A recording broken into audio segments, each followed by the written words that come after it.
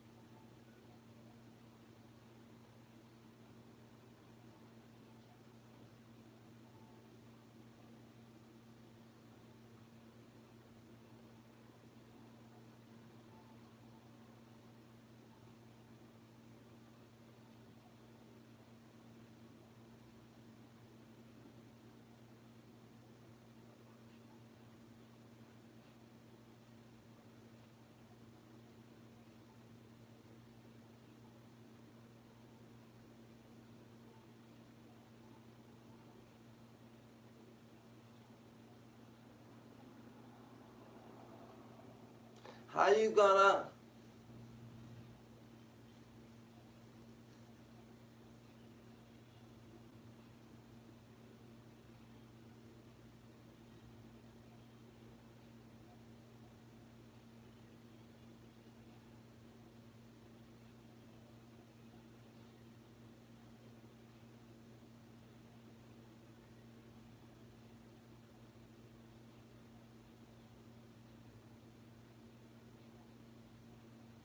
Hmm.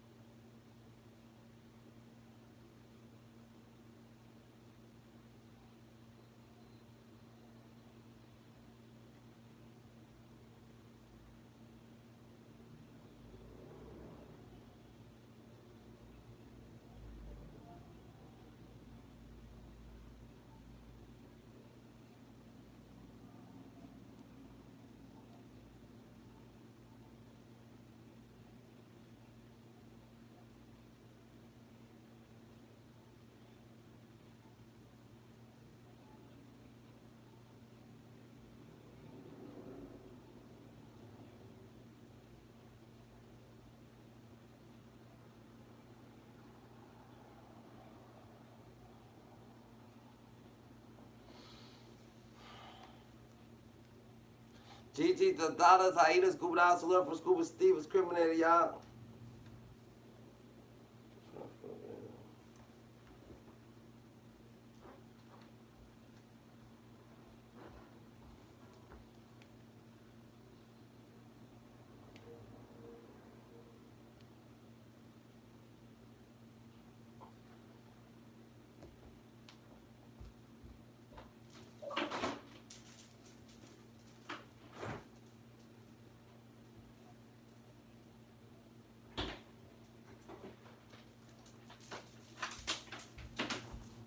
Niggas been chatting for what?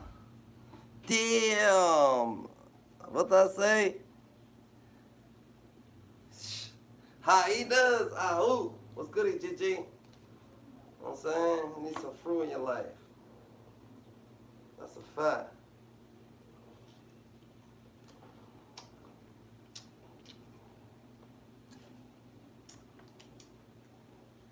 That nigga Nitty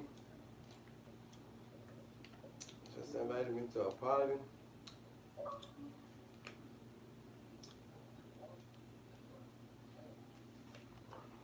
I rock. Hey, you know what they said about the corner store? The mac and cheese?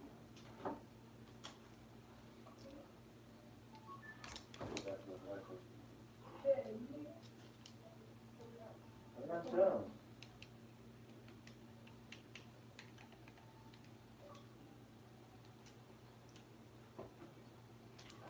Yeah. Shit about to fucking load in. About to load in. Eating on some fruits, you know. Get hydrated.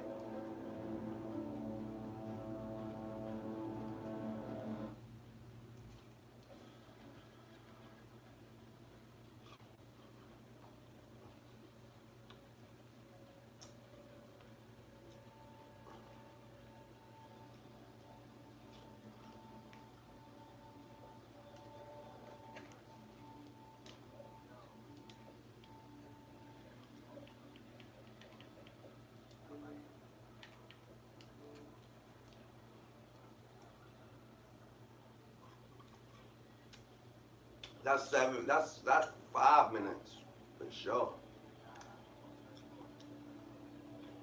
Uh,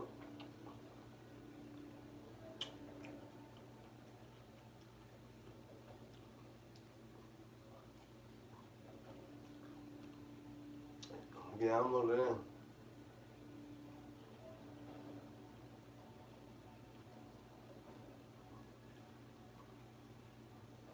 A bunch of shit.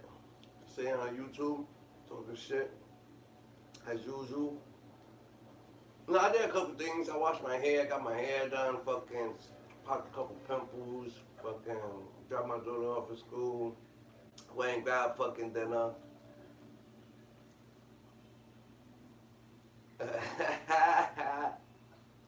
Now those things was different. The people was different, nigga. If I talk about them, you know they reminded me, nigga.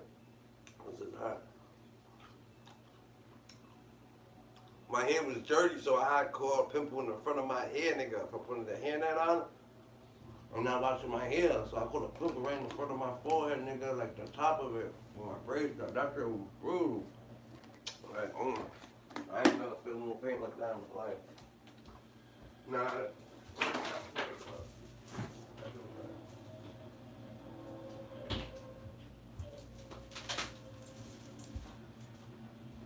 Yeah, it does. I took out my hair, I had to wash my shit. Get my shit done real quick, cause that shit was fucking brutal.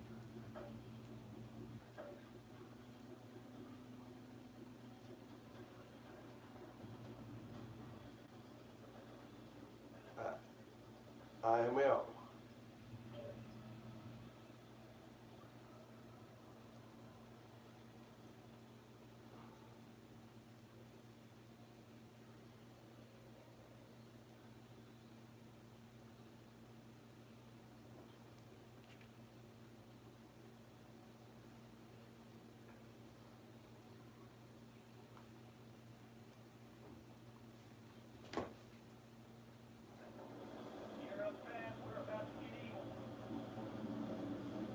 Meds, was that smoke up?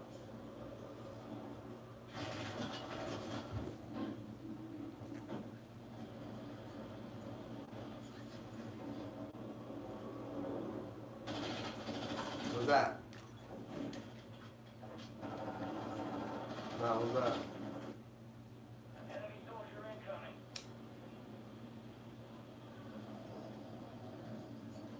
Mmm. Like gastritis and shit. Well, those stronger.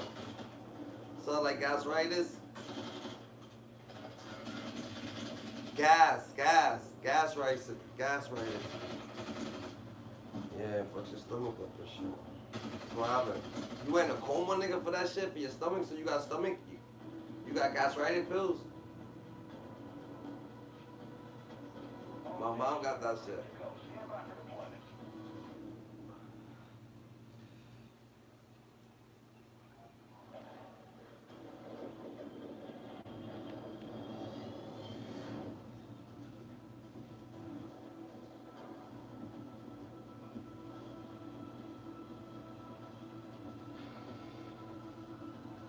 Yeah.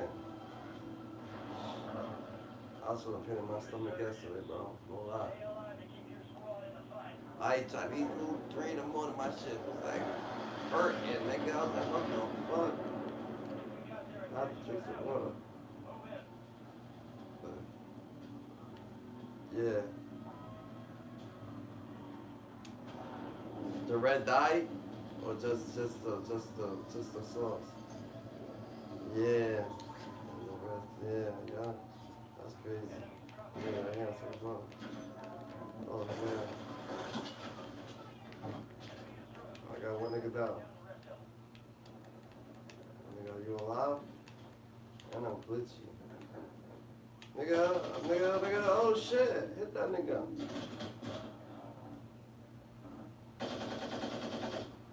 I killed his partner. Yeah, his partner came down now. Yeah. Yeah. No, we good. Where we headed?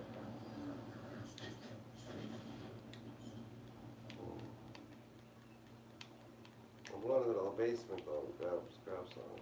Grab at least a gun. The fuck? Wait, actually, we got snipers. What the fuck? That one little glitch. Bro, fucking died. Yeah, they're next door. Only more than that. Holy strap.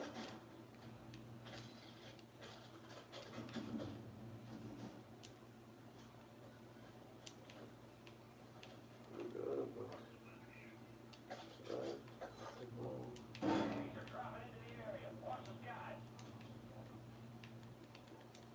They flew down, they went across the way.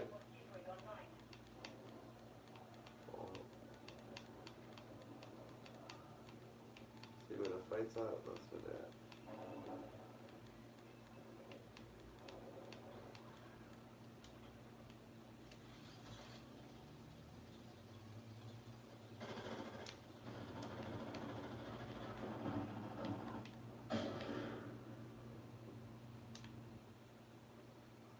What? Yo, man, niggas.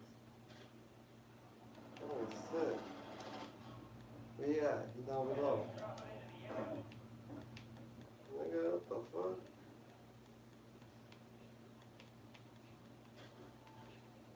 Oh, he's in the building? Oh, he's right here. I see him. Come on, bro. Alright, he's there. Oh, shit! Oh, shit! Damn! Damn, nah. Your guns hit, too. Your guns do hit, nigga. Your guns do hit, nigga. I need to fuck with my guns, bro. Like, I actually gotta do a nice loadie or some shit.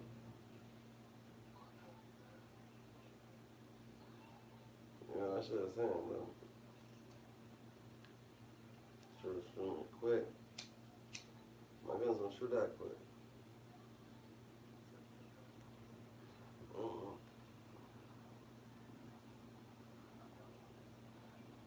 Yeah, that's what I'm saying. I need to upgrade my shits, nigga. Like, and I got a bunch of guns, but I just don't really know how to do all that. I need fuck with the straps, doing this, doing that.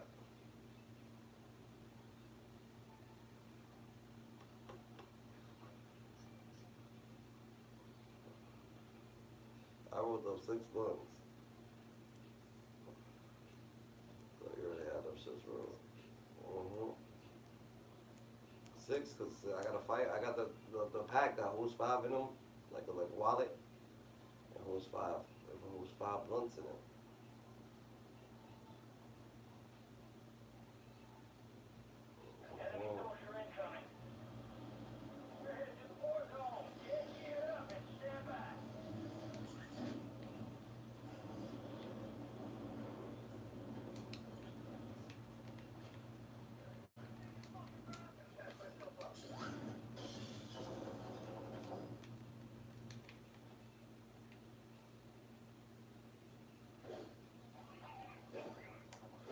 Can't drop it, nigga. We're in the fucking kill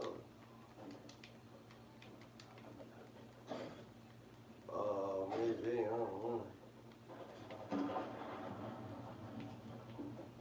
Nah.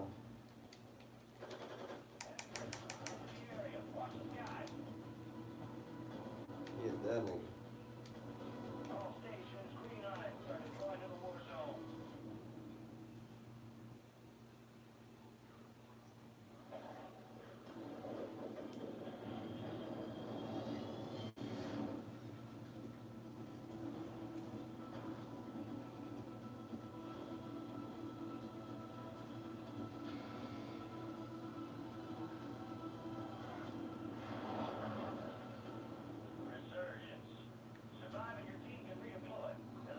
Market.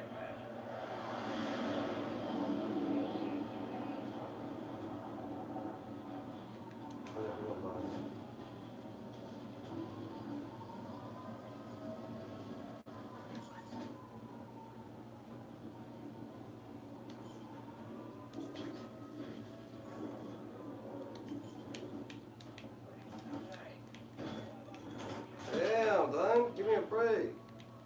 Yeah. That nigga ran upstairs. No. Come on. Oh, bitch ass nigga. They on the third floor. Be careful. Two of them. Oh, no, it's three of them. They fighting each other.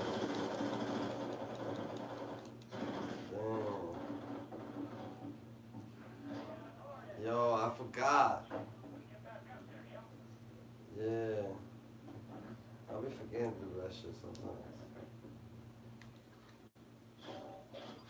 Yeah. I didn't even know that was you. That's why I said 3 niggas is in there. It was you.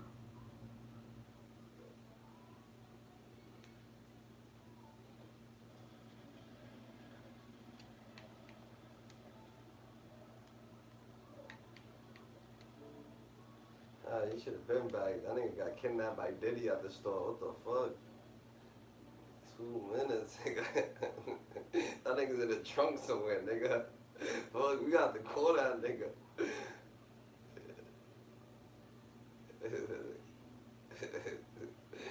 Fucking heck, it's like, yo, you got that's IROC, nigga? Oh, hell no, get the fuck in the trunk.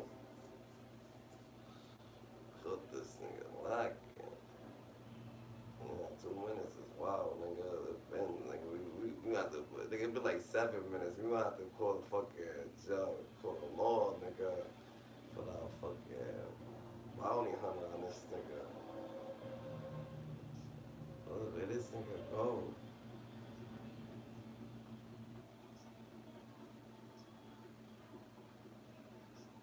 I think it's in the store ordering a chopped cheese, doing this, talking, having a bogey. Like, I quit bogeys. He's outside smoking a bogey right now. You heard, Nitty? Like, after you quit, nigga. He's outside smoking a bogey, nigga. He quit, alright. And he'll be grabbing loose leaves, nigga.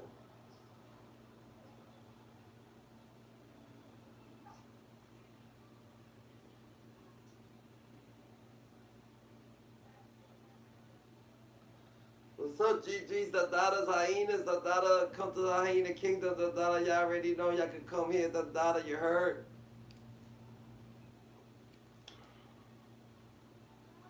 Put on your fucking pajamas, pull out your covers, pull out your eye thingy with jiggies, pull out your fucking, your neck shit, the Dada, y'all niggas be alright, the Dada, get right, get comfortable, the Dada, put on your flicks, the Dada, we there, the Dada. It's about to be a righteous night, you heard?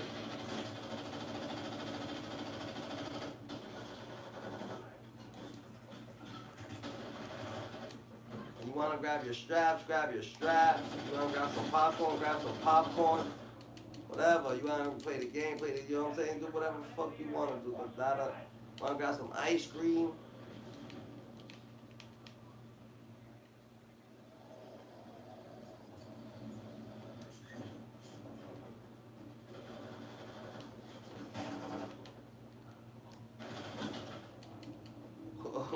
Who?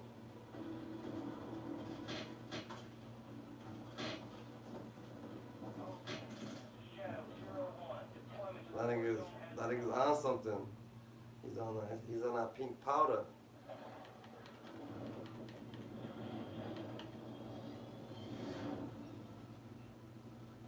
Oh, plastic surgery. Like little Kinskin. That should be popping.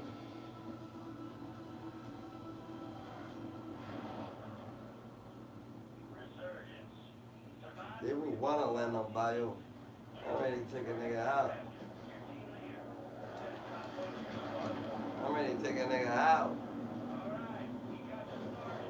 Nobody heard no damn like that. I'm ready to take a nigga out. Oh, look at this. This fucking. He dead. Wipe yourself, you bleeding.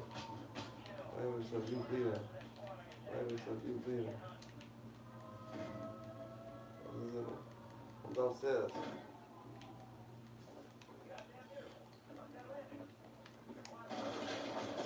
Oh, he's right here. He's on the third. You can. Alright, this is full squad anyway. This is squad. He's on the stairs. They're all in the hallway. Running up the stairs. Running up and down the stairs. Nah, they stored him, nigga. You better fucking. Alright.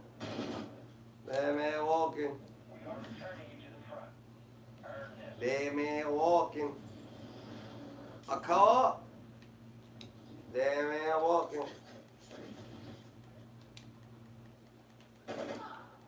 This nigga is fucking a little feisty, nigga. This nigga trying to take that nigga out. Where we at with it? Ooh. Oh, they here. Oh, they mad. Why you mad, bro? Where you going? Where you going? What the fuck? Damn, they outside the door. Boom, you gonna run into all of them. Don't get, watch it, watch it. You gonna run into all of them. They gonna be in there everywhere. Everywhere. Then they got a 3-piece McNugget. These niggas is fucking scary, man. Where these niggas doing, bro? Oh, I'm landing. Yeah, what up? Oh, nigga just landed. Oh, you mad? Bitch, Oh, there. Ooh, shebang. She go to the groove. She reach.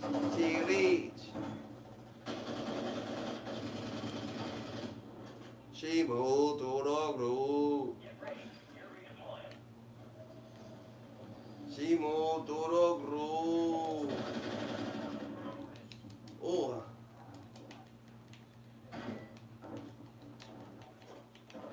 What the fuck you was doing, nigga?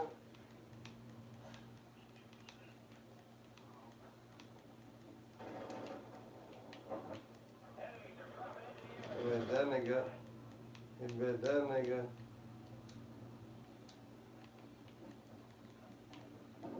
Why they acting like that?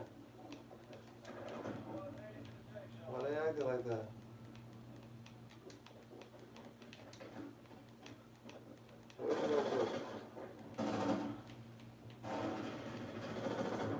I see. Oh, right here. I got him, nigga. You better get his partner up top.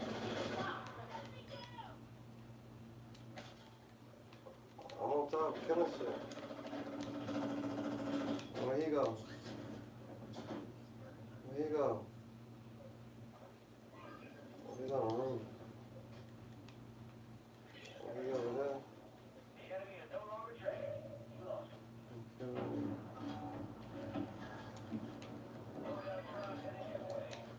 Damn, did he back out, nigga? So, damn, man. Oh, I ain't got no bullets. Ah, damn.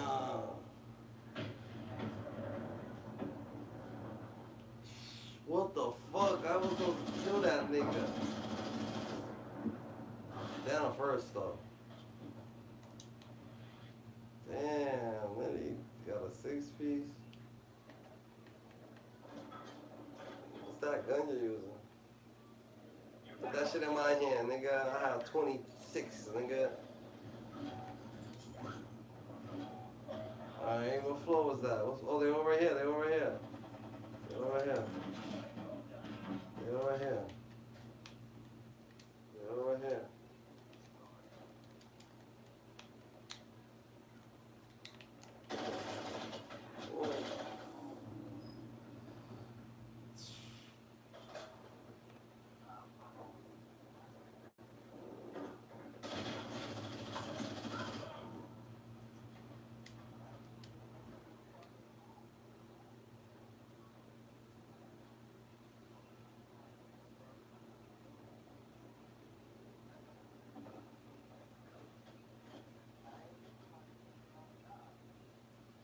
Jeez. Jeez Louise, nigga, roll a blunt, nigga. Hit it, nigga. Oh, that nigga. Bitch. Oh, yeah, you thought so. You thought. Ooh. Bam knows I be pistol whipping shit. Oh, man, the Bam. Wait, done. We almost fucking winning. We're about to win. Da-da-da, GG, da-da-da, is how he does. Ah, ooh. Mama, pass you one of those ice creams. Not the one you got, the other one with the cone.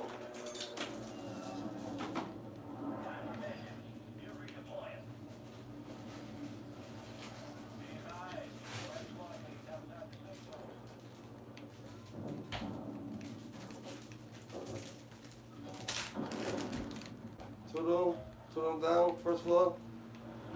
First floor, say that. There then. Oh, I see them. Fuck. He's in the stash. That's the last nigga. That's squad wipe. That's squad wipe if they was to kill that nigga right there. Yeah. We dead.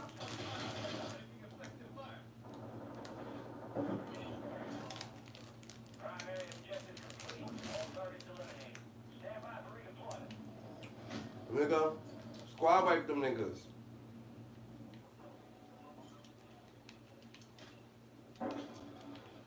Okay.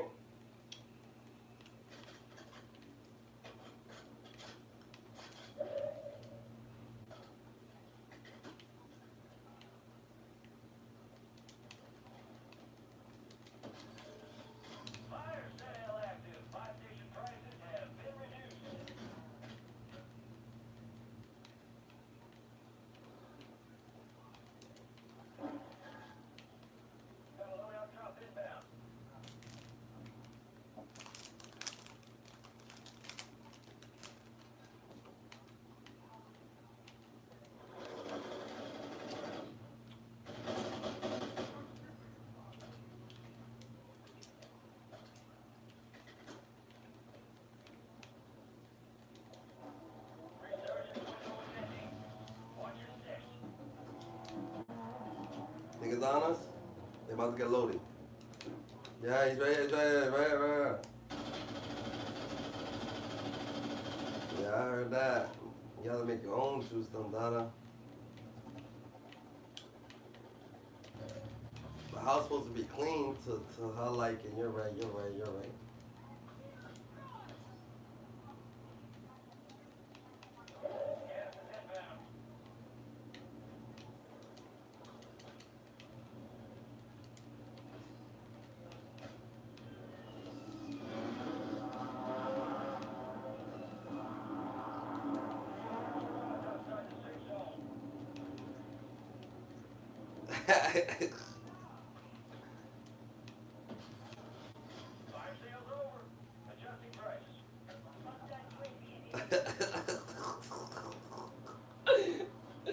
This nigga's on one today.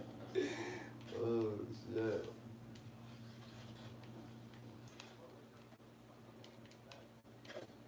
Niggas on me.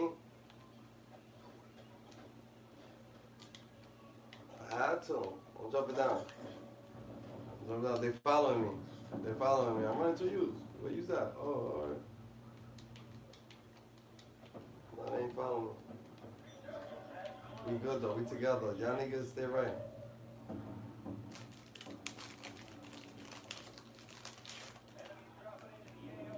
Yo, one time. Nigga, get him.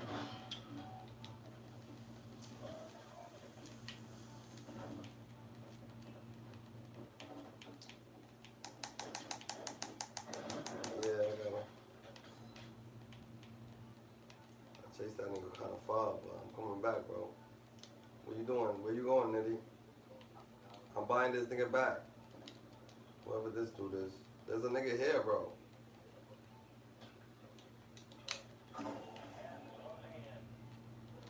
Alright.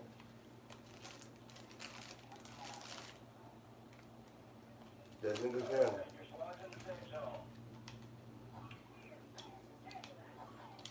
I don't know, he ran over here somewhere, yeah. See?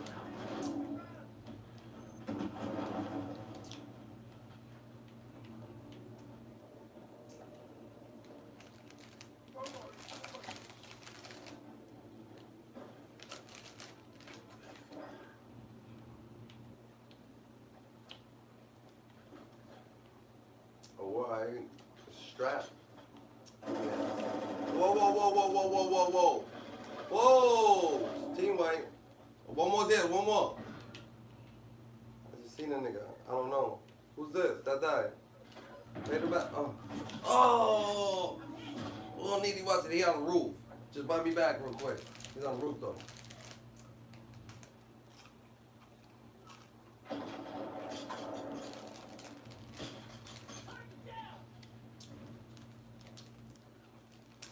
Let him get something back.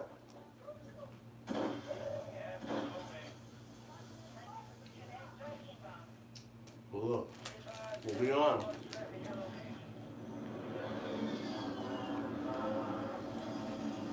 I'm gonna land right with you. They're gonna shoot me. I'm over here. Fuck, I don't need a gun. Who that?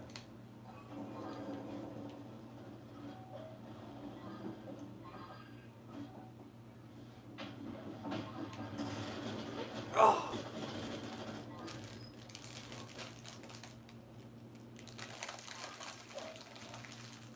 Yeah, I'm dead. I'm fucked up, you know.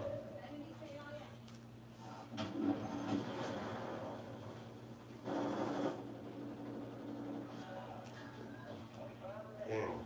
It was a good game, though.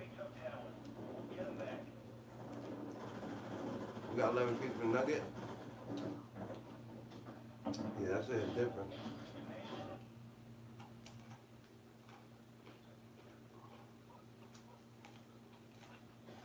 Oh, Bam ain't even playing with us. I'm over here thinking about playing with Bam and shit. I'm wondering, like, why these niggas ain't listening? We would have won that game, nigga. That was odd. You know why? I would never been buying them niggas back. Real shit. I put them niggas back. Keep more guns. Fucking died.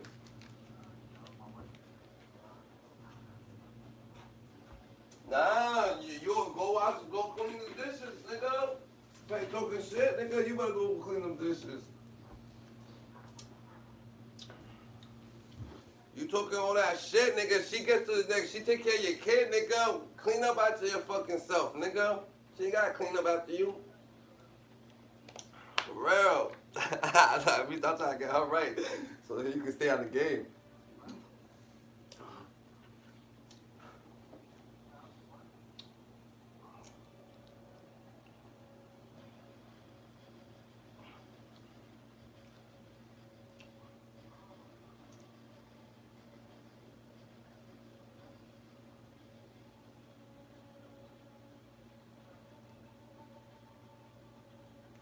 My boy, stay ready. He don't gotta get ready.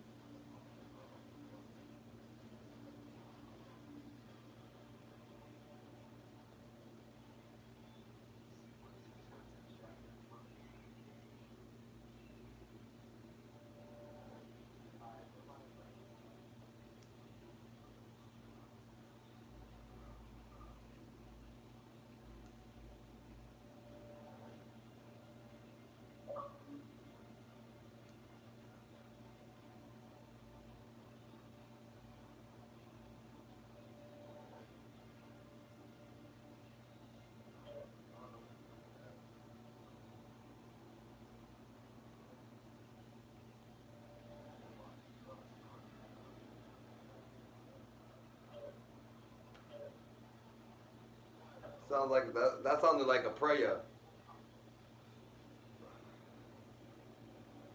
No, I'm just saying it sounded like a little prayer. It sounded like you was praying.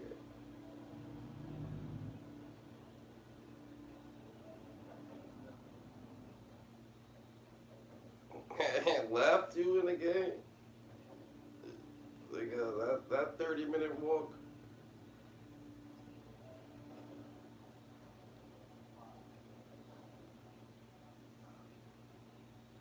We played like 3-4 games ago.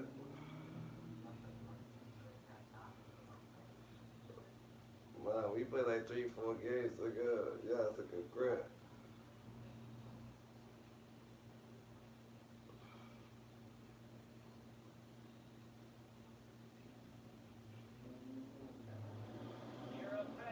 Loneliness is a price you pay when you start improving on yourself, GG. That's a fact.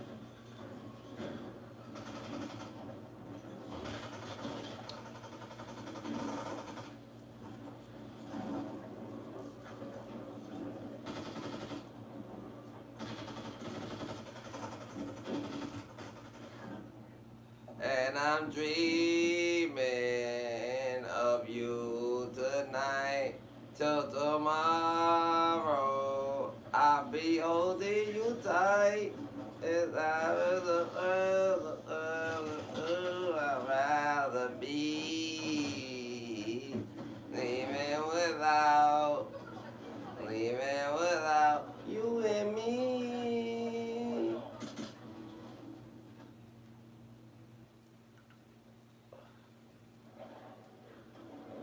So I'm dreaming, hyenas, oh.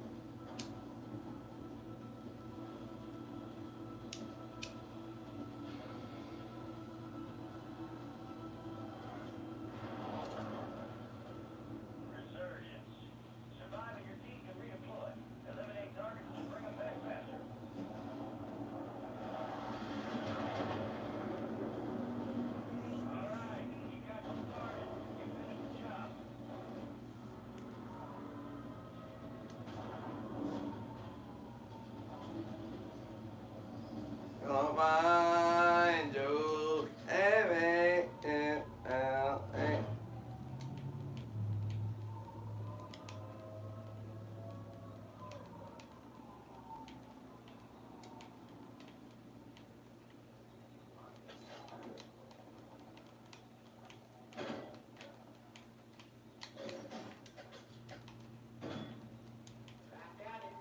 This shit don't be fucking.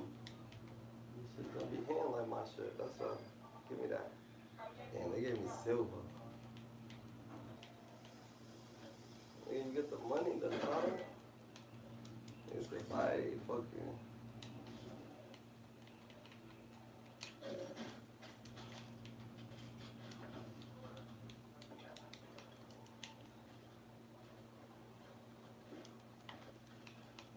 So I'm dreaming. Yo, where the fuck our teammate at? Here, the daughter. Them niggas is where? On the next door? On Nitty right there? Say that.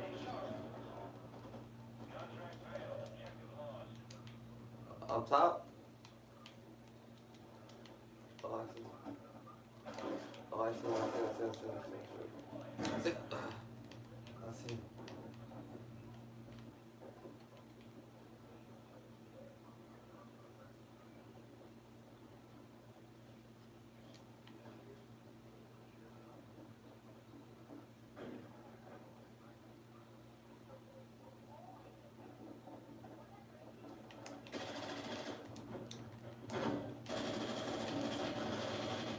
Bullshit, I just flocked this nigga shit. There's 3 of them now.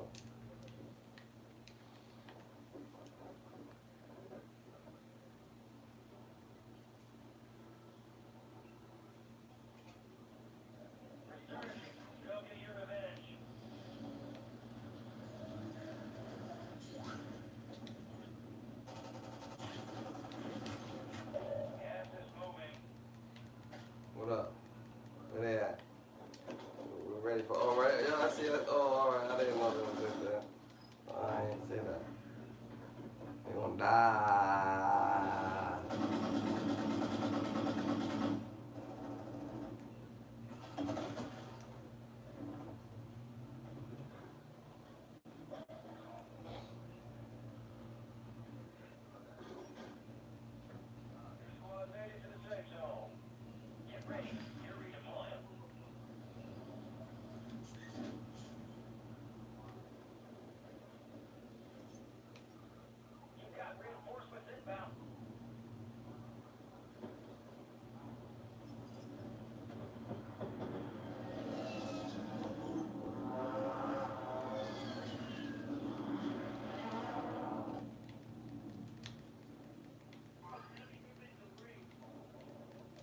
I'm on prison.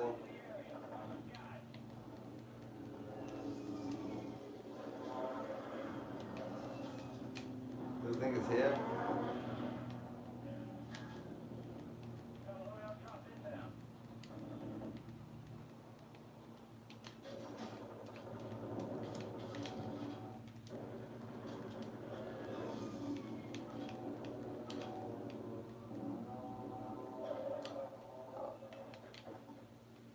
Oh, shit. I don't know.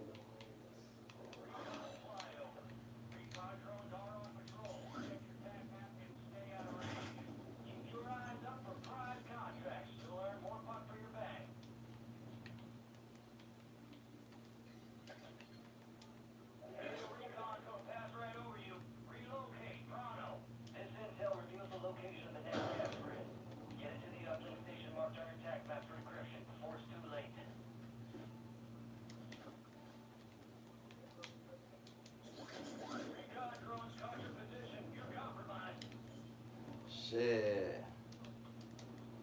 Niggas, I want to get loaded real quick.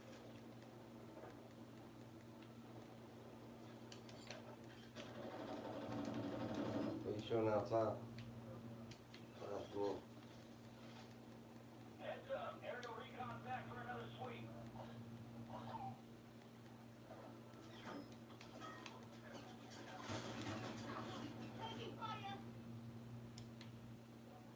At Stronghold? You're in the path of incoming patrols. Get out of there, soldier.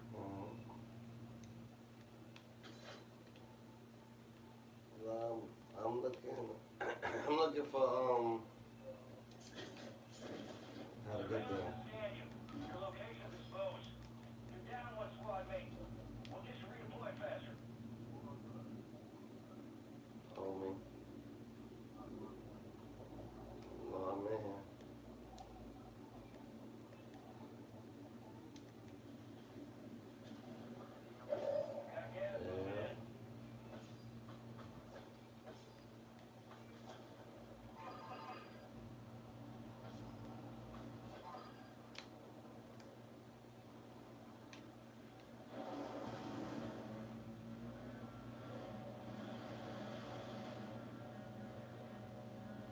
Alright, your squad's in the safe zone. Only 25 left. Keep up the good work.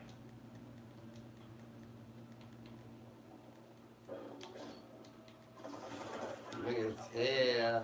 Niggas here. You in here? Niggas here.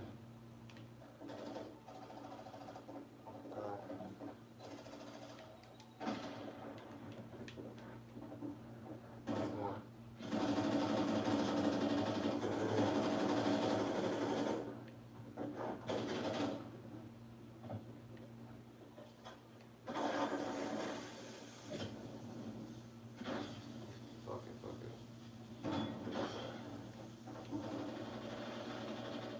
Good shit. Ooh. One more nigga. Come in.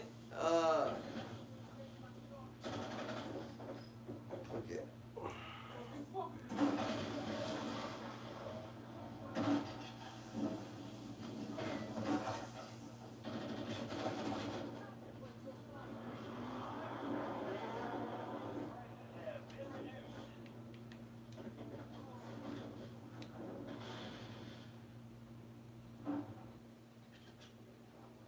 Time for vengeance. You're redeploying.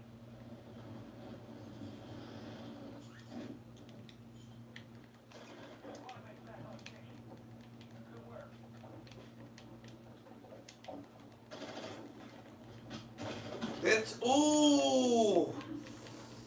I should have slid on him.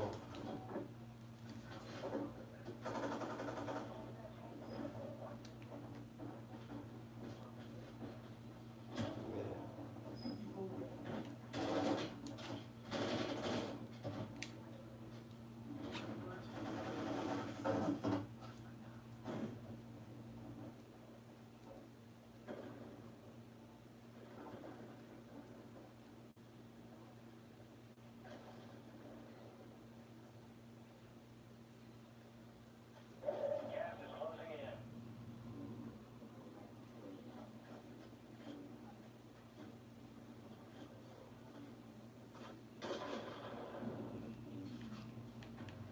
Stand by for redeployment.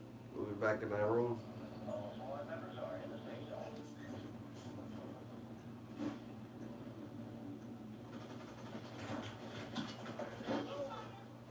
Right.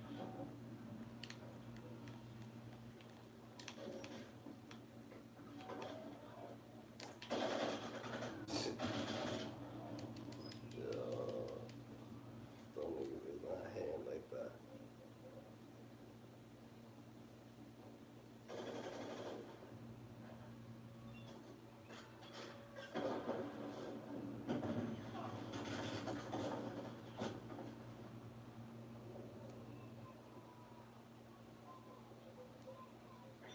Has closed. No more second chances.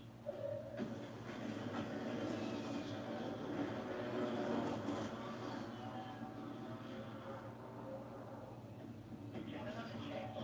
Make it count.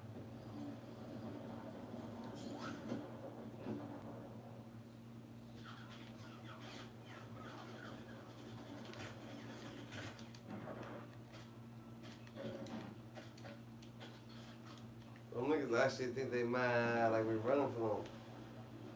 Hostiles deploy the mosquito.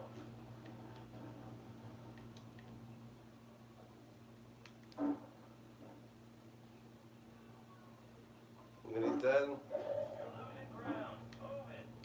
Resurgence has been deactivated. This is the end game.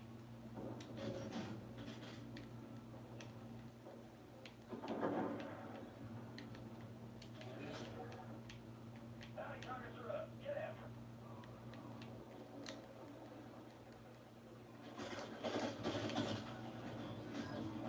Remain. The enemy took down one. We'll get him back.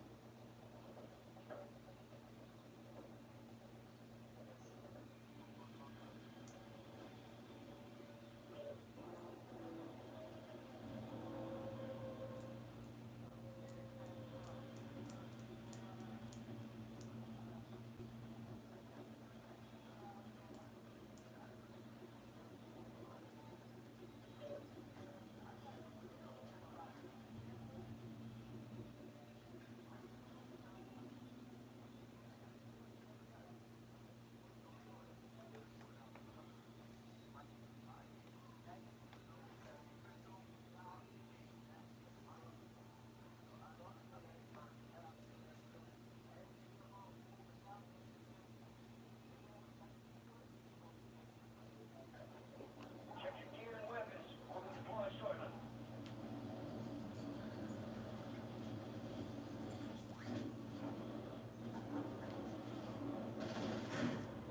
you niggas got a woo-sah, woo-sah. Let's get right, GG's.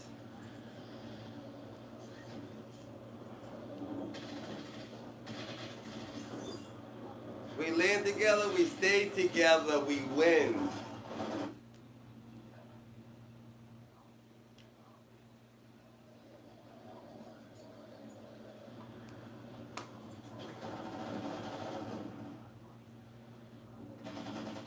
Enemy soldier incoming.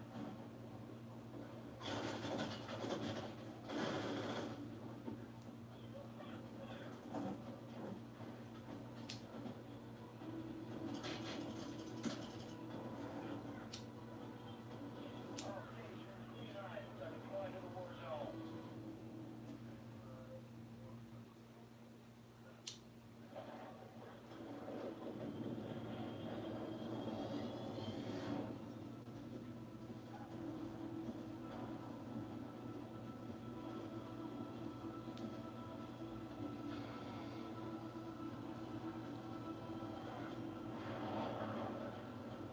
Resurgence.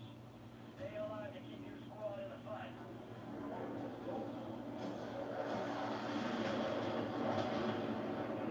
think we got their attention with that one. Move in.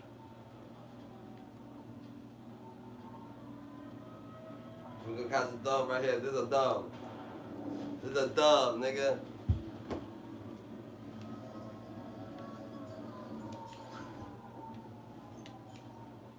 Way to keep it tight. Supply box UAV is inbound.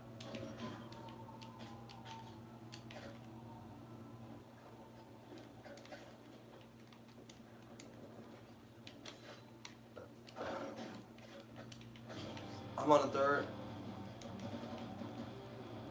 I'm at the Dunkin' my kick ass. What's up?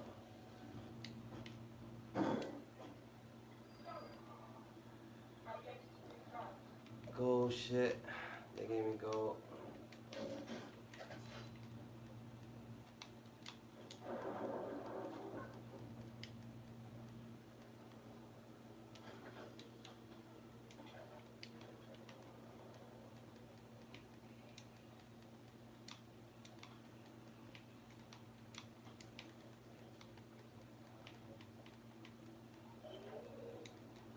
Positive ID on the bounty boat.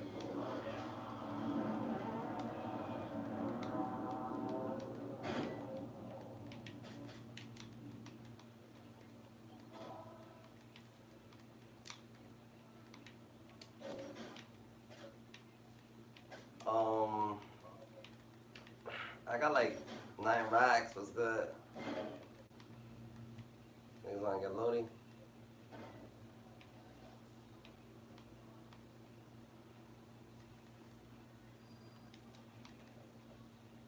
My money right here. I'm buying the front one.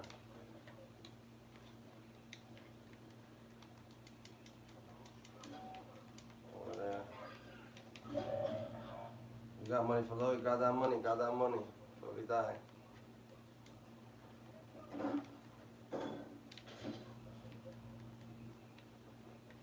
You got reinforcements inbound. What we on? We moving to zone? Random operation with that squad. Hunt them down. Gas inbound. Let's plan. We good. Let's plan. Sure.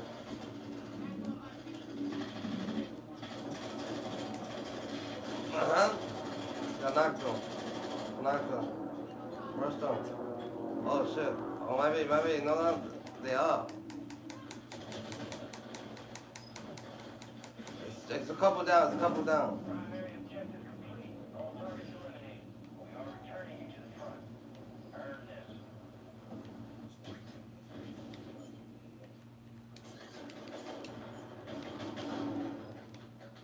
Good shit. What are you up? Good shit.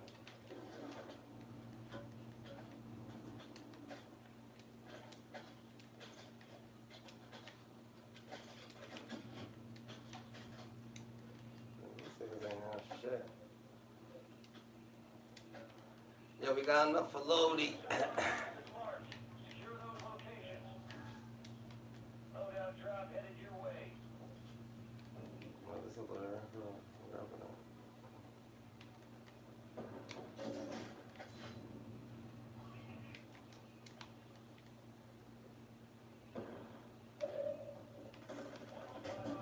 Think it's wrong. Killed them. Good shit. Alright. High value contracts are in play.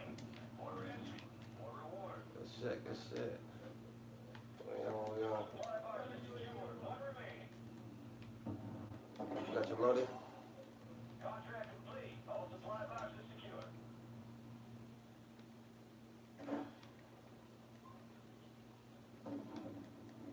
Niggas here. Niggas is here.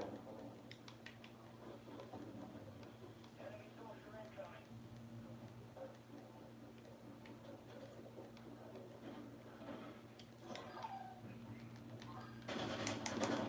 I heard that nigga. Marking the red zone.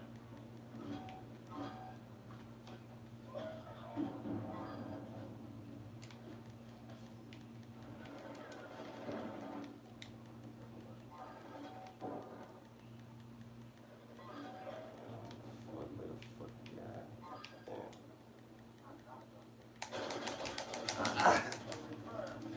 Locating the red zone. It's still a nigga.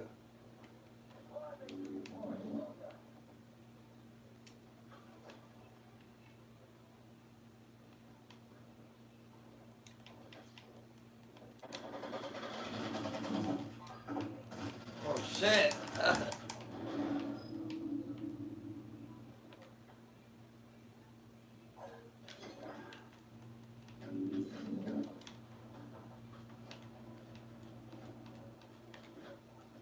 Got gas moving in. Everybody good?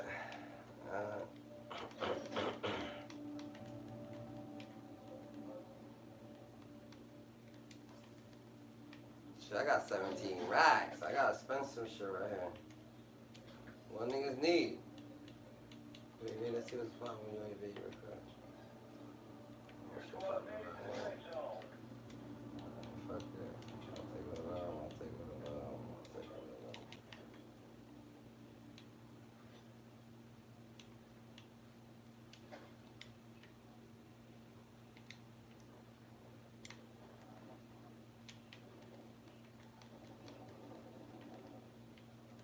UAV is leaving fuel. RTBS is done. Where we had it?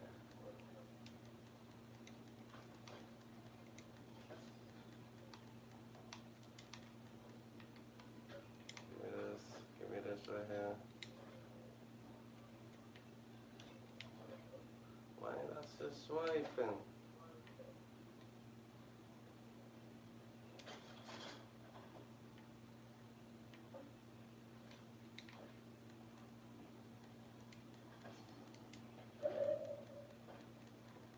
Where you up in?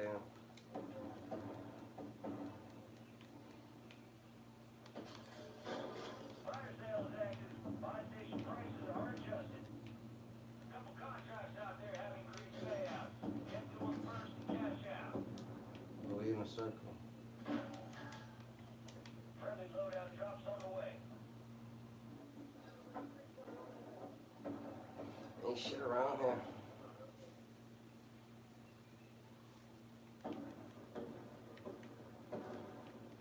There's one in the building up ahead, that's about it.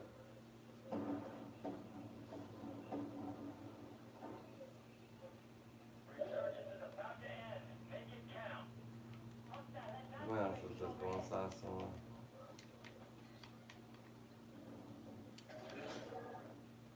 Tracking a high value target. High risk, high reward. All bounty targets destroyed. Hell of a job. Not out the circle. They need to be playing some.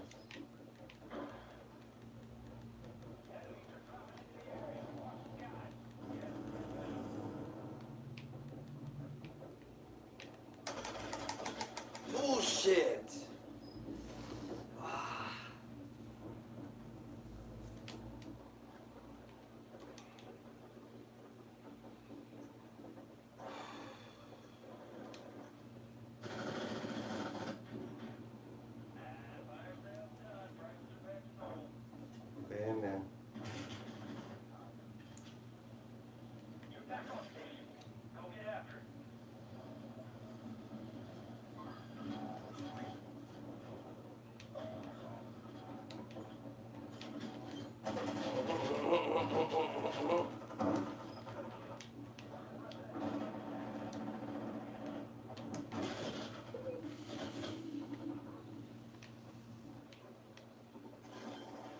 Good shit. Good shit. Good shit.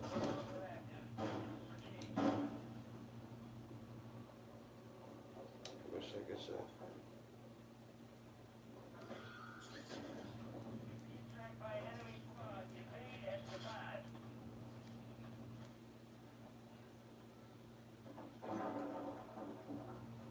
Stay alive, man.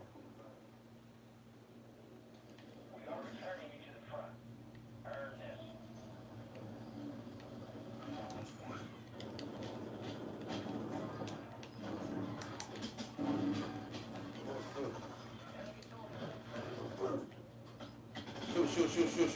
Shoot. They're coming.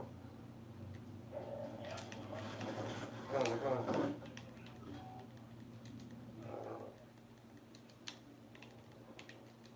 Head to the safe zone. Resurgence has been deactivated. This is the end game.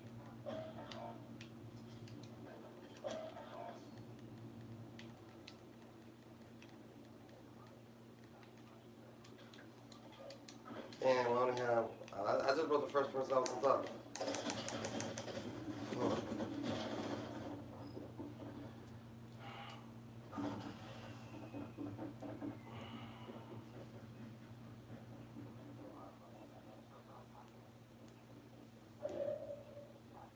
Nah, I just pressed the first person, nigga.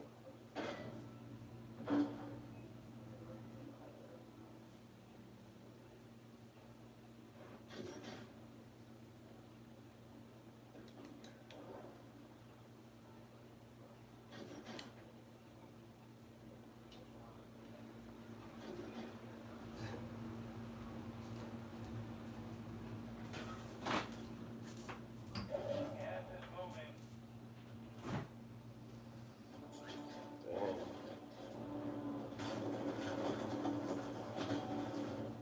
Less than 25 will still stand. Italian, keep your head up. Return to base for debrief.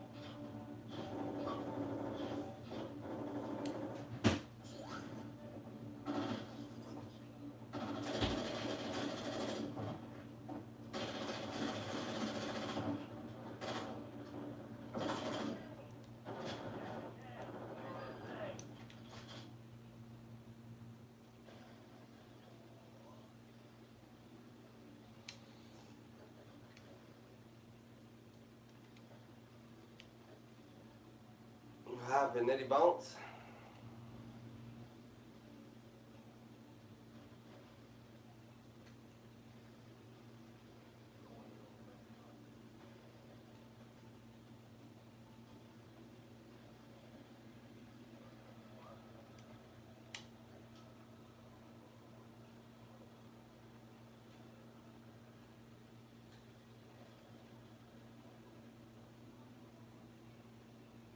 Catch a dub.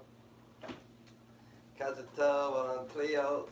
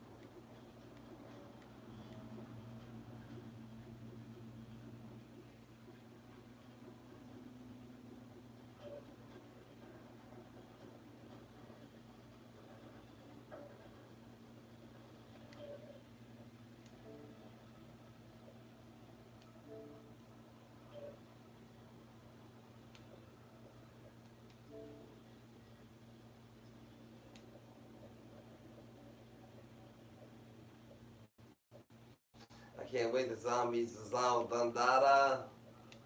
Niggas just playing some new shit. That shit gonna hit different.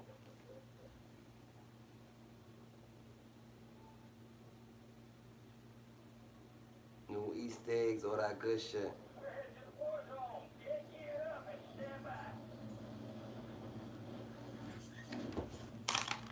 Damn, this shit flew off my head. What the fuck? Enemies dropping into the AO.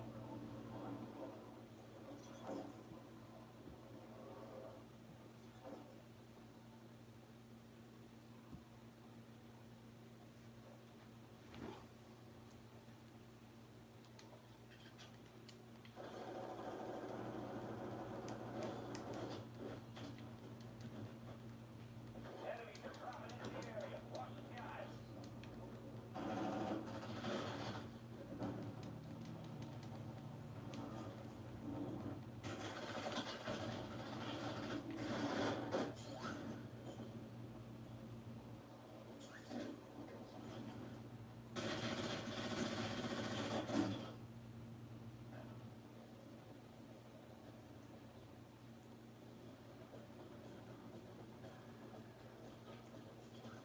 Playtime's over. Stand by for deployment to the war zone.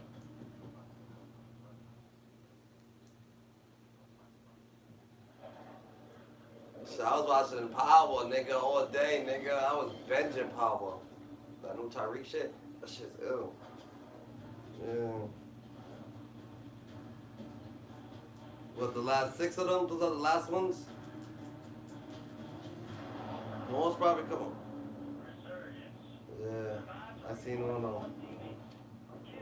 It's just, market. Set a drop point for your squad. Fuck it.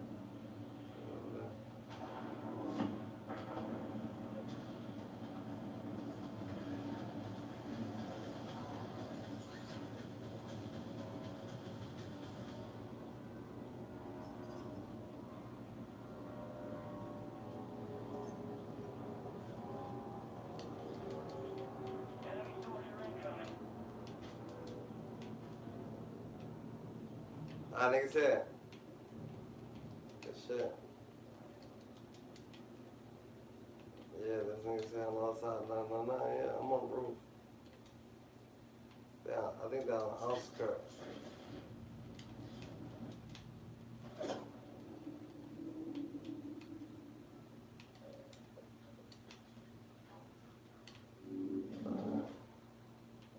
I hear him, so.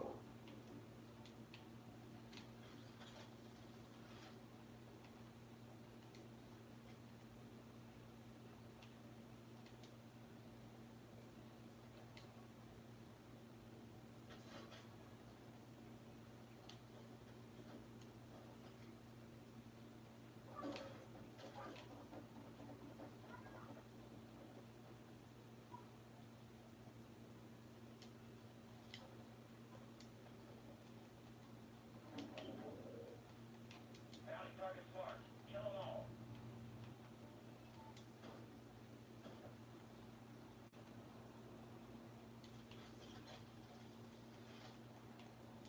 They're the ones who live.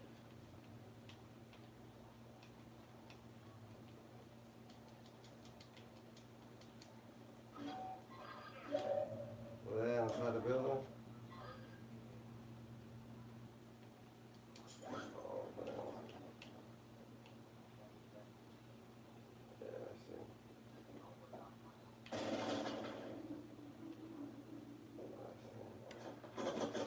Back on station. Nah, I know, but I didn't know that you came in through there. I just kind of jumped down.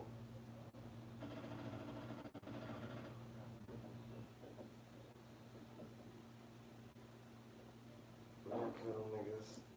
They in the same spot. They in the same spot. They climbing. Make it count. I'm in there.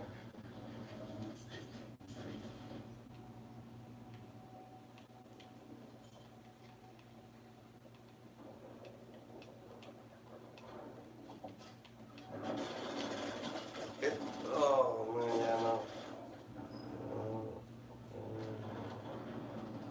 Together. Yeah, about shit. Yeah, they ain't about shit. Them tunnels is too long in there. Yeah. Stand by for redeployment. Tunnels way too long, nigga. What you on, nigga? I was going back.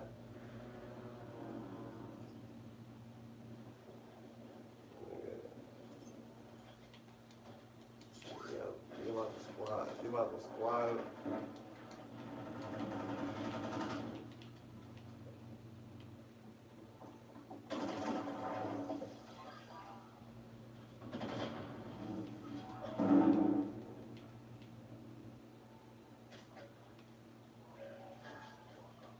Got a loadout drop inbound.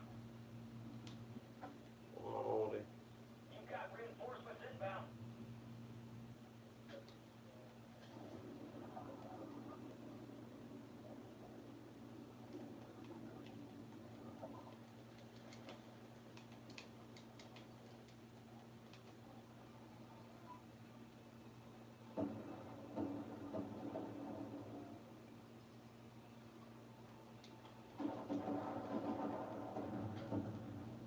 Messiah.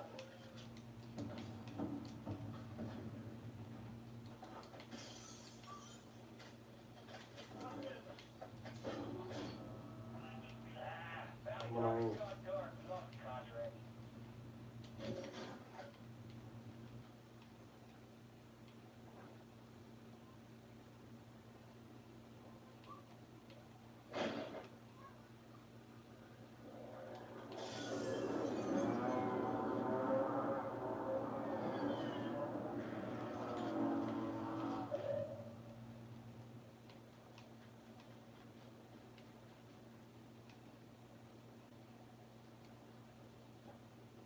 High-value contracts are in play. More risk, more reward.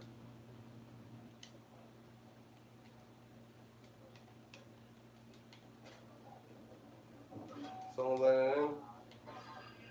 Oh. How many?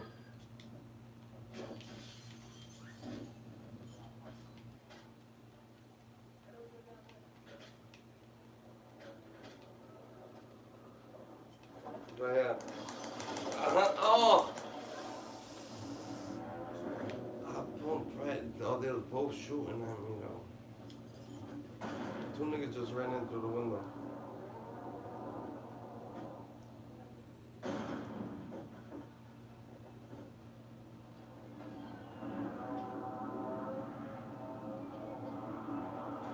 I think it's there.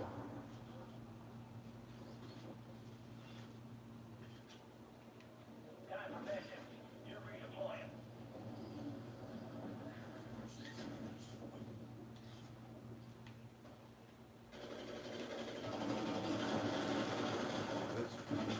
Located the rest of them. Marking the rest of that squad on your back map. Get hunting.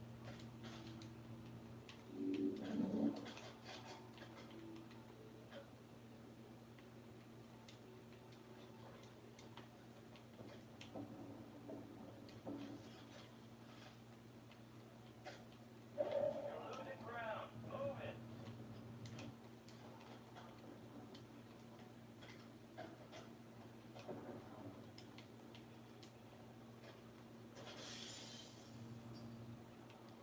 Niggas landing unloading.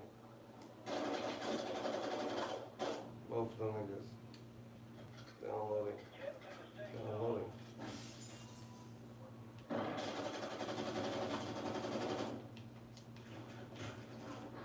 They're shooting from on top. They're shooting from on top. They're shooting from the roof. They're shooting from across the way. They're shooting from across the way. I jumped down. Come on, man. I'm coming back up.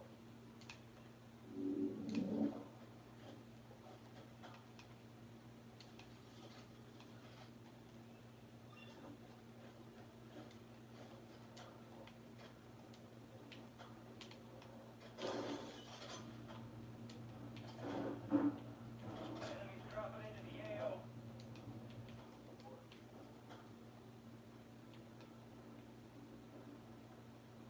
Now there's someone's here, right here.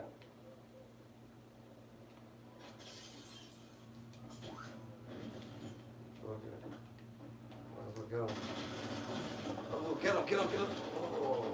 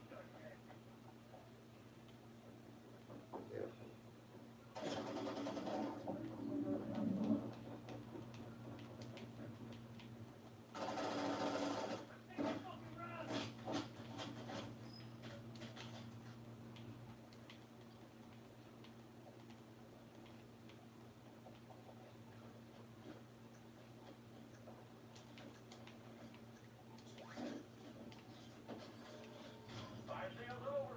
Adjusting price. Hacking real quick. Hack is confirmed online. I'll go snag another contract. Contract signal down. Hack another contract to finish up.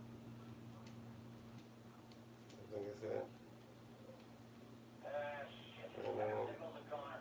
Secure a new contract and complete the job. Move to the safe zone.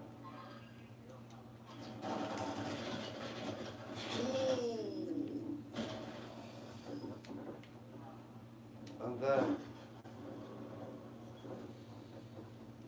Damn, this nigga just clocked my shit.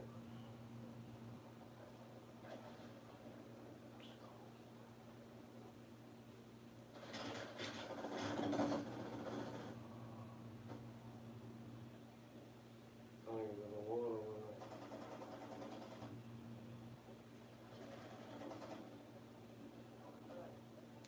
But, Go get your revenge. we did it. Be advised, restrictions is no longer active. This is Oh, that's gonna be right there. locate available contracts to hack. Get moving.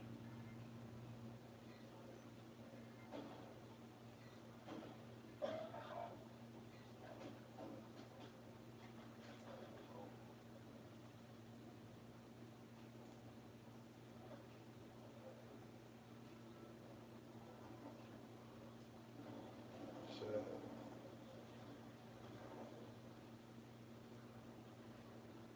This is getting real spooky.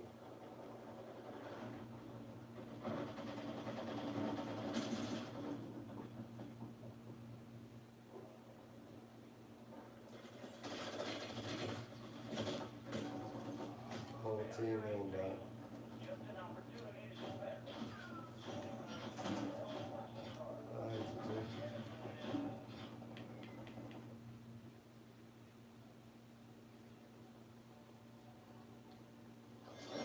Alright, BMI, y'all stay up, you heard?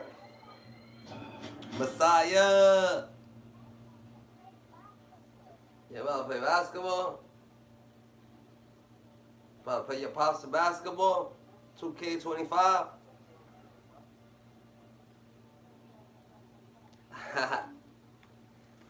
Oh, fuck.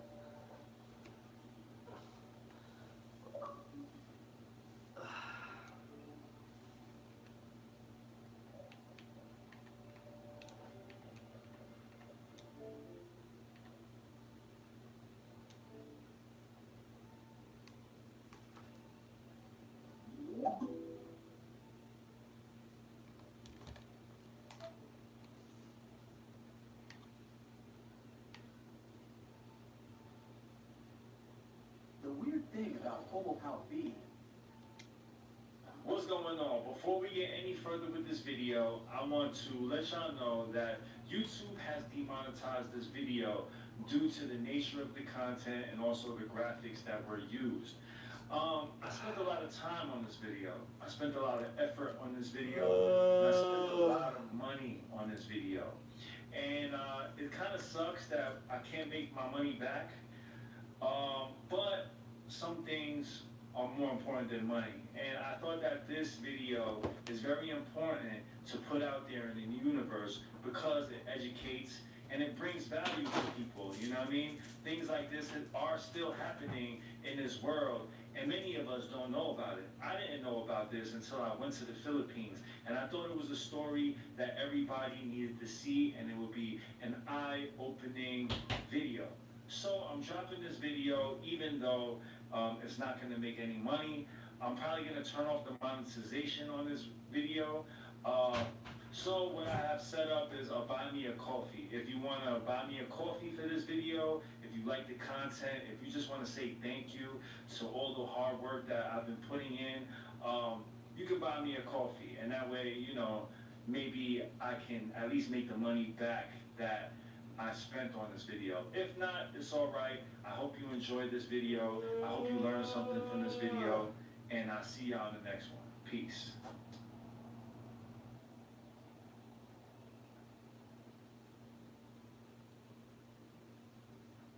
I was raised in the streets of America. You know, the part that looks cool in the movies, but filled with a lot of drama in real life. Cops always on some dope, sirens going off, constantly looking for a reason. There's always a good amount of injustice going around, and still, to this day, with all the racially targeted and criminally unjust arrests that happens in America, the story I'm about to tell you today, damn, is gonna make America's police seem like the Boy Scouts. My campaign against drug will not stop until the last owner and the last drug lord are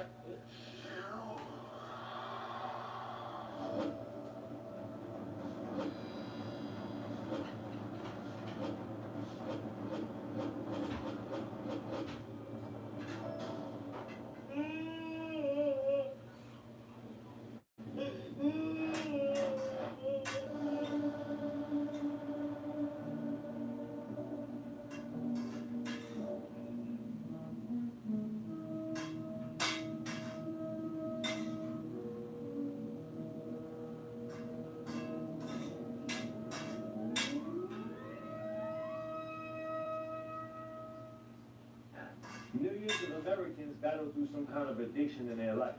Many are addicted to smoking, some drinking, some gambling, and unfortunately for millions of Americans, well, drugs have been a major issue. this is your brand on drug. Now, many of Americans smoke weed legally, and for many of us, weed isn't even a drug at all. It's no different than, say, coffee or alcohol. Something we can all enjoy after a hard day's work while watching your favorite videos, like China Mac TV. But now, imagine you're outside with your friends, having a conversation, passing around a joint and just chilling. You ain't heard nobody, you just relaxing with your people.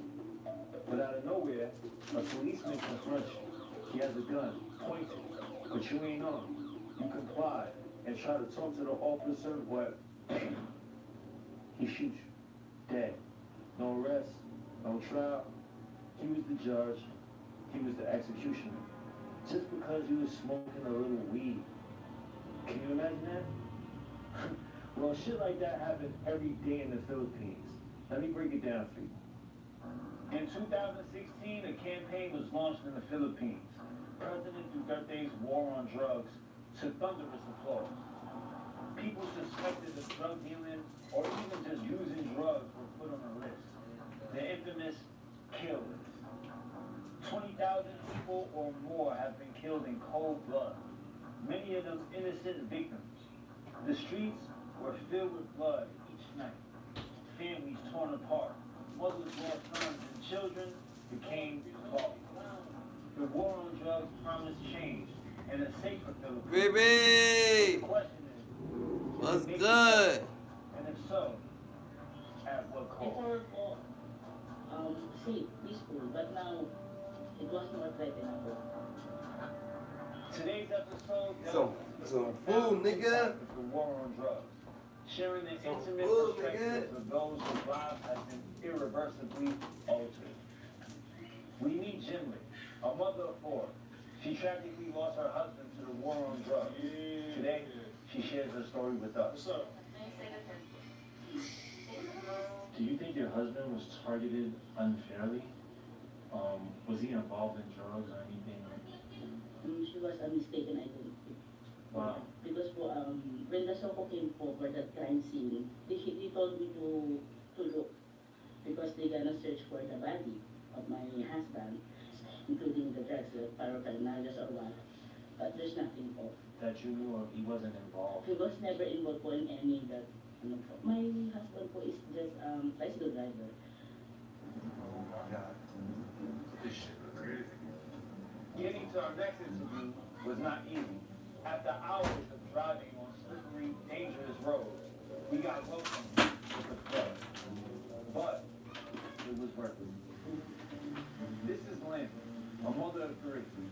She is unfortunately another victim to the war on drugs.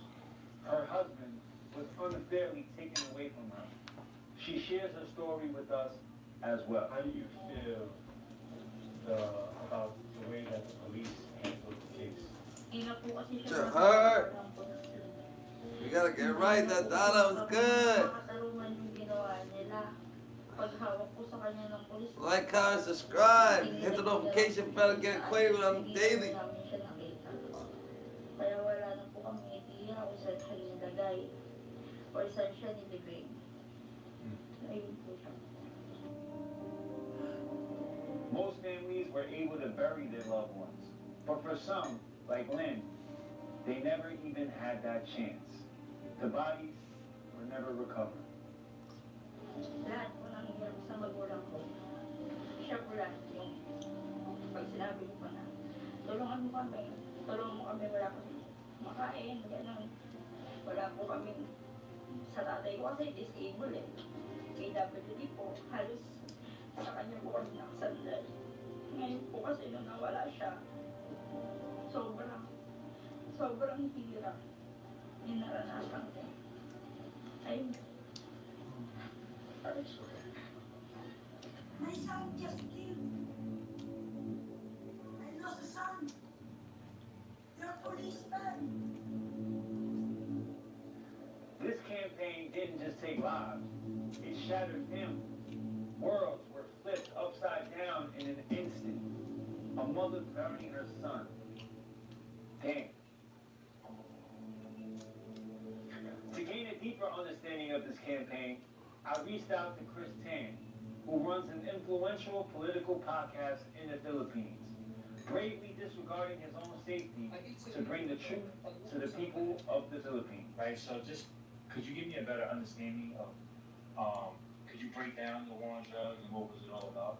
Okay, so basically before the there was a lot of crime happening in the Philippines. I think, When you say a lot, like, how much is a lot? you know, honestly, statistically, it wasn't really that much. Right. But the people on the ground, the ones that live in Tondo, squatter areas, felt the criminality happening. The problems that the devil are planted today are You guys you living. How come anything the criminal niggas doing? of illegal drugs in all strata of Philippine society. He basically embodied the rage of the people that nothing was being done about it. And he encapsulated it all into, if you're a drug addict, That's crazy. They're like, yo, fuck it, we gonna make the poor go to jail. So it was very easy for people to understand the message. We gonna feed you motherfuckers. We gonna feed the poor niggas right to fucking jail. All of them for you. I'm doing it for you.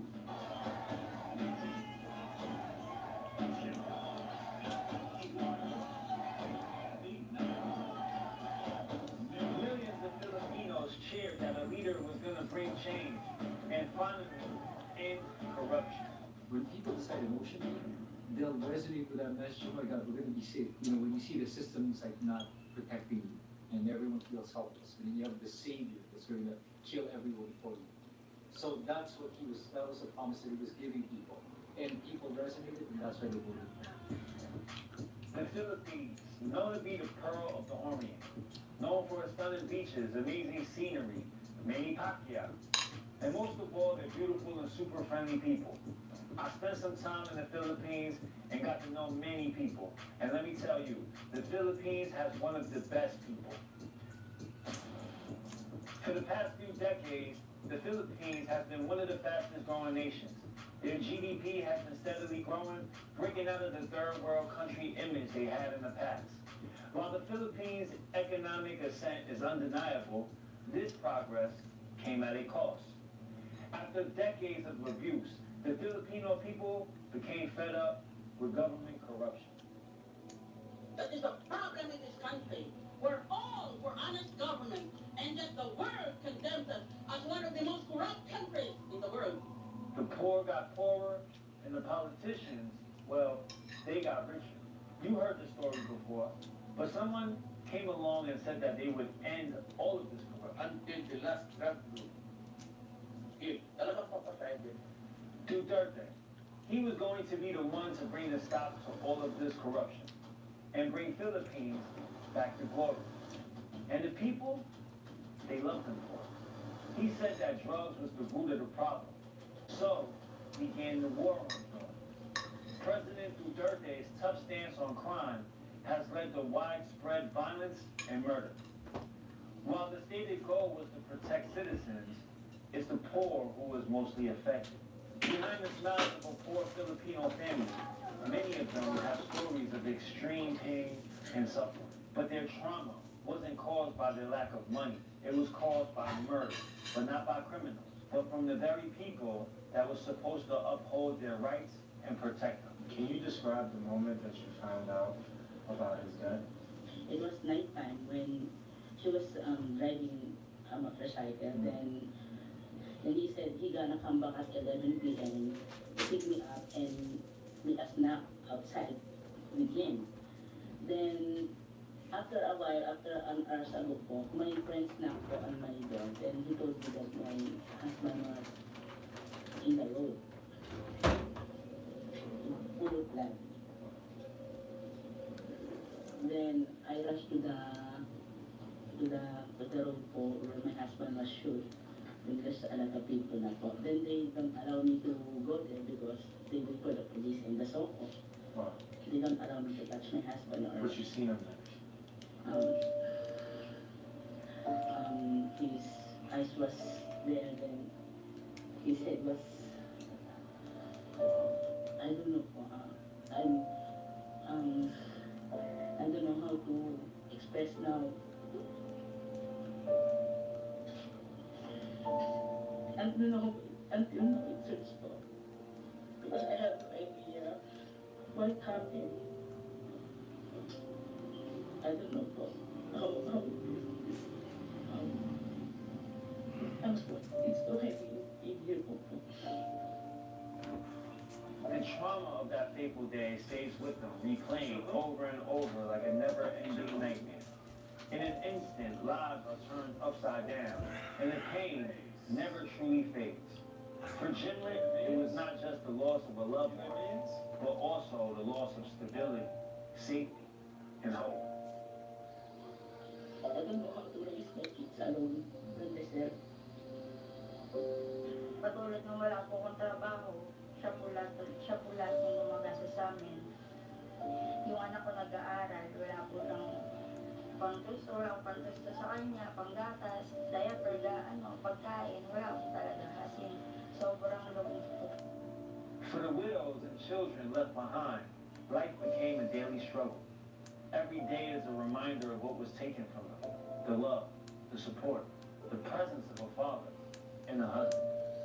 Ang bigat po po sa kanya. The Filipinos, I ain't changing nothing, the data. Siya, kinikilala ka ba? Lumaki na lang po siya, 13 years old. I'm full. Wala na lang po siya lahat. Siya ng stage, wala po siyang amis na kailangan tawagin. Papa, kailangan ko to, na gano'n. Pag gusto ko dito, gano'n. Wala po talaga niya. Ang sakit kasi You gotta get right, GGs.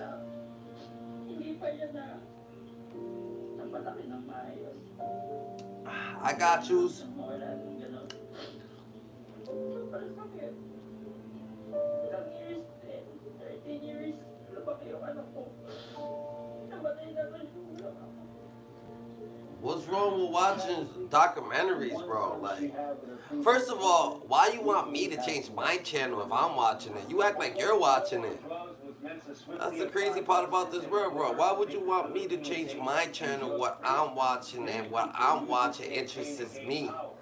Why would I change it for you? If I'm watching it, you're not watching it. Primarily it was the police, not the military. So what they would do was, they literally would go house to Nah, house. nigga, everybody's a person, bro. If you human, you're a Somebody fucking said person. that's a drug addict, no questions. Fuck you talking about? Doesn't matter about no fucking Philippine, race, this, that. You fucking crazy, da. Humans is human, nigga. You got problems, GG. So they would just literally grab you, take you somewhere, shoot you, and then the sign says, I'm a drug addict, won't be right now. Wow. And just leave you, and literally leave you on the street. You're here, you're good, Gigi. You're here, so stay aware. You're here for a reason. God put you first, you know what I'm saying? You know what I'm saying? I recently met up with a God friend of chose mine, you, Mike Dadada, Smith, because He could trust you. You God's best kept secret, so make sure you keep it that you're the best kept secret, Dadada. So her, Gigi, Dadada's hyenas, ah, ooh. There were good cops and there's Nah, bad this ain't boring. Bad cops versus good cops also fight.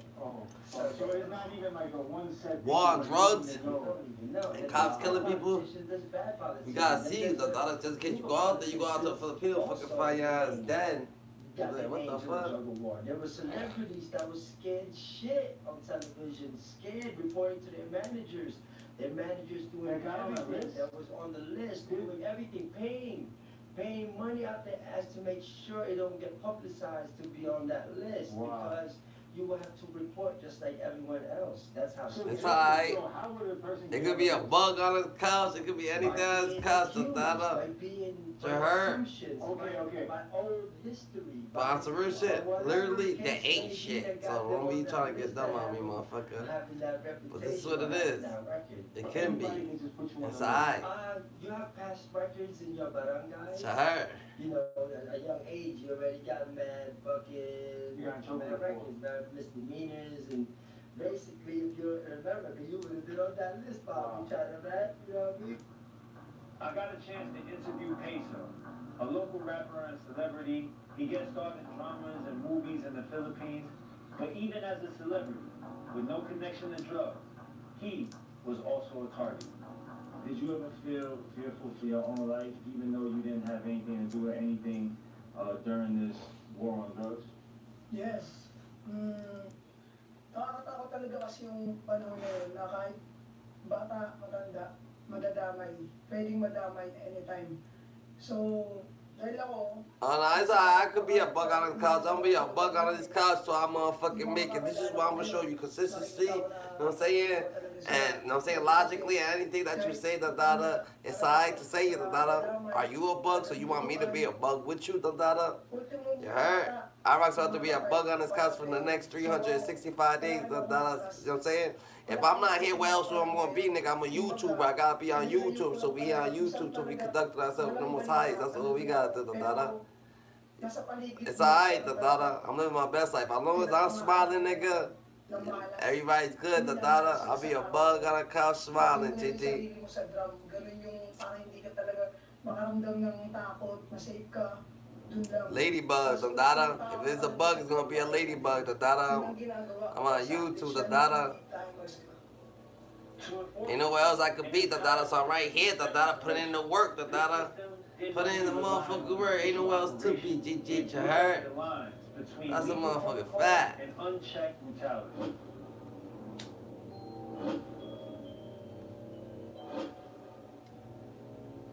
And I ain't paying the image. I'm really, you know what I'm saying, just standing down, Dadada, stand on business. Life is sacred, right?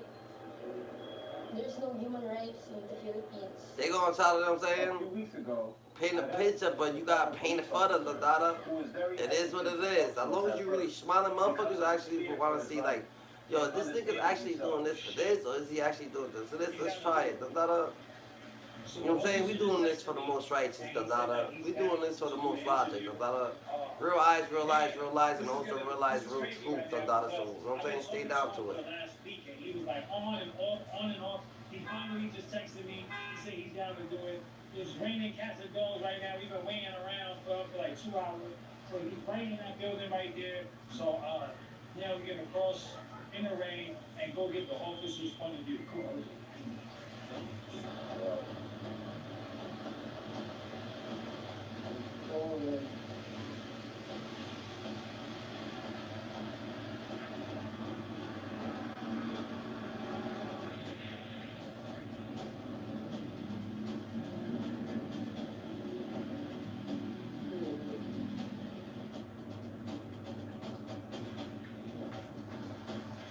We just got here. Fuck. Yeah, we just got here. And we're about to interview this dude right now. Man, it's fucking raining crazy right now.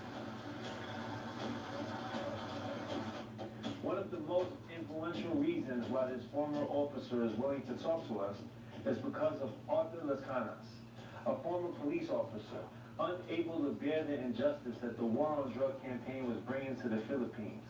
Risking death, he spoke out against the killings and abuses.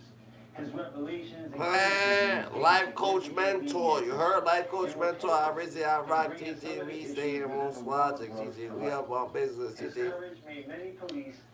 Look at those knees though TT. And distanced themselves from the campaign. They also gave courage to many officers to come forward. What? Thank you for Oh, eat some more. Look at the knees. Oh, it's alright, Dada. We're not them niggas. I'm not that nigga that's gonna go to the gym, Dada, put mad muscles on me, cause I'm trying to intimidate somebody. What's gonna happen when you don't intimidate the person that you trying to intimidate? You trying to intimidate the world, nigga, cause you over here building muscle. Oh, I'm gonna intimidate the world. Then you go up to someone and then you try to intimidate them, nigga. You gonna intimidate half the world, cause half the world's fake. But when you run into them real niggas, what's gonna happen?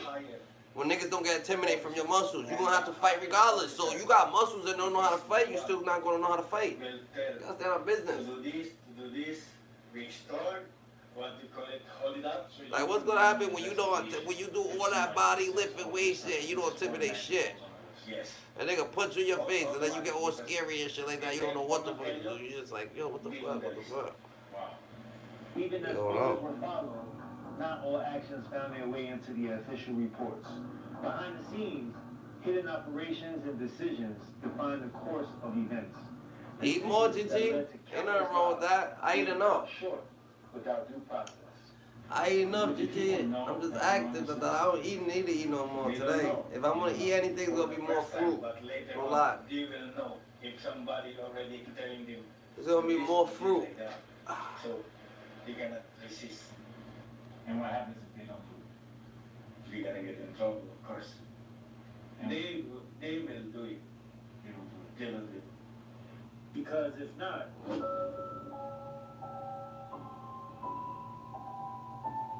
how would someone get on that supposed drug list of people? So, I think they already, the PDEA, which is the Philippine Drug Enforcement Agency, already knows who the drug addicts are, the drug dealers, the drug lords. They know all of it, right? So they already have an initial list. And then from there, they'll get the other people's names. And then they'll get people. This is where it gets really pretty bad. They ask people in the neighborhoods who's a drug dealer. And if you just say he's a drug dealer, They put you on a list? oh yeah, Just like that? oh yeah. Without any, like, even if you tell you say, seriously, I'm not on it. So there was a time when you could report somebody to be on the drug list. And you could do it just to piss that person off, or to get that person in trouble because you're mad at somebody. It was really crazy that time. It was so insane. So I'll tell you one story I have about somebody. One day, a friend of mine, she posted on her Facebook that her brother died. But she didn't say how he died. She just says, you know, we have a funeral for my brother, goodbye, I miss you, blah, blah, blah. I'm like, he didn't say, she didn't say anything about how he died. Put God first in the action. How you did it. God simply worked. Dada. Something's real, Dada. Something's real. You better believe in something, Dada. I go, why didn't you post about it? They threatened my entire family. So her brother was 17. The police went to their cousin's house where the brother was, with the cousins. They lined them up and they said, who's blah, blah, blah, whatever. John. I'm John. You're a drug addict. Bam, execution cell. The other cousins, teenagers, are all crying. And then the cop goes, we're the cops here. You report this. We're gonna come after you and all your family. Wow. And you knew that these actions had to be carried out. How did it affect you, you know, as a person? Did it make it, was it hard to sleep at night sometimes? Of course. GG! You feel your heart. Why we're doing this? But this is not right. trust was thin amongst the ranks. Fear of being exposed or betrayed was strong, and the pressure to fit in kept things moving. In this environment, corruption flourished, taking advantage of the system meant to protect. Some officers. I got real lucky, GG. That's just what it is. Being lucky, it is what it is. You heard? That's what it is. On people. Wow. for their own purposes. Yes. Officers, they target people. They blackmail. Yeah, I got the right one, And bro. try to get more money. There's 8.8 billion people in the world, and I'm Iraq. Can you believe that? Dahil sila talaga, Shit. trabaho talaga nila. The most Walang righteous. babasag ng mission nila. Walang That's how it gotta be.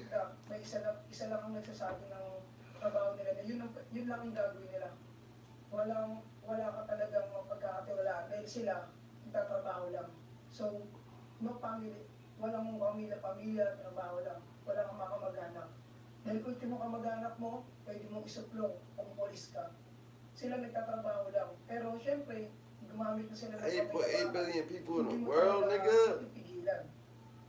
Hindi mo rin sila Yeah, right, magiging GG. kakampi. Dahil ultimo sila madadamay kapag ikay kasama sa mga illegal na gawain. Ultimo lahat ng nasa political. Ultimo pulis sa pulis nagbabanggaan. Pag eto, Talking crazy people, you gotta have the God. You gotta believe in your God, Tantara.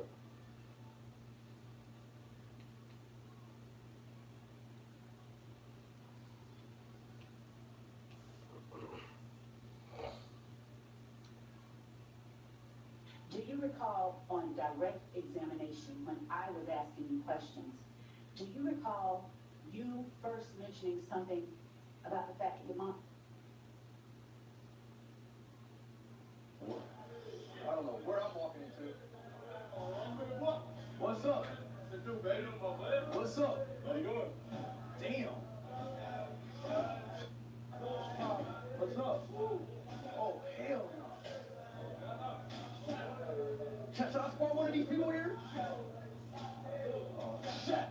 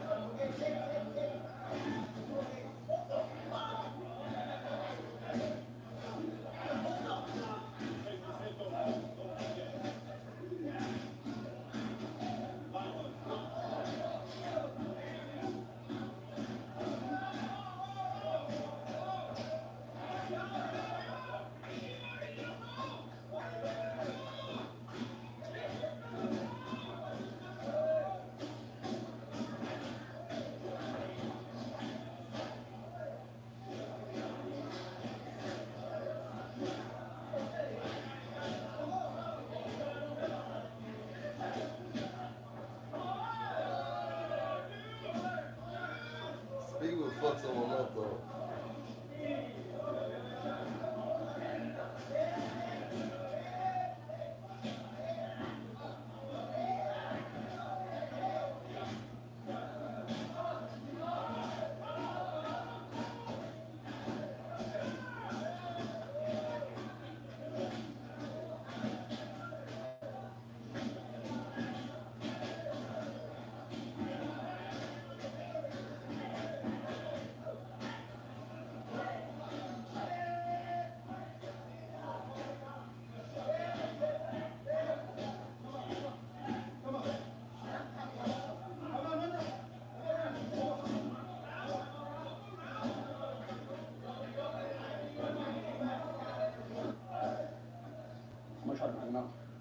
Try knock him out with charge. Get him a good one time. His stomach? Yeah, no, I'm a. So, Shaq, I'm gonna tell you right what I'm gonna. I'm gonna fake leg kick. I'm gonna do a fake left leg kick.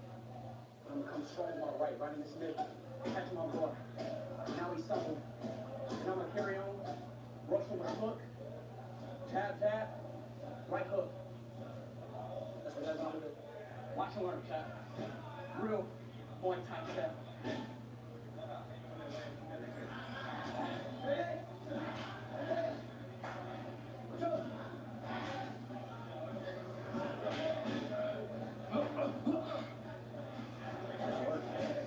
He didn't fall for it. He more reach. Distance.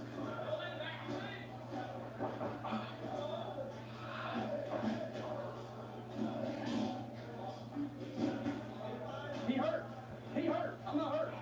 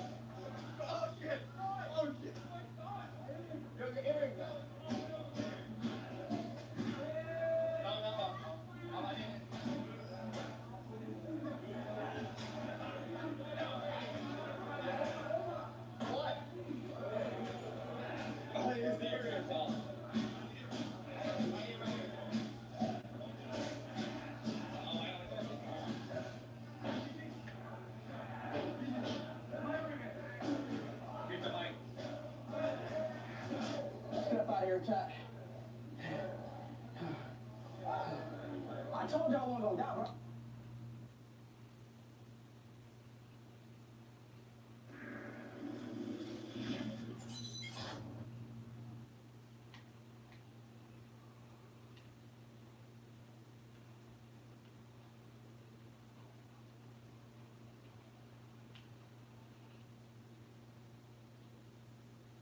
For a 17 follow-up file, a bullying incident involving a middle schooler alleged.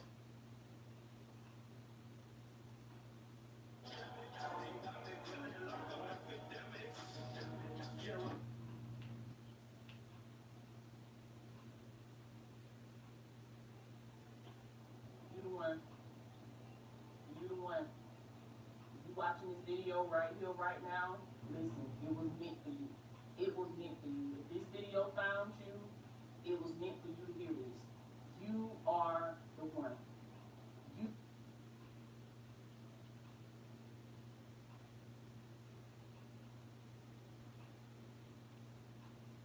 Because people like JC, you know what I mean? He helped me when I was really, really, really down. Really, really, really down. There's people like Swiss Beats that's gonna send me every beat he make and want me to rap up.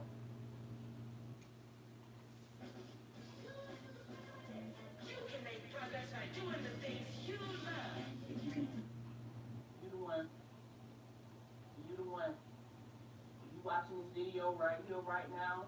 Listen, it was meant for you. It was meant for you. If this video found you, it was meant for you to hear this. You are the one. You are the generational curse breaker in your family, baby. You are the one that is gonna set a whole new trajectory. You already said it. You setting a whole new path. You the trailblazer. You the trailblazer. And this is why you ain't fit in. This is why some of them relationships didn't work. This is why some of them job opportunities didn't work. This is why some of them doors was slammed in your face. This is why a lot of things fell through for you. It's because you chose it. It's because you chose it. As you watching this video right here, right now, I want you to put that in the comments, baby. Say, I'm chosen. I am chosen. I am chosen. The word of God lets us know that you, it says in 1 Peter 2:9, for you are a chosen generation. You are a royal priesthood. You are God's special possession. When something is a person's special possession, think about something that you highly value. Think about, maybe a ring that your great grandmother gave you, or like a family heirloom, like a family something that was passed down to you. I think about like gifts that my auntie bought for me when she was living. Those are special possessions of mine. She bought me a Mother's Day coffee mug. She bought me a perfume from Victoria's Secret.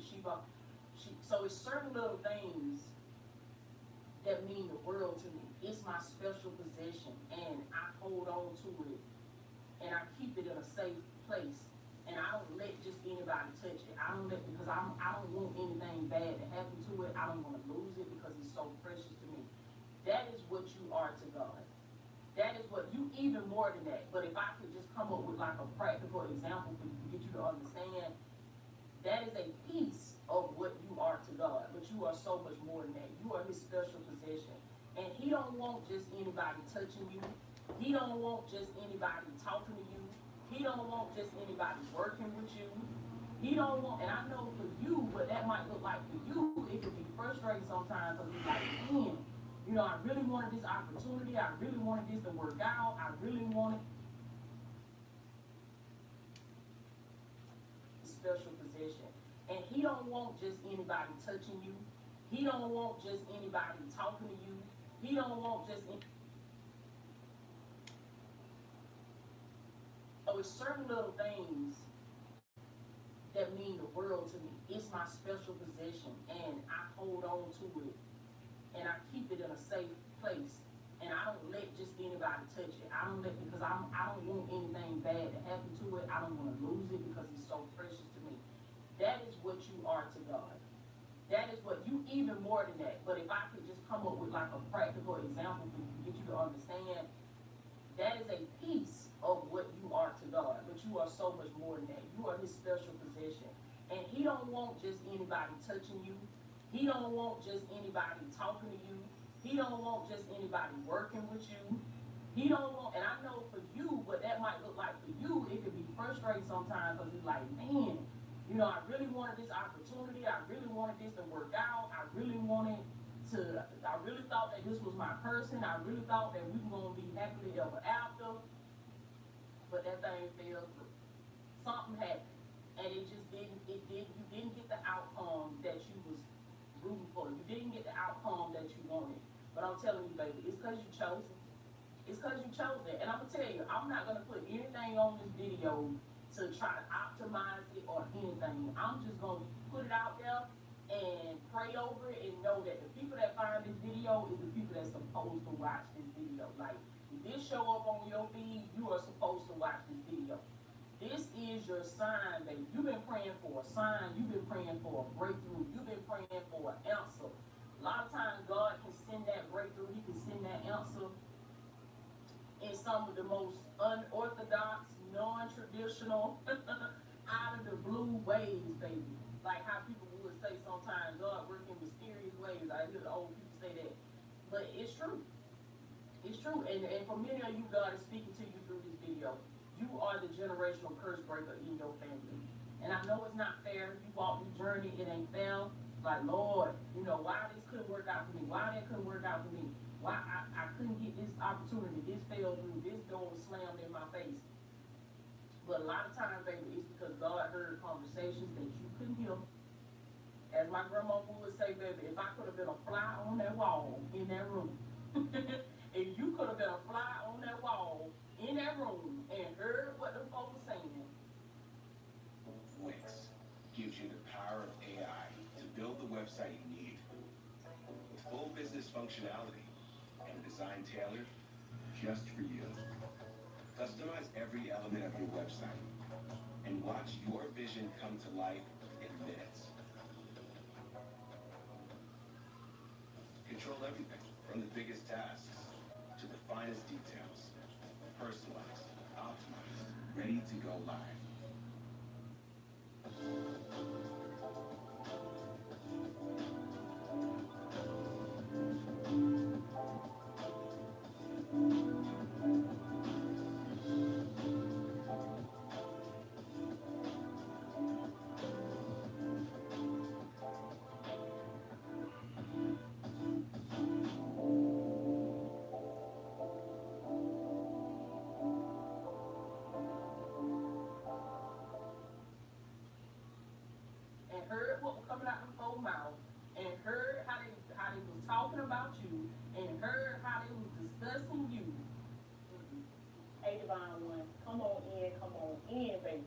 Are you ready to reprogram your mindset for success? Are you ready to break bad habits?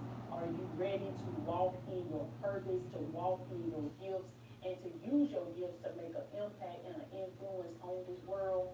Then I want you to invest in the Beast Mode course, baby, at Latoya O'Keefe Academy. That's right. It's time for you to activate Beast Mode, to push that button. So if you are ready to get to the next level, if you're ready to go forward and to really make a difference in other people's lives and get your personal transformation as well, click the link below and sign up for my Beast Mode course. It is a full self-paced online course where I take you through my personal transformation journey and I break it down for you so you can go through it at your own pace, because the new life is waiting for you. A life of impact, a life of success, a life of financial freedom, a life of walking in your purpose and changing and impacting lives, baby. So don't make your destiny wait now one more day. Click the link below and sign up and join us in the Beast Mode course. Now let's get back to the message. And I hear the Lord say, for many of you, you are also, you're walking out the Daniel anointing. You have the Daniel anointing on your life. You have the anointing for favor. That's what I'm talking about. You have the anointing where you because you're the chosen one. Now, it is an unfair side to it, but it's also an advantage side.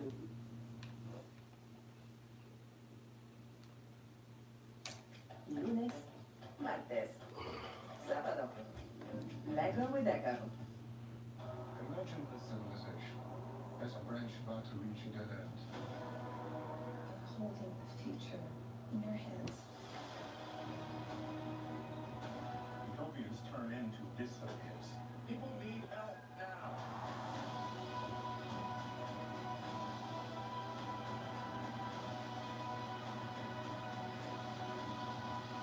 The gates of Megalopolis are open. Megalopolis, rated R, September 27th. Because people like JC, you know what I mean? He helped me when I was really, really, really down. Really, really, really down. There's people like Swiss Beats that's gonna send me every beat he make and want me to rap on every single one until I got my situation straight. He don't want me to talk about it, don't want me to tell nobody, Jay don't want me to tell nobody. That man helped me with my tax. These are real friends, y'all. Shout out to my nigga Jay, shout out to my nigga Swiss, shout out to my brother Chance. You know what's name? Yo, it's Big Ant, the spokesman, man. We back, another edition of Urban Politicians TV, UPTV. Make sure you stay on your pivot at all times, man.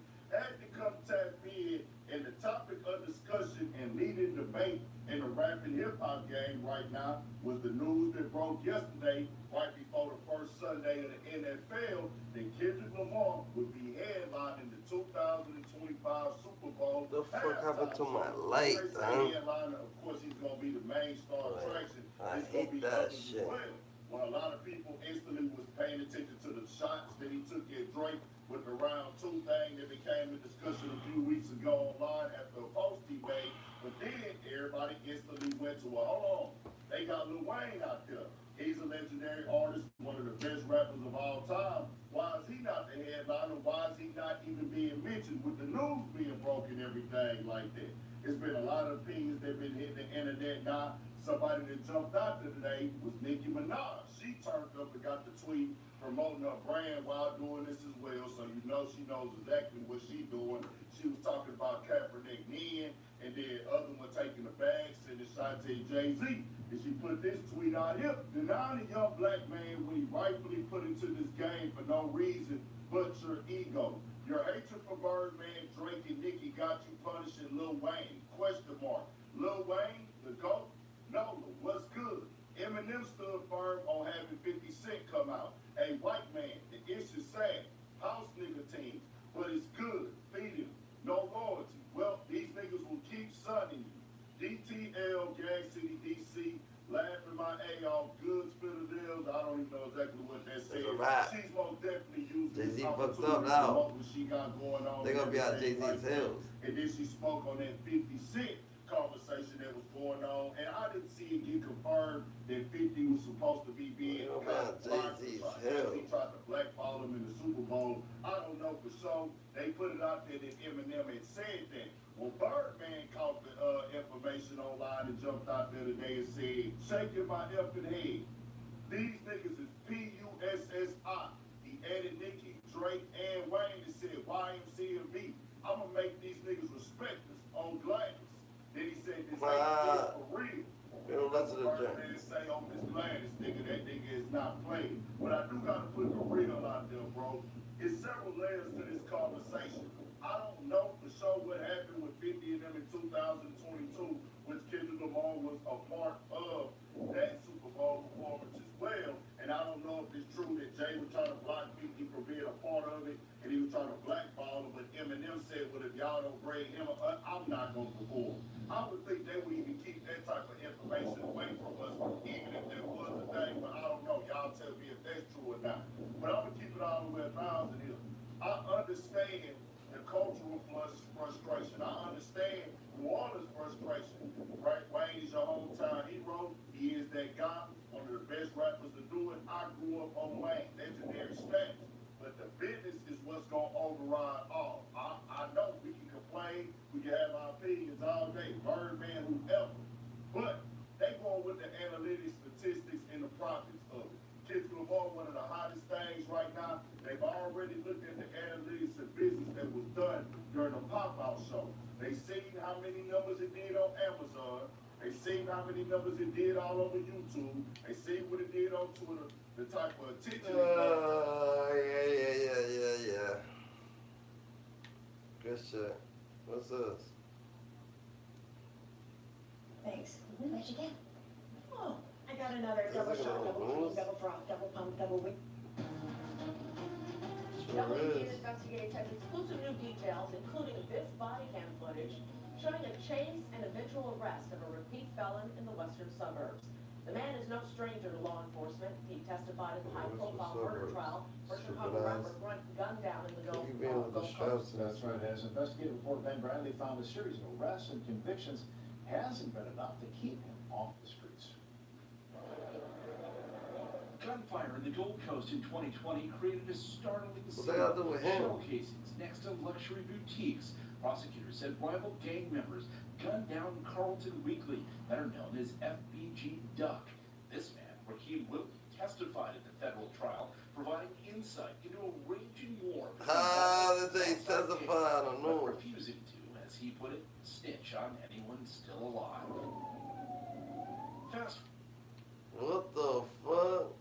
Said rival gang members gunned They down put this thing on Carlton the news. Weekly, better known as FBG Duck.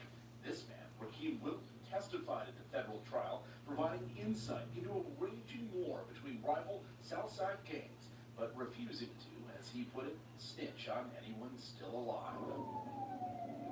Fast forward to West Suburban Hinsdale last week. An officer tried to pull over a car driving erratically at 5 a.m. when the driver fled. It's all over. We just fucked the curb. The driver crashed into an embankment. Just threw something outside the window. I can't tell what it is. Hands out the window! Hey, get back in the car! Back in the car! Put pursuit over the tracks. Officers quickly caught up to Will. Stop! Stop! Stop! Stop! Once he was cuffed, he clammed up. What's your first name? I ain't got it right. What do you want me to call you? Police say they found 2 guns. That, combined with Wilton's criminal history, raises questions. He was Court records show fucked he though. pled guilty to conspiracy to The commit fuck's his murder in problem? 2015 and was sentenced to 8 years. He only had to serve half that time. He's also been charged with aggravated unlawful use of a weapon at least 3 times in Cook County. He was convicted once and got a year. Another case was dropped after a judge suppressed evidence. Cook County prosecutors sought detention after the most recent arrest in March, but a judge released him. My girl good? Your girl's good. I will. Whatever going on, put on me. All of Wilton's previous crimes occurred in Cook County. Last week, he was 1 mile into DuPage County when he was arrested. State's Attorney Bob Berlin charged him with a Class X felony, and a DuPage judge ordered him locked up and held until trial. Police aren't sure what Wilton and his girlfriend were doing in Hinsdale at 5 in the morning. So where is he right now? He's locked up in the DuPage County Jail, but the story draws that distinction between similar crime, unlawful use of a weapon or possession by a felon. That nigga is fucking retarded, yo. That 5-speed chase was stupid. He don't even know how to fucking. What the fuck was that? What the fuck was that about? He had his hazards on, then hit the curb. When the driver Crashed. just off the curb. The driver crashed into an embankment. Just threw something outside the window. I can't tell what it is. Hands out the window! Hey, get back in the car! Back in the car! Put pursuit over the tracks. Officers quickly caught up to Will. Stop! Stop! Stop! Stop! Once he was cuffed, he clammed up. What's your first name? I ain't got it right. What do you want me to call you? Police say they found 2 guns. That, combined with Wilton's criminal history, raises questions. Court records show he pled guilty to conspiracy to commit murder in 2015 and was sentenced to 8 years. He only had to serve half that time. He's also been charged with aggravated unlawful use of a weapon at least 3 times in Cook County. He was convicted once and got a year. Another case was dropped after a judge suppressed evidence. Cook County prosecutors sought detention after the most recent arrest in March, but a judge released him. My girl good? Your girl's good. I will. Whatever going on, tell me. All of Wilton's previous crimes occurred in Cook County. Last week, he was 1 mile into DuPage County when he was arrested. State's Attorney Bob Berlin charged him with a Class X felony, and a DuPage judge ordered him locked up and held until trial. Police aren't sure what Wilton and his girlfriend were doing in Hinsdale at 5 in the morning. So where is he right now? Locked up? He's locked up in the DuPage County Jail, but the story draws that distinction between similar crime, unlawful use of a weapon or possession by a felon. In Cook County, you're oftentimes just right back out on the street. In DuPage, they upgrade the charge. You've seen that before. Different laws. Same law, different approach. Different approach. There you go. Thank you, sir. That nigga's retarded, yo. He meant to. I don't know, bro. I can't. That shit was retarded. It seemed like he wanted to get locked up. He was supposed to be For a fucked 17 up or follow-up something. file, a bullying incident involving a middle schooler allegedly tormented by 2 high school students led to a heartwarming community moment this morning. Community members surprised the boy at home to escort him back to school. 17's Michaela Armstrong's in East Bakersfield with the uplifting story.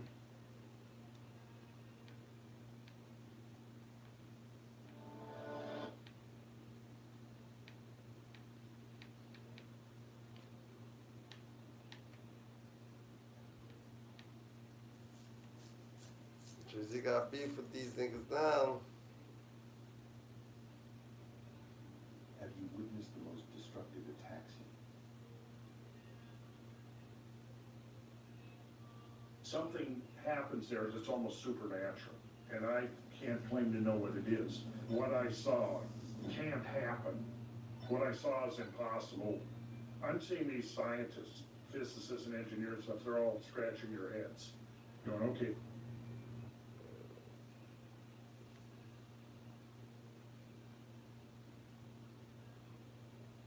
team members in the hoodie in doorway with a pistol. That's protocol. Hustle pull up. Why follow the protocol? I wasn't there. Why they didn't follow it? From my understanding, the boy walked up with no shirt on first to check the scene because he knows what's going on in that parking lot. Probably seen.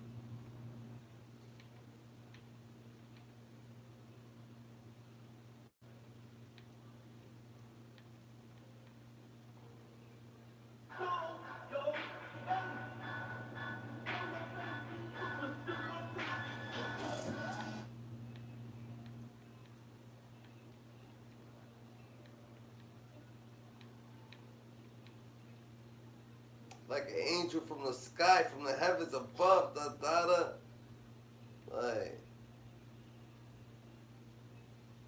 that shit different.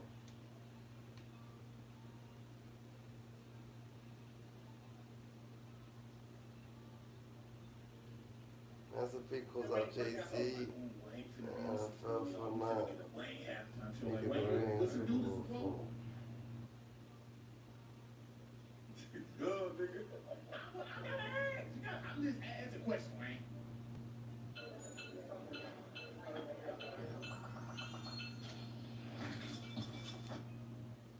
I'm record, but I gotta ask you. Of course, the Super Bowl is in New Orleans. I think it's in 2025 or something like that. I'm not sure. I'm not sure. Come on, man. Say it, man.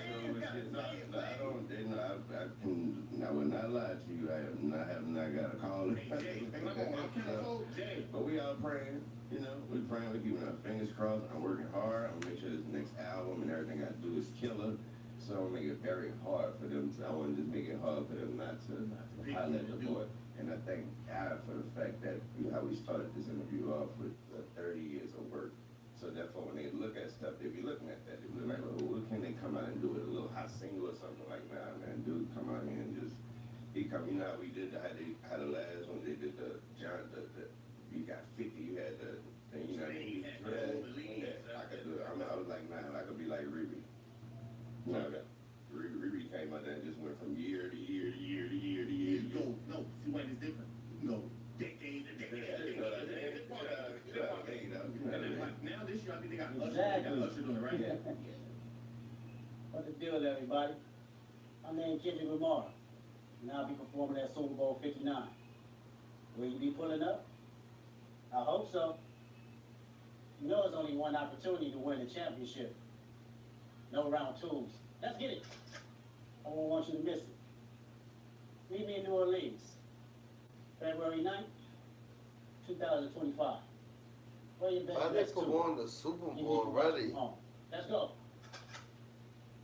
Yay! That's what I'm talking about, man. Yo, Big Ant, the spokesman, man. Back, another edition of Urban Politicians TV. And why 50? Why is this thing going to New Orleans? Had to come tap in, and with it being the first Sunday of the 57 to New Orleans? Is this thing beefing with 50? Is he trying to take over New Orleans too? Went down today. Trying to get some money over there? What's up? What's going on with New Orleans? All the stats, fantasy football, parlays, and everything of the sort. I even seen something when Tyreek Hill was going through something with the police. I didn't get a chance to look into that in full yet. But another I guess Boosie's beefing with Jay-Z. Discussion as they announced that Kendrick Lamar would be doing the Super Bowl halftime performance this year. Well, certain people was like, oh, that's lit. It's gonna go crazy.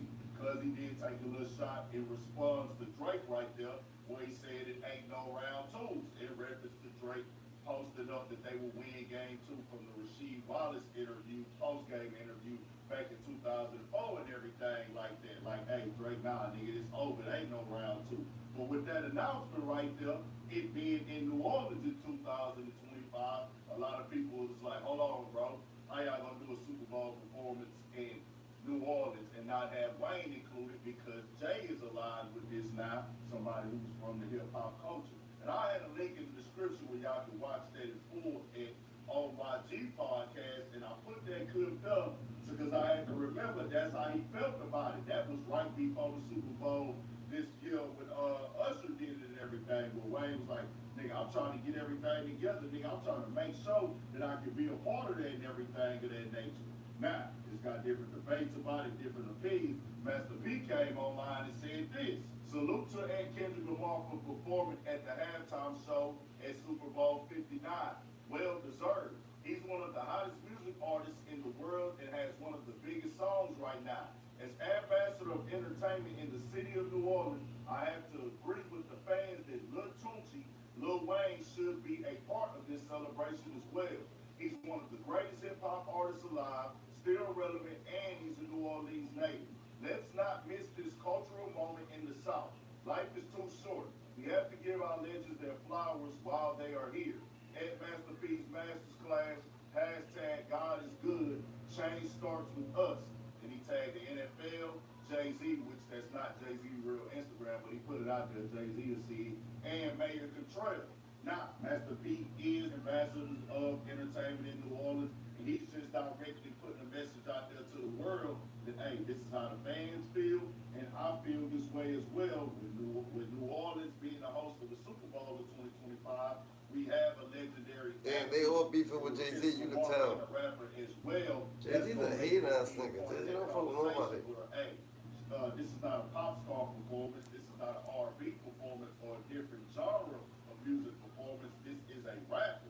And they're like, well, hold on. This is one of those moments in the time, and we backyard or hometown, who this can be a big look for him and an opportunity for him as well to get this look.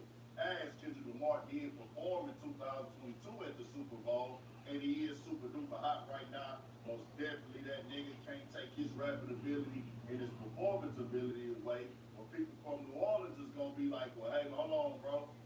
Y'all got Kendrick coming out here doing it. We from NO, you know what I'm saying? This is another rapper, but we have a legendary status rapper in this town. It'd be different if we didn't have nobody like that. And plus, in LA, they got to get their hometown look 2 years ago with Kendrick Lamar and Dr. Dre and Snoop and everybody and things like that. So this is going to be one of them debates right now. The NFL is going to make the overall decision on how it go down. Master P got some reach. I'm pretty sure he can get in contact with somebody and see how they feel about it. I personally feel that Kendrick Lamar, even if he, is he performing? Ain't no doubt about that. They done made their decision. He will probably include Wayne on his own with the performance. Like, hey, Wayne, I'm in your town, come be a part of this. They got music together and things like that. So that'll be a good look in that moment. Or he gonna have him come out and do one of the songs that he wanna do. Who knows? I will say this, I've seen both perform, and Wayne can put on a great show. Wayne can entertain. Wayne can get the crowd out. Everybody knows Lil Wayne. Lil Wayne is a superstar. Lil Wayne is one of the best rappers ever. I'll just say what the Super Bowl image is with the performance on what they go for at certain times, like with the rapping and the stage things and the sets. Kendrick Lamar's style is already set up with that, and he done it before. But at the same time, this is New Orleans. This is one of them unwritten laws I told y'all about. No matter where you go, whether if you're going to LA, niggas gonna be like, well, hold on, bro. You gotta put somebody from LA on that joint if we gonna have rappers coming out here performing to somebody who tied to LA. You come to H-Town, it's gonna be that way. You go to NO, it's gonna be that way. You go to Miami, you go to New York, boys are just gonna have them type of opinions, man. This is how this game go at times. And I was thinking it get a little tricky though, because even with Kendrick performing, them bringing on Lil Wayne with Drake in the situation, and does Kendrick Lamar perform not like us up there? Does he go up there in front of the world at Super Bowl? I'm pretty sure an album got to come between now and then. He might drop the album that Friday before the Super Bowl on the night. I don't know, but I'm just saying, like, does he go up there and perform not like us in front of the entire world? Do they let that rock out? We've heard it get played during sports games on TVs and commercials. Does he perform that as well to the entire Super Bowl crowd and the millions watching on TV? Yeah, because Jay-Z's performing it. But him even having to say, well, Wayne, you come on too. Jay-Z's performing it. Oh, that's why. Got from Young Money is like, man, it get crazy. It get crazy out here. We just gotta really wait. Man, facts. How you gonna do that shit? They're not like us. They're not like us.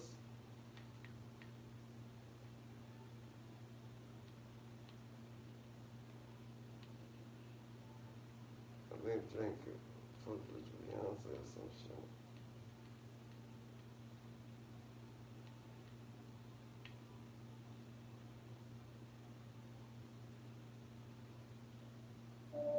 Did you know that your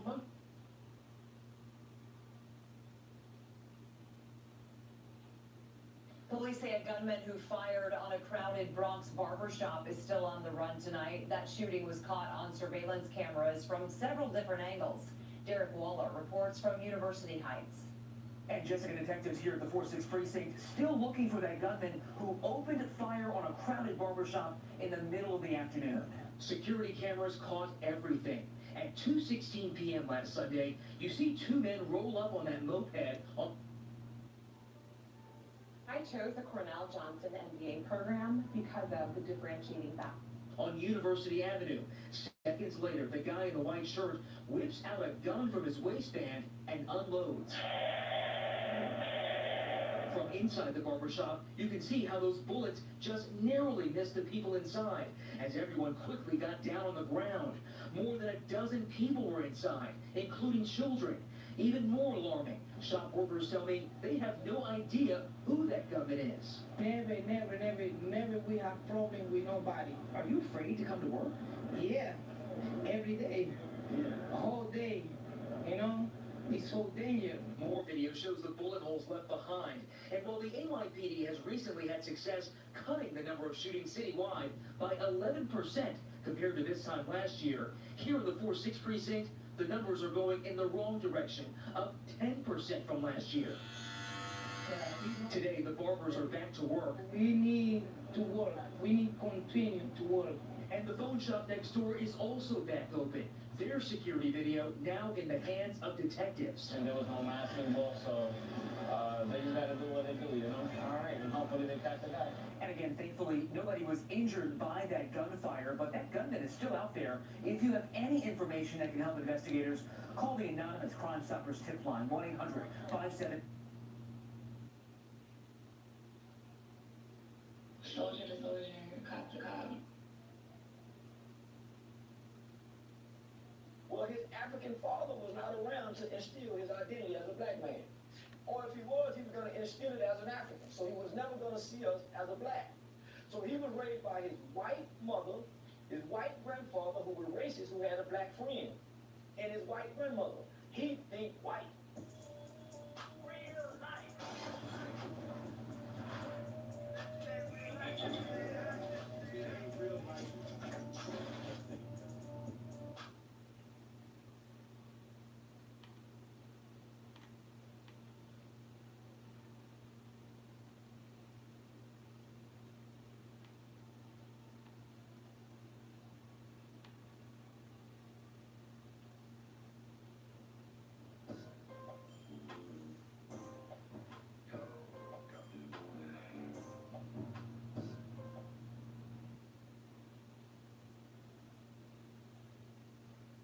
Kyle and Paula, and I need to warn you that The Adam and Wax Show, episode.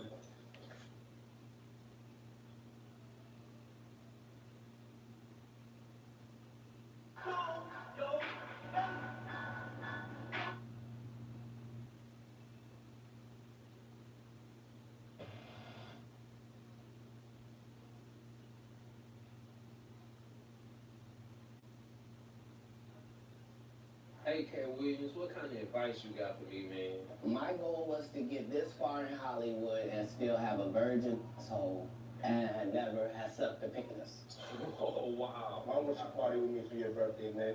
Did it? My birthday already passed. No, but me and you ain't never really party, you know what I'm saying? I ain't really the partying type, family. Now, I've had to turn down $50 million 4 times.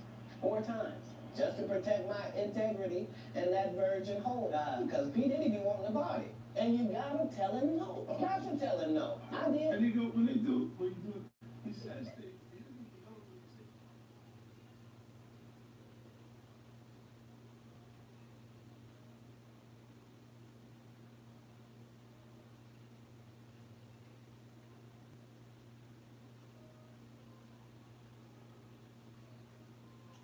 Davon, real name Davon Bennett, was born on August the 9th, 1994 in Chicago, Illinois.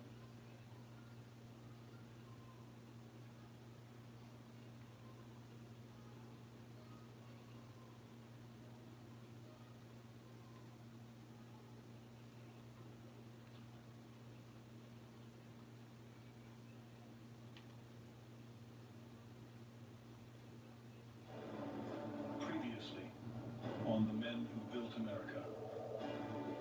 Bruised and battered following the long Civil War, the country has emerged stronger than ever.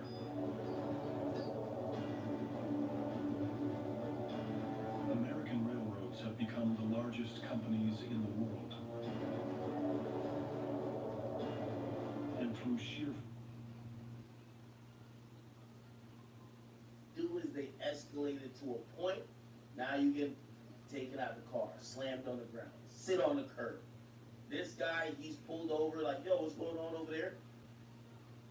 Okay, I get it. They tell me, yo, you gotta get out of here, whatever.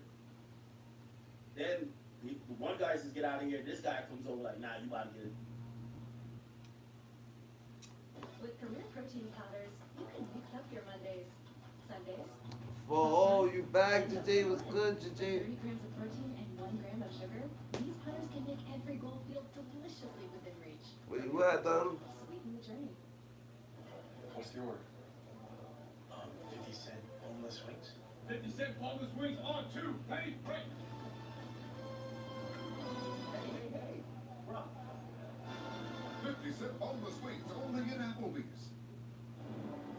Previously, on The Men Who Built America. Bruised and battered following the long Civil War, the country has emerged stronger than ever.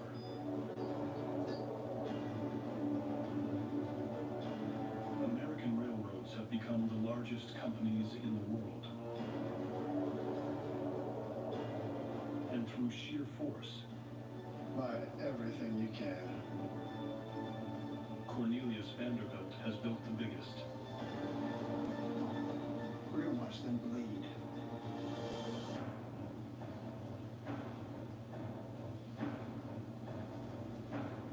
But a new industry emerges to challenge the railroads. Led by John D. Rockefeller. The age of oil begins. Soon, Vanderbilt and the other railroads see oil as an opportunity. You want a cartel between oil and railroads. But as railroad men like Tom Scott and his protege Andrew Carnegie take on big oil, Rockefeller declares war on the railroads. Shut them down. And brings the industry to its knees.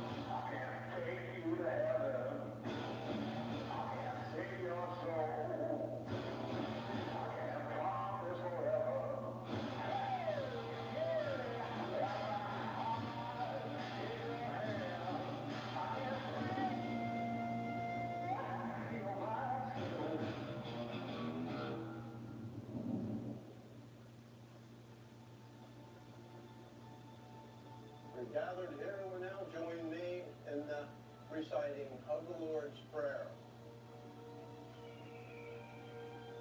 Our Father, who art in heaven, hallowed be thy name. Thy kingdom come, thy will be done, on earth as it is in heaven. Give us this day our daily bread. Forgive us our trespasses, as we forgive those who trespass against us.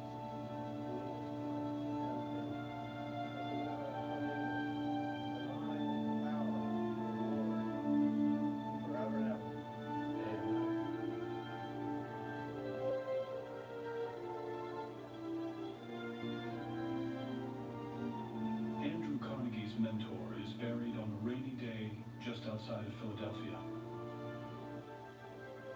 He dies a broken man, defeated and humiliated at the hands of John D. Rockefeller.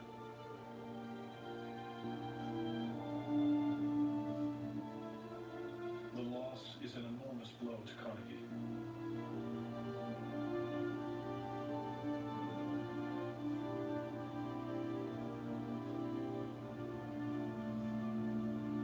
Without Tom Scott, Carnegie would be nothing. Sir. At the age of 12, Andrew Carnegie begins working for a local railroad in Pittsburgh. There he meets the company's president, Tom Scott. Andy. Scott takes a liking to young Carnegie, hiring him as his personal assistant. Now, take this and this to the division superintendent. Yes, sir. This is for you, sir. Thank you. He never expected to work at 12 years old. He wanted to go to school. He wanted to grow up. But the family had absolutely no way of surviving without sending him to work.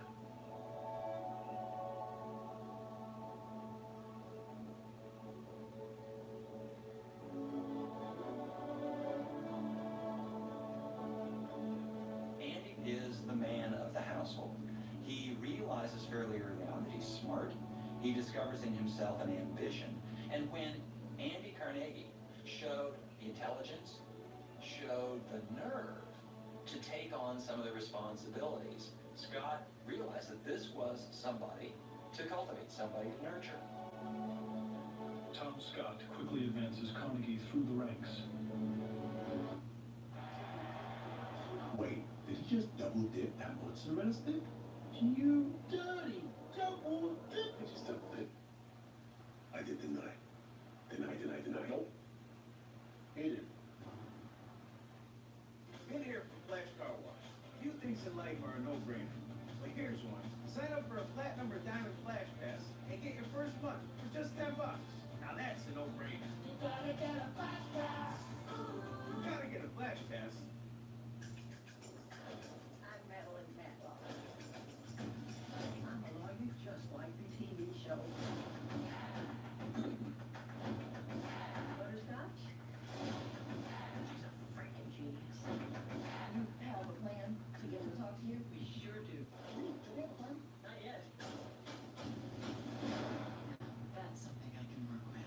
Matlock, special sneak peek premiere September 22nd on CBS and streaming on Paramount Plus.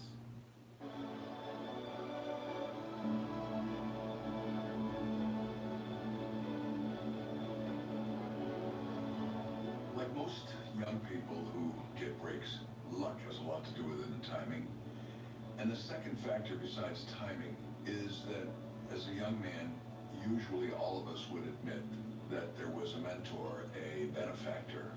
And when an older person who you respect and admire has confidence in you, it's a great booster to your own self-confidence.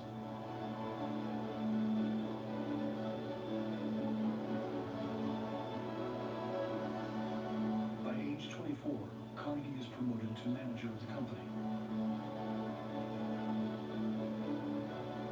Working closely with Scott to oversee the railroad's expansion west.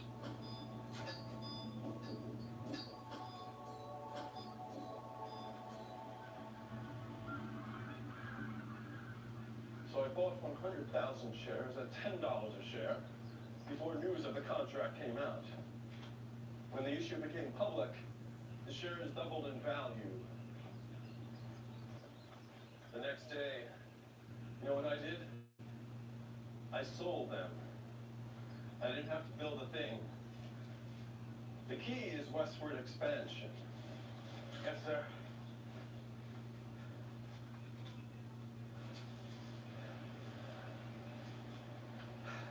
Here. This is where I want the bridge. Right here. I think you can do it. I guess so. I know a good designer, James Eads. He's crazy, but he's a genius. Bridge builder, is he? No. But he's quick. And he's cheap. He can do anything.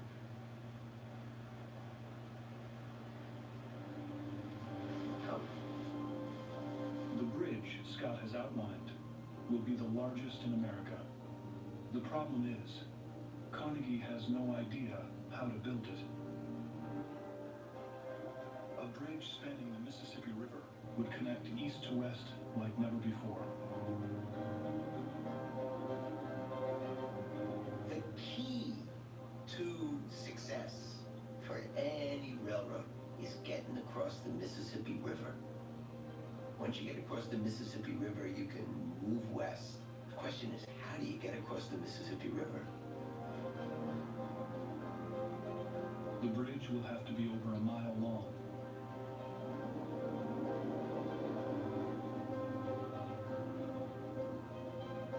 One in 4 bridges built at the time failed.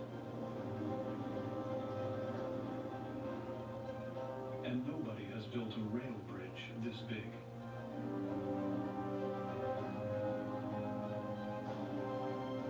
But Carnegie knows there's no reward without risk. He invests everything he has into the bridge. Andy Carnegie stepped up. He decided he could do it. One striking thing about Carnegie, and this is true of the great entrepreneurs, they're willing to take risks. They're willing to roll the dice and bet, in later days, the whole corporation, or in this case, bet his career.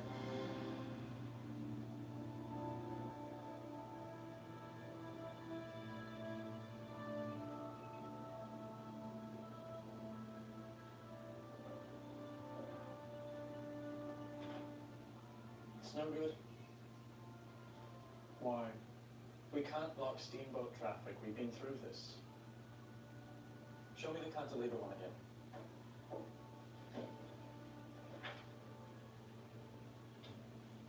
It's not going to withstand the Mississippi current, so make it stronger. It's impossible. The combined forces from the passenger traffic, rail freight, and the river current will exceed the tensile strength of iron. The bridge will collapse.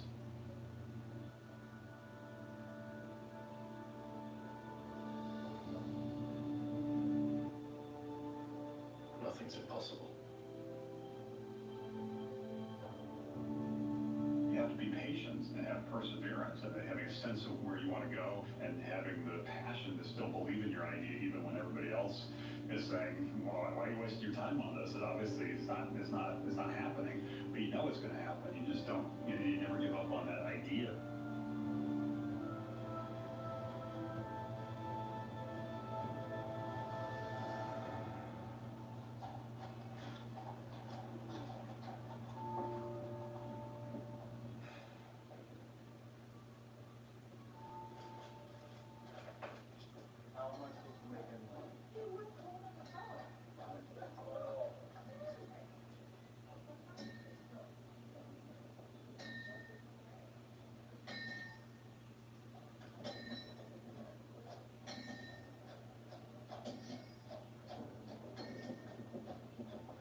Withstand the Mississippi current, so make it stronger. Love can get a little messy. Good thing there's resolve. Love the love, resolve the mess. 50 cent on the swings, only at Applebee's. Enjoy. The MTV Video Music Awards are a go. Which iconic artist will bring home the crown for Video of the Year? Ariana Grande, We Can't Be Friends. Billie Eilish, Lunch. Doja Cat, Paint the Town Red. Eminem, Houdini. SZA, Snooze. Or Taylor Swift featuring Post Malone, Fortnite. Find out at music's most iconic night, the MTV Video Music Awards. Live Wednesday at 8 on MTV. At HealthSource RI for Employers, we provide access to health insurance to more than 1,100 local businesses and nonprofits, and 96% of them renew through us every year. Maybe it's our choice of 19 different health plans, our 10 years of customizing solutions, or our one local team of dedicated experts helping employers find quality health insurance. See how our numbers stack up for you. Learn more at healthsourceri.com/employers.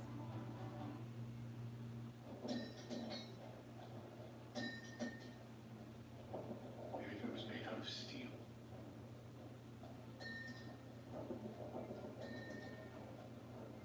Nothing's impossible.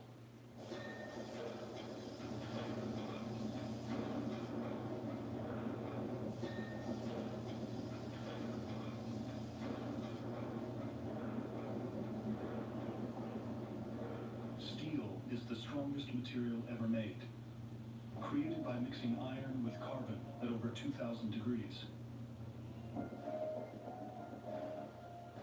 The problem is it's extremely expensive and difficult to mass produce. Because steel is so rare, it's only used to make small items, forks, knives, and jewelry. No one has ever tried to use steel to build a structure this big. Until now. He's looking into the future. He looks across the Mississippi and he sees a bridge. And he's able to see that future and then willing to have enough confidence in his vision to put everything he's got into it, and he's willing to convince others that he knows what that future is going to be. In order to complete the bridge, Carnegie needs to find a way to make a massive amount of steel. He spent a lot of time traveling He would go to steel mills. He would meet with chemists to figure out how do you make this steel. English inventor Henry Bessemer has created a device that cuts the time to manufacture a single steel rail from 2 weeks to 15 minutes. Carnegie understands the value of the new technology and begins to adapt it. Every business has some uniqueness, either unique talent, unique product, unique capacity, and the trick is to find it and capitalize on it. With the steel in place, Carnegie is able to begin construction.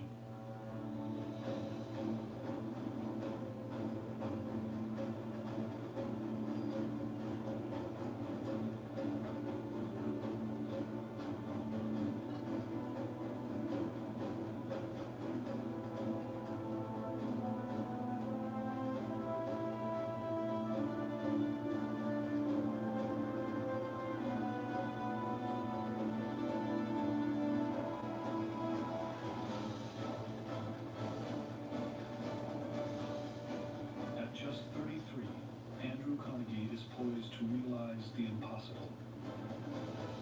Building the first major bridge to span the Mississippi River, uniting America. But Carnegie's decision to use steel has proven costly. He's already 2 years behind schedule, and expenses are mounting.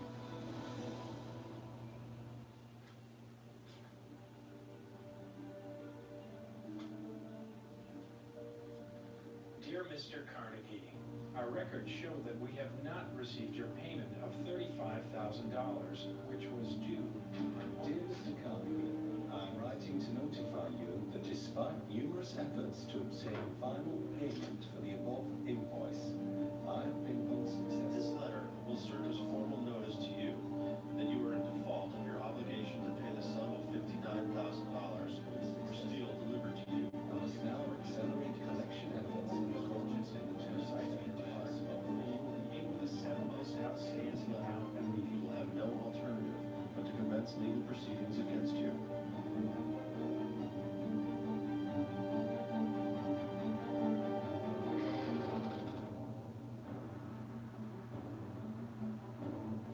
I guarantee if these guys were alive today, they wouldn't be telling you about their successes. They'd be telling you about their early failures or the places they almost fell.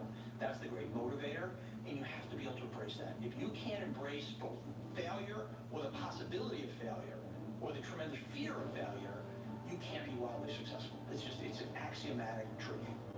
With no money left, Carnegie is forced to bring construction to a halt. His dream has become a nightmare. But he's not going down without a fight.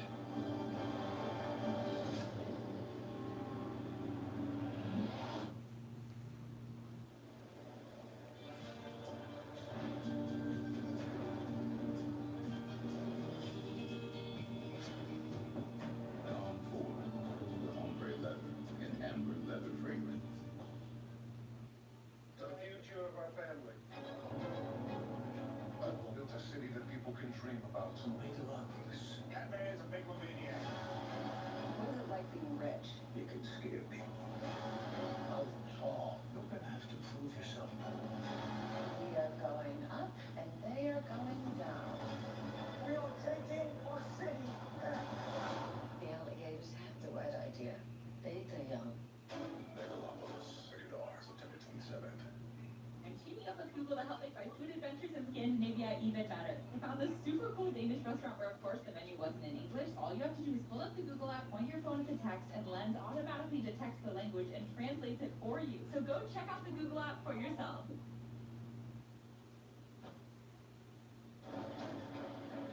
The birth of modern America is well underway. Trains now touch all four corners of the continent. Homes across the nation are lit at night. And the country's most ambitious construction project is in progress on the banks of the Mississippi River. Led by Andrew Carnegie. Carnegie has insisted on building his bridge out of steel, an unproven material, with huge costs. Construction is drastically behind schedule and dangerously over budget. Carnegie is under mounting pressure. The difference between people who succeed and people who fail, I think, in many cases, it's not fear. Everyone experiences fear. The difference is, what do you do with your fear? Do you work to overcome it, or do you let it defeat you? And I think that is actually what distinguishes very successful people from others. Desperate, Carnegie reaches out to investors, looking for an infusion of cash. You will be glad to learn that the building of St. Louis Bridge is progressing smoothly. I am convinced that steel is the future. However, obtaining such a large quantity of steel is proving to be difficult, causing us some delays. It is also proving to be extremely expensive. My forecast shows that we will require another $1 million before the year is out. But I have no doubt that in time the people will come to see the bridge as the eighth wonder of the world. Yours sincerely, Andrew Carnegie.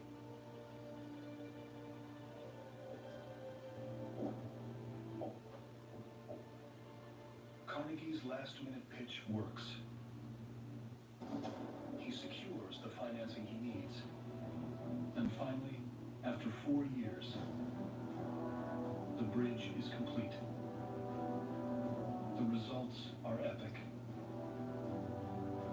But Carnegie now faces a new problem. In St. Louis, one of the real problems was convincing people that the bridge wasn't going to fall. I mean, nobody had ever seen bridges like this anywhere. Carnegie sees all the possible uses for steel. But before he can realize the material's potential, he needs to convince the public of its strength.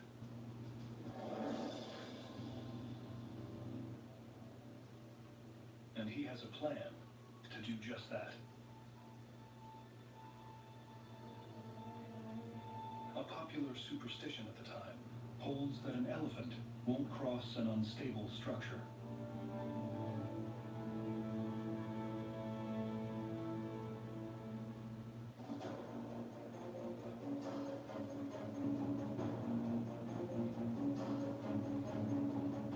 The day the bridge opens, Carnegie, who is a master publicist, sets up a parade across the bridge that's led by an elephant.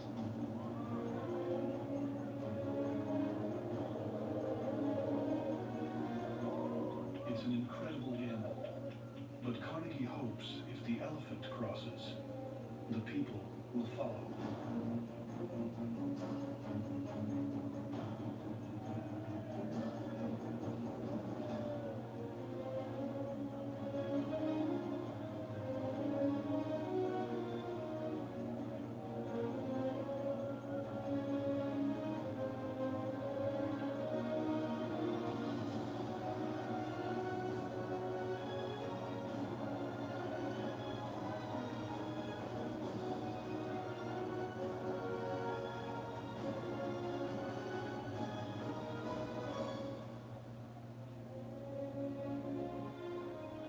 As the people of St. Louis look at this bridge, they see that it can sustain whatever weight's going to be put on it.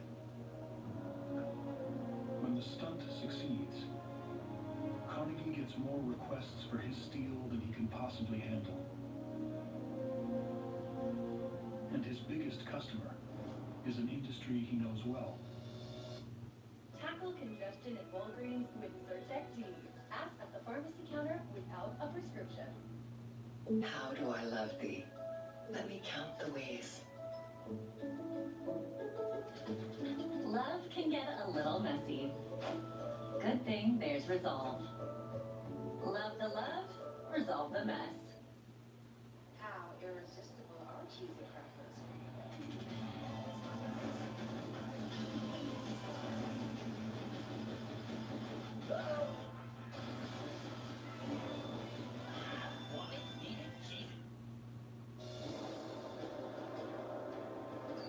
The railroads are looking to replace their bridges and rails with steel.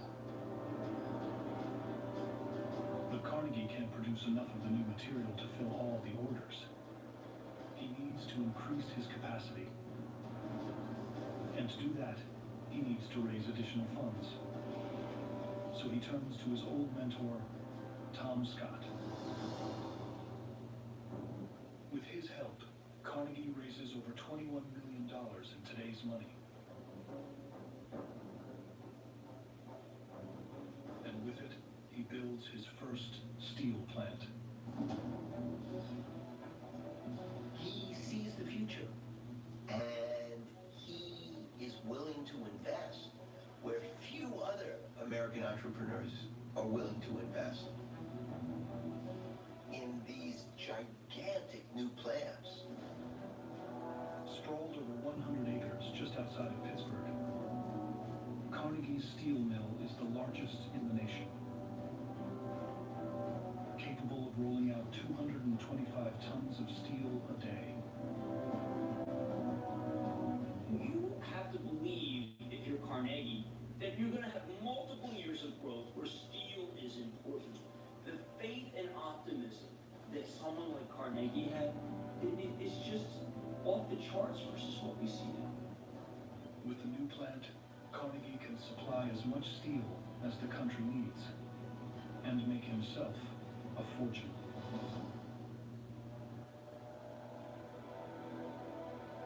But Carnegie's timing couldn't be worse.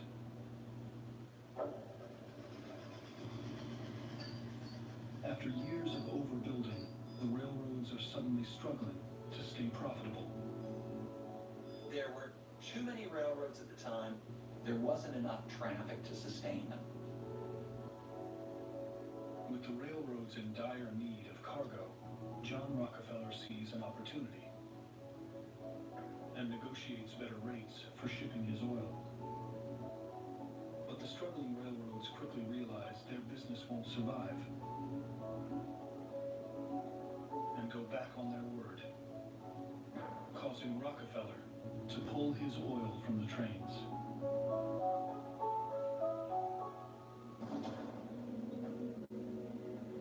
Carnegie's mentor, Tom Scott, tries to adjust. But he can't survive without Rockefeller's oil. His business is decimated. And Tom Scott never recovers. Ashes to ashes, and dust to dust.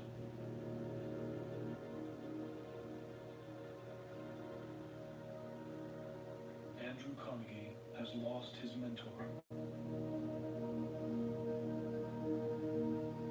The man who meant more to him than anyone else in the world. Andy,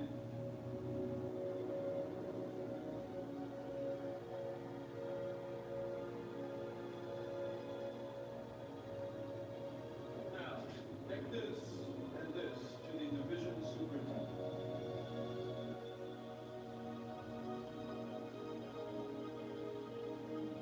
I think you can do it.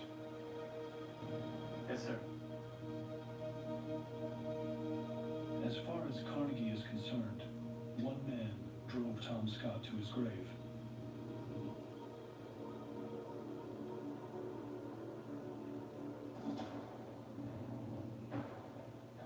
And now, Andrew Carnegie wants revenge.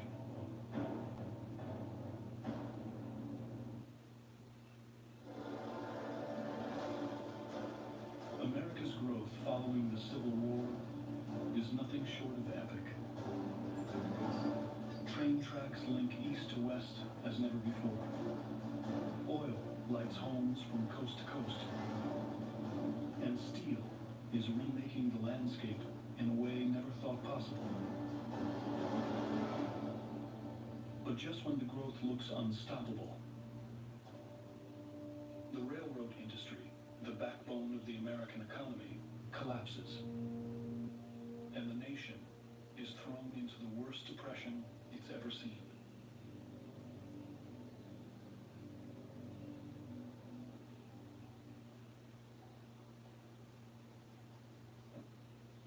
Think this is good, Dad? It's just survival. Is this what lifting really looks like? What happened to lifting weights, not phones? Counting reps, not likes? Pushing it, not posting it? RX bar, no BS.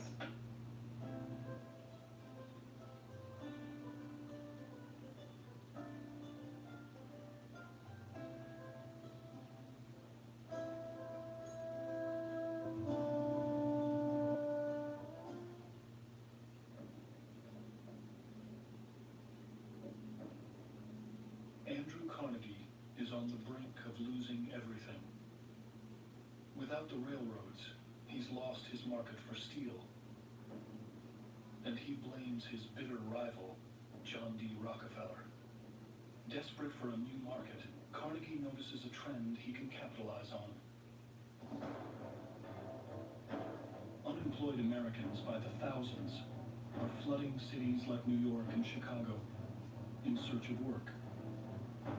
And to accommodate the population surge, buildings are being constructed as fast as possible. Carnegie brilliantly begins to see that the future is not in rails, but in structural steel, in girders, in beams to build skyscrapers. And again, he's ahead of the curve. The world's first skyscraper is built in Chicago. Its thin brick walls hang on a thick frame manufactured from Carnegie steel. In the next few years, over 100,000 new buildings are erected in Chicago alone. Until steel began to become a major product, much of what we see about America could not have happened. America grew up vertically on steel. Modern America is being built using Carnegie steel.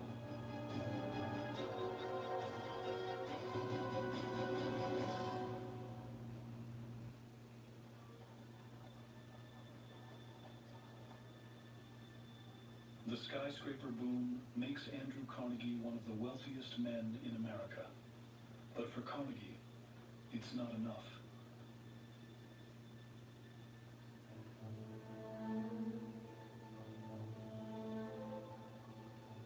John Rockefeller's personal fortune is 7 times larger than Carnegie's, a feat he's achieved through a calculated ruthlessness. Carnegie believes that to avenge his mentor's death, he must surpass John Rockefeller as the most powerful man in America. And to do that, he must find help from someone even more cutthroat than his rival.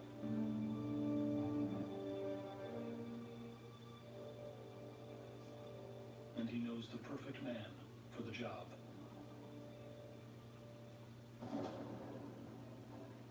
Henry Frick is a self-made millionaire by 30. He's one of the Midwest's largest coal suppliers.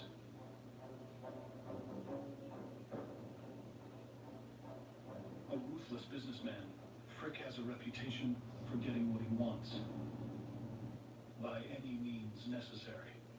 Carter! Carter! This belongs to me now!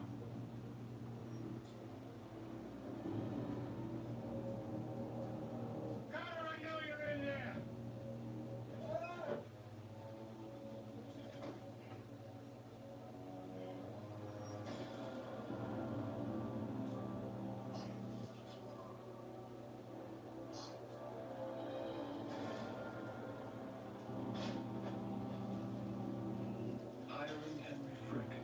give Carnegie the merciless edge he lacks.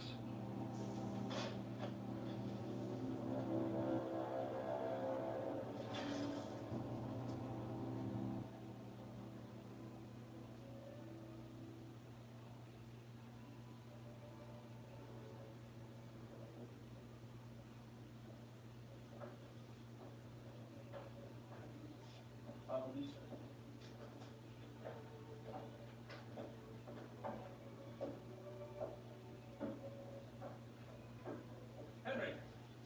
Andrew. Good to see you. Thank you for coming. It's my pleasure. Please sit. Thank you. Listen. Me. Now, Henry, I think you're married since I saw you last. Marriage changes a man, Andrew. Oh, how's that?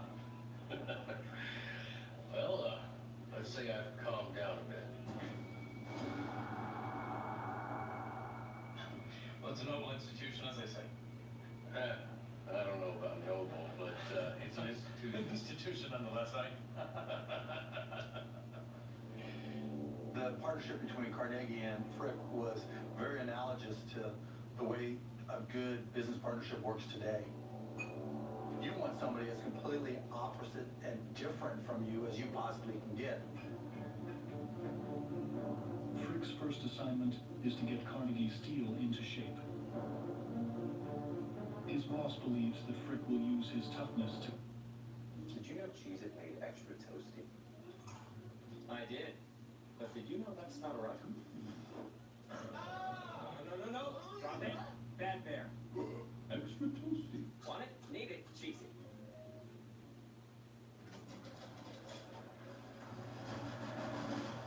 The new 290 horsepower Kia K5 GT.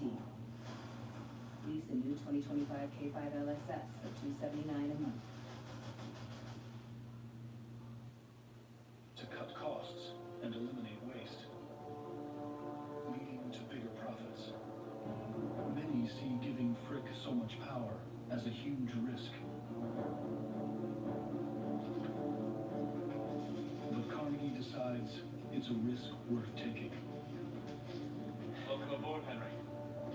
Thank you, Andrew.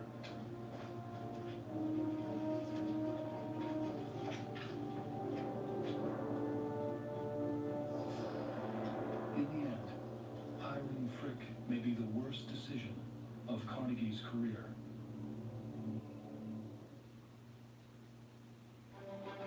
America's unprecedented growth is being led by a group of extraordinary men. Commodore Cornelius Vanderbilt creates the biggest railroad company in the country. John D. Rockefeller uses Standard Oil's refining capabilities to light homes from coast to coast. And now, Andrew Carnegie is using mass-produced steel to erect buildings that touch the sky, making the country stronger than it's ever been before.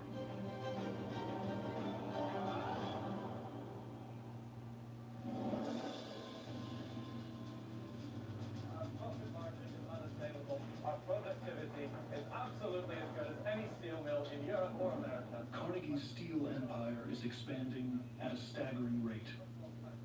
In just 2 years, profits have doubled. All right, this way, sir, and I'll show you the rest. By ramping up production, Carnegie and Frick are able to use the proceeds to buy competitors throughout Ohio and Pennsylvania. Carnegie demonstrated that if you're the first, whatever you do, you have a huge advantage over the people who come along later because you got the jump on them, and very often that jump allows you to carve a niche and to maximize your profits within that niche. Carnegie's personal fortune is skyrocketing. His net worth is now upwards of $3.5 billion in today's money.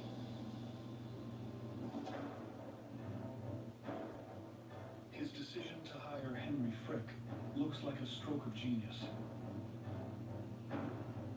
Through intimidation and fear, Frick renegotiates favorable contracts with suppliers and eliminates unnecessary expenses while upping production.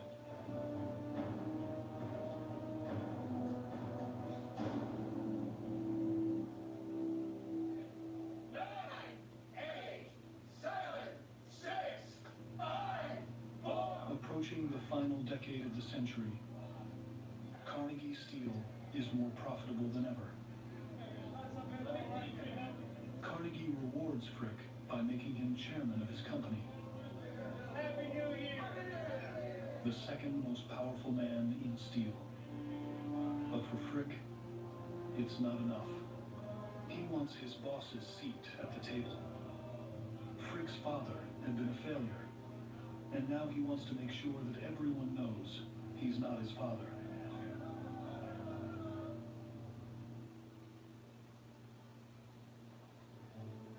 Frick purchases land in the hills east of Pittsburgh. On it, he builds a members-only club for some of the wealthiest men in the country. The South Fork Fishing and Hunting Club sits on a huge artificial lake where club members can boat and fish. Even Carnegie joins the club. Doesn't seem like a problem. I mean, we know who our friends are, and we know how to please them. Yes, you can always buy a man. However, if it's possible not to, I would think that that's a bit. Excuse me, just one moment. To create their playground, the club takes control of the South Fork Dam, holding 20 million tons of water. The largest dam of its kind in the world. Just 14 miles downriver lies Johnstown, a working-class community of steel workers and their families who live under the constant threat that the next rainstorm will wash away the dam. City officials beg Frick to strengthen the dam, but he ignores their pleas completely.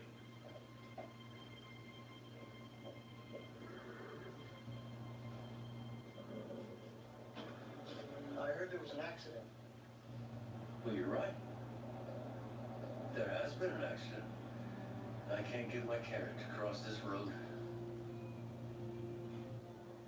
But your carriage is too wide for the road, sir. Now that is where you and I are going to differ. My carriage is just fine. It's the road that's the problem. To widen the road, we'd have to lower the dam, sir. Okay, now. That wasn't too hard to sort out, was it?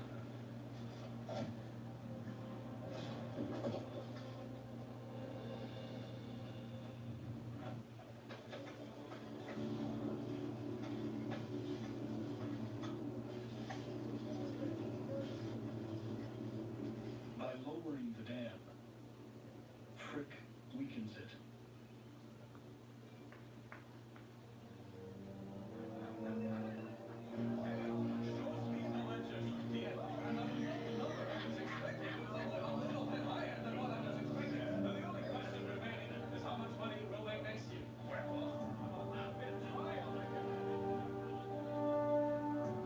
Frick is content with his club, his image, and his wealth.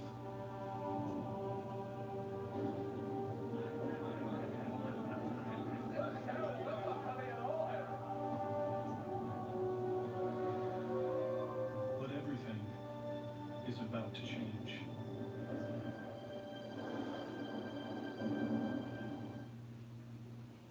There goes the hustle. This city's medieval, sweetheart. What are you gonna do to get it? It's just the beginning. The Penguin, streaming exclusively on Max. Try Airwick Essential Mist for up to 45 days of immersive fragrance.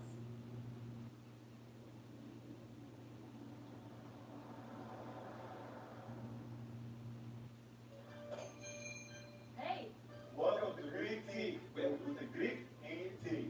I ended up starting my own business like you did. Use LegalZoom. It's a fast and easy way to start your own business. That is easy. Yeah. so now you're in business. America is in an age of unprecedented prosperity. The country is connected coast to coast by rail. Kerosene lamps brighten the night. And steel is being used to build structures no one could have imagined even a decade earlier. Overseeing much of the growth are Pittsburgh steel magnates Andrew Carnegie and Henry Frick. Ideal partners, together they've driven Carnegie Steel to massive profits.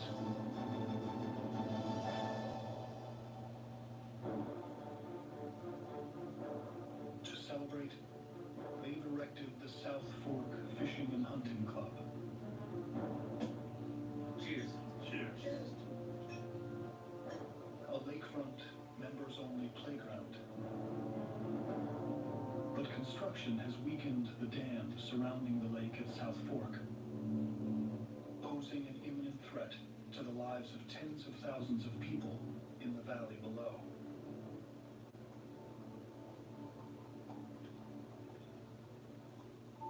Memorial Day breaks in Johnstown as ominous clouds roll in.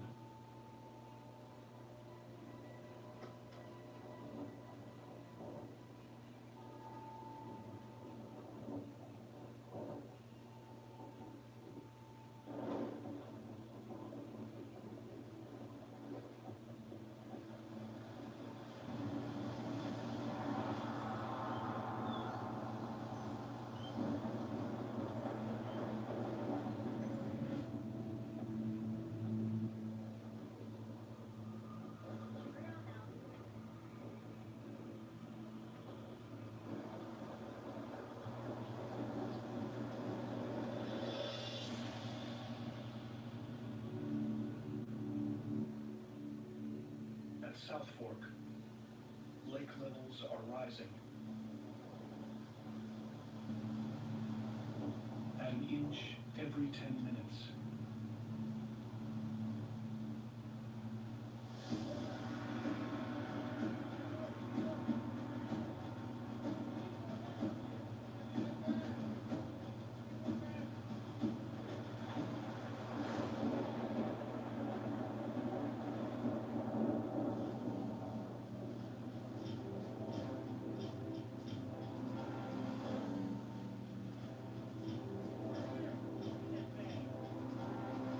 John! Get a telegram to Johnstown! Tell him to evacuate!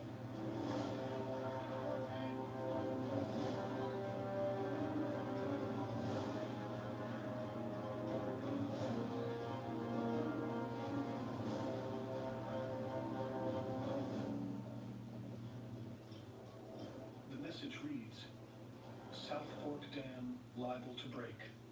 Notify the people to prepare for the worst.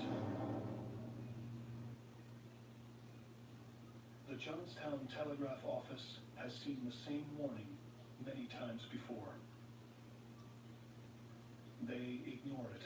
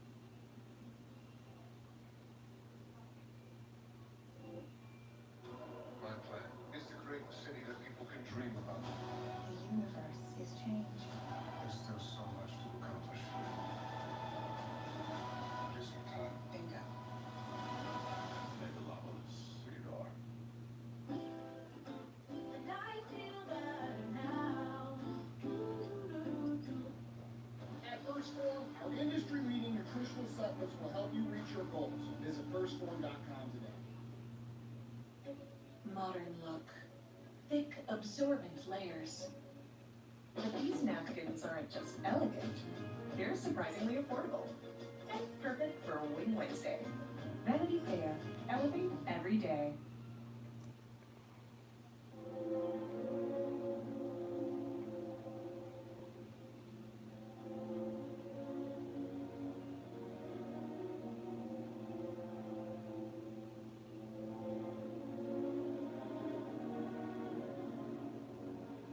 When the water stops, more than 2,000 people lie dead.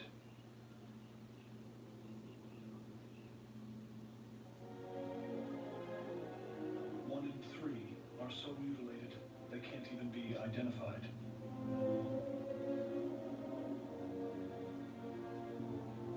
1,600 homes are destroyed, and over 4 square miles of the town are completely leveled. The Johnstown flood is the worst man-made disaster in the United States prior to 9/11. Bodies will be found for years to come. Some as far away as Cincinnati, 350 miles from Johnstown. Volunteers come from across the country to assist in the recovery. The flood is the first major peacetime relief effort of the recently formed American Red Cross. As outrage over the flood grows, the public looks for someone to blame. Most of that blame falls on the members of the South Fork Fishing and Hunting Club. But the members deny responsibility.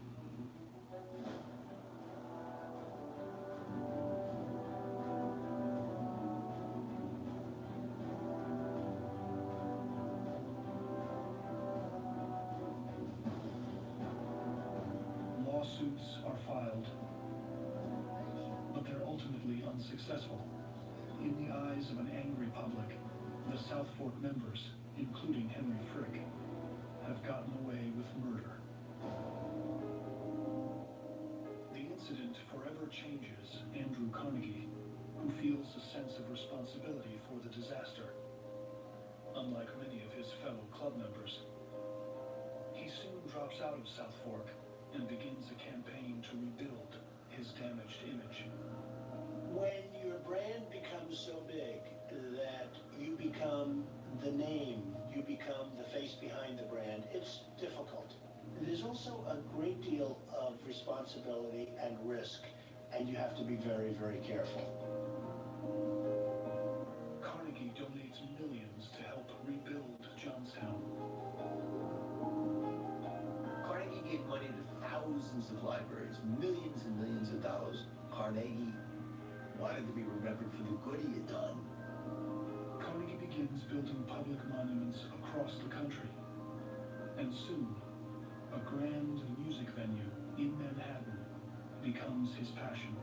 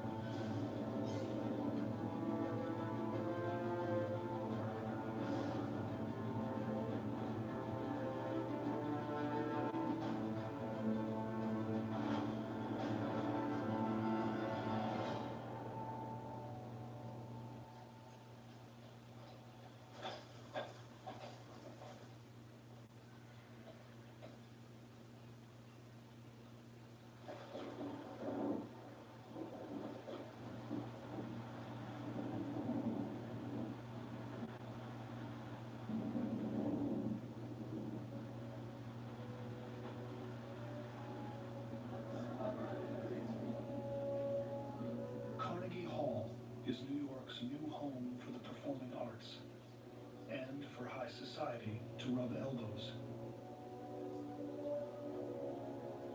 On opening night, Russian composer Peter Tchaikovsky is the featured performer.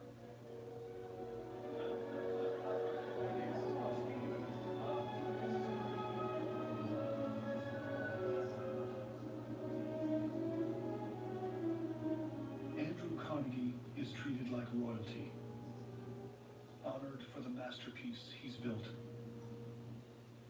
But even in this setting, one man is a bigger presence. John D. Rockefeller is worth 3 times as much as Carnegie.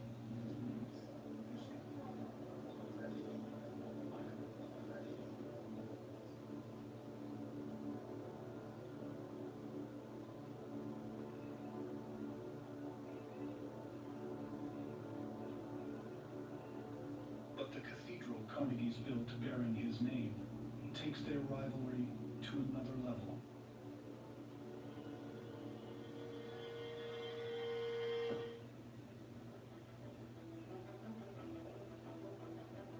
Well, thank you, Elisa. The men will spend the next 10 years battling each other, sparring with Christmas gifts.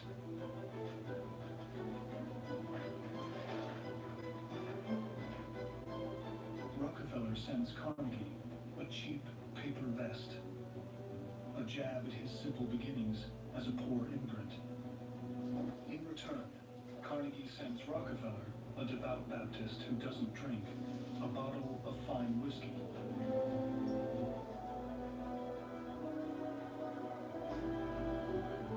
You know, I've had my own little rivalries. I've had a rivalry with Donald Trump where I think it was back 2004. He was giving me a hard time about something. I said, you know what? I could write a bigger check than you and not even know it's missing, because I knew if I tweaked him, he would just respond, and he did, and I still like to tweak him just because it's fun. I always say you have to have someone to aim for. Having an enemy, having an arch enemy, having a competitor is what ups the game for everybody. While Rockefeller's oil empire steadily grows, steel becomes the product of choice for construction, and Carnegie's business takes off. Mr. Connor! Yes, sir. How's the output? He's running at full capacity, sir. Good, carry on. Carnegie's steel helps trigger the upward expansion of America's cities. But if he wants to challenge Rockefeller for the title of America's most powerful businessman, Carnegie must become even more profitable. But he'll pay a price for his ambition that will threaten to destroy everything he's worked so hard to build.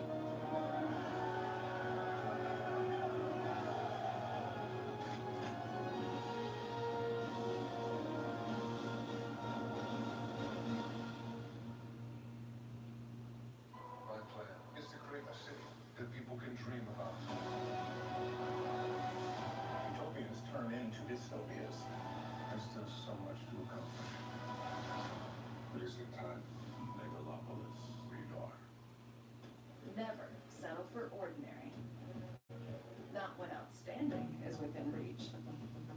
Floor & Decor has more styles and the largest selection in stock for pros, homeowners, and anyone looking for the right look at the right price, with an entire store full of ideas. Your next beautiful space is now open in Warwick at the new Floor & Decor.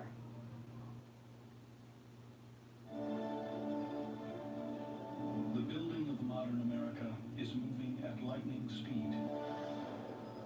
Rail lines link east to west in a way never before thought possible. Oil is burning into the night, and steel is pushing cities to unimaginable heights. Driving this growth is a rivalry between 2 men, Andrew Carnegie and John D. Rockefeller.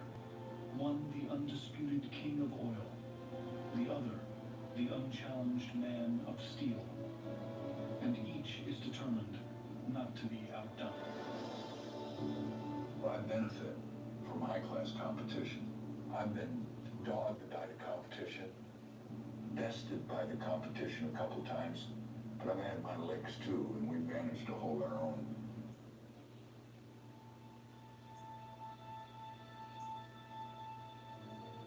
To overtake Rockefeller as the richest man in the country, Carnegie can't just be a profitable steelmaker. He's got to be the most profitable.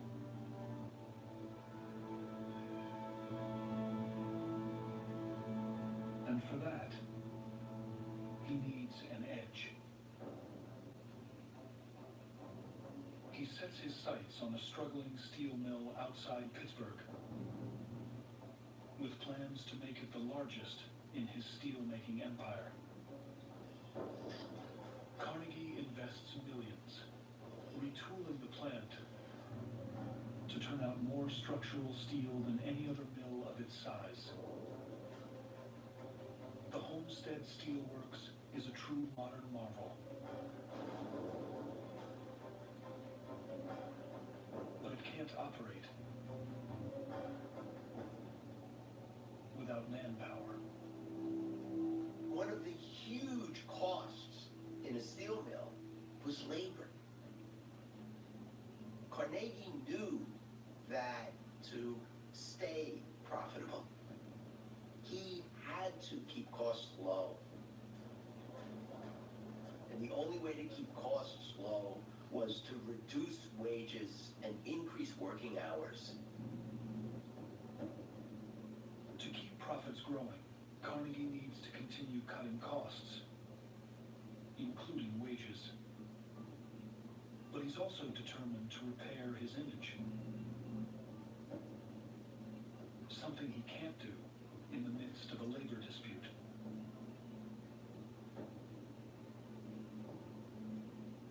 So he turns to his chairman to do the dirty work. Henry Frick has never been concerned with what people think of his methods. He's about one thing: winning. Carnegie didn't enjoy being a bad guy, being a villain. Frick didn't seem to mind. I think the great leaders find partners who basically can exploit their weaknesses but not kind of dance on their strengths. Instead of hiring weaker versions of themselves, they hire people that are tremendous experts at what they're not. Shows me the legend. Yeah, another number I was expecting. And the only question that remains is how much we'll make next year.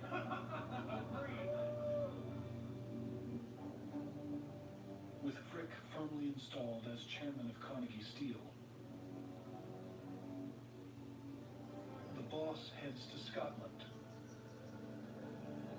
to give him room to operate.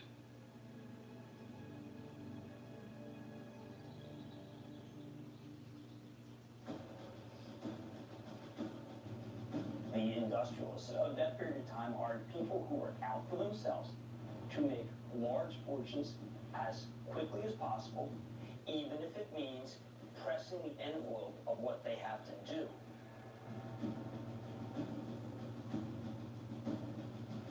Frick begins squeezing all that he can get out of the workers at Homestead. Frick decided that the only way to keep the plant running efficiently was with a 12-hour day, 6 days a week. What that meant was intolerable working conditions. No one could work 12 hours a day. If you're working in an office, you fall asleep at your desk. If you fall asleep in a steel mill, you end up dead.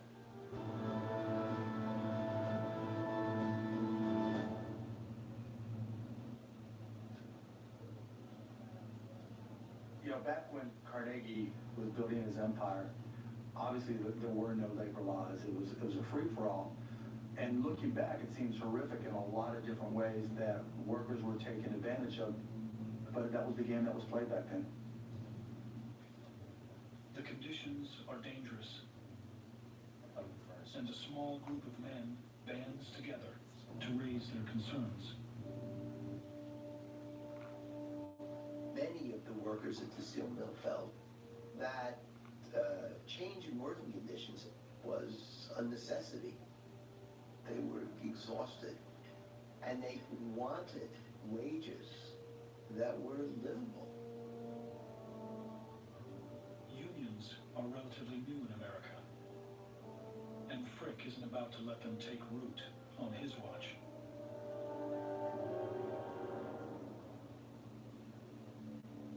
But before acting, he seeks his boss's counsel.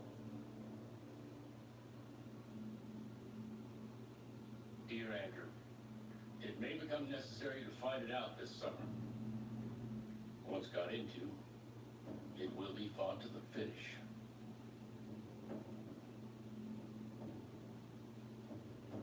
Andrew Carnegie is well aware of Frick's aggressiveness.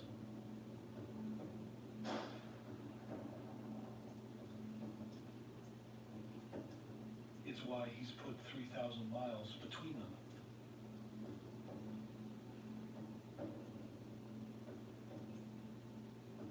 But Carnegie would rather leave some things unsaid. The world wasn't built for guys like us. Think this good, bad, right and wrong. It's just survival. The Penguin is streaming exclusively on Max. Mr. Frick, no doubt you will get Homestead right. You can get anything right with your mild persistence. There's a fine line. How do we protect the worker, yet at the same time continue to grease the wheels for capitalism? Sometimes those two are at cross purposes.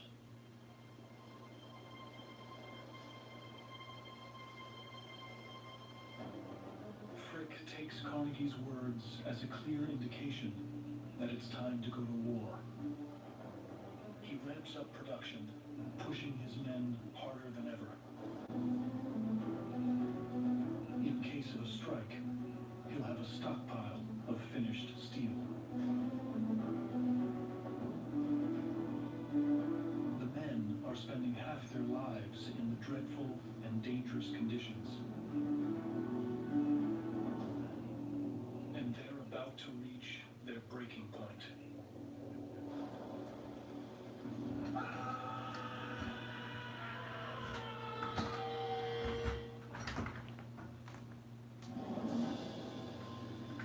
America is growing at a staggering rate. Linked by railroads, the country is uniting for the first time. The age of steel has arrived. And Andrew Carnegie is building America's cities, erecting skyscrapers that dwarf anything ever seen. Andrew Carnegie was somebody that I think in terms of, because I do buildings, and he really came up with the mass production of steel. He was the first, and he was the biggest by far, by a factor of 30 times. And what he built was unbelievable, and just got bigger and bigger and bigger. To meet the demand for his steel, Carnegie orders his chairman, Henry Frick, to increase production, while he heads to Scotland.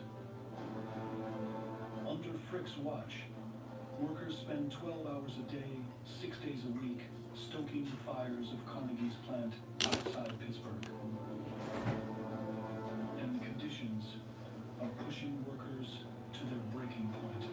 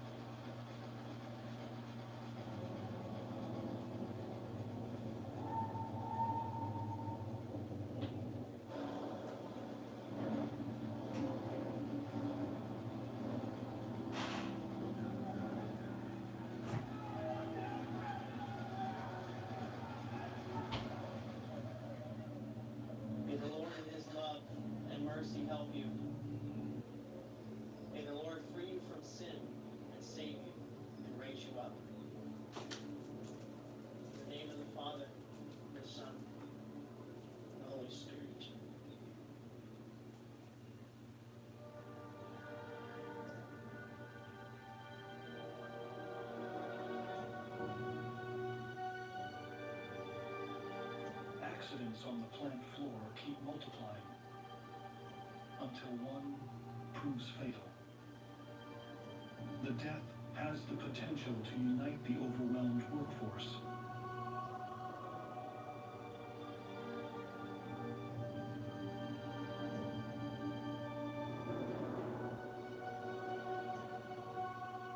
Frick knows what's coming.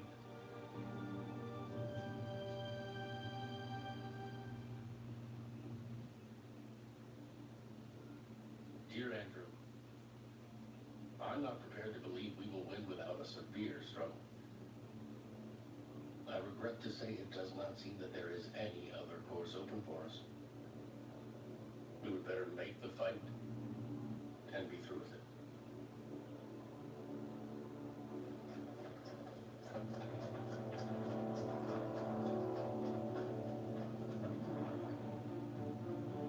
Henry, one thing we are all sure of. No contest will be entered into that will fail. We all approve of anything you do. We are with you to the end.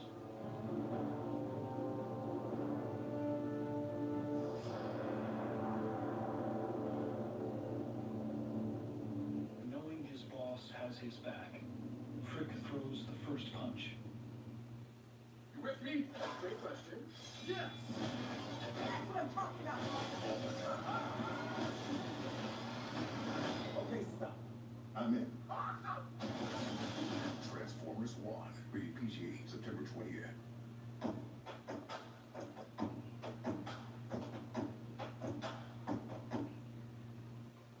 Where do the wiggles come from? Let's try here.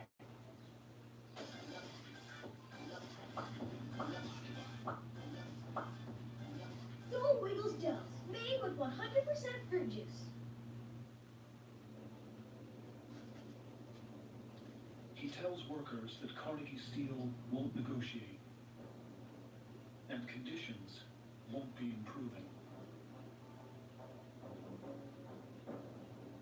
Frick didn't understand that the steel workers believe that the mill belonged to them. They were the ones who made the steel. You know, it was their plant. And they weren't gonna let this nasty little Frick take it from them. Under the management of Mr. Frick, the Carnegie Company has wiped out organization in the Edgar Thompson Works, has wiped out organization in the Coke region, and are about to wipe out organization in Homestead. The time has come to send Mr. Frick a message. We do not accept the new pay scale. We do not accept the poor working conditions. We do not accept the long hours. And why can we do this? Because we are a union. And nobody will break us. All those in favor of striking, raise your hands.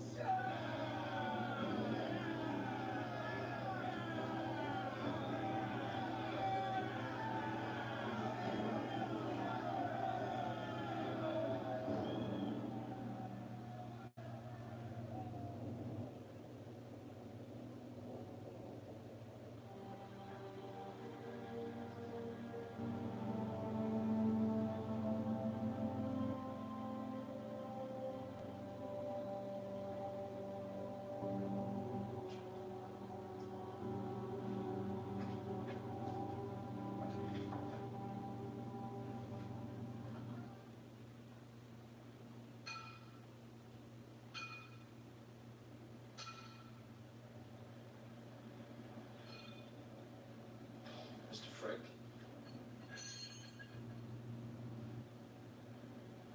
I'm giving you one more chance to call off this strike.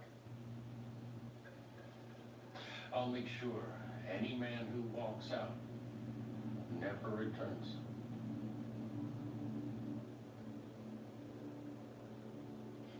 Say.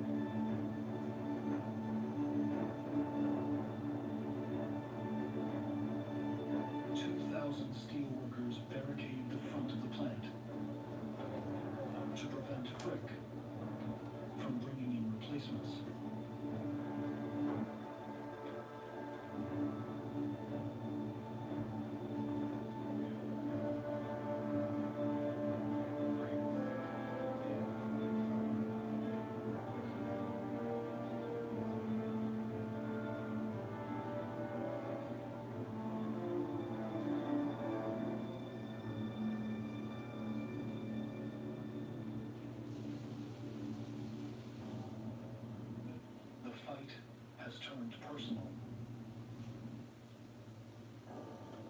But Frick isn't about to back down. He calls in reinforcements.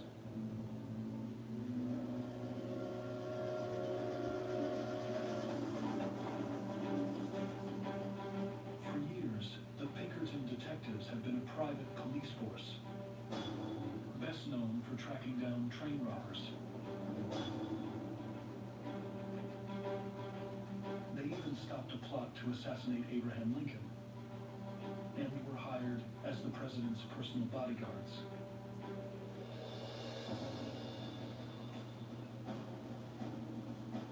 But now they've become an army for hire.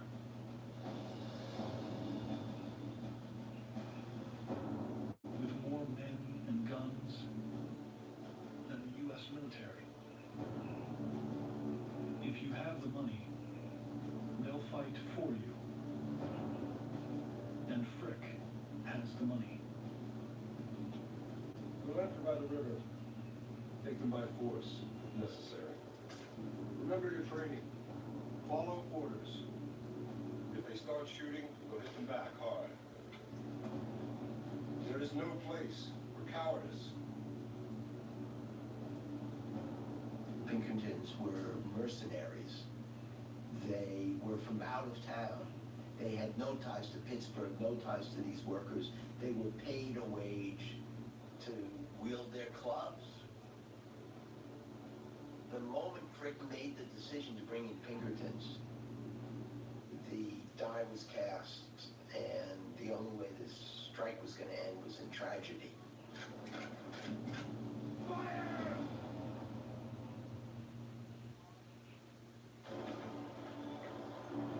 The building of modern America is in full force. Cities teem with new construction projects built of steel. That steel travels around the country on railroads that unite us as never before. The growth is driven by a rivalry between the country's wealthiest men, Andrew Carnegie and John D. Rockefeller. The great men of those times created incredible capabilities that were truly important for the establishment of a great, strong country. But while the Ohio oil man is quietly amassing his fortune, the Pennsylvania Steel King is dealing with a rebellion.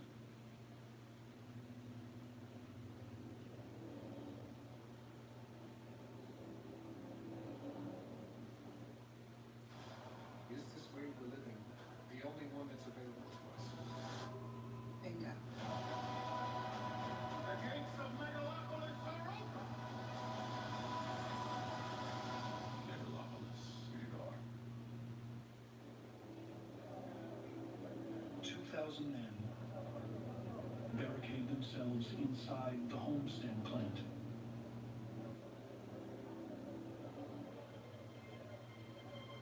Causing steel production to grind to a halt.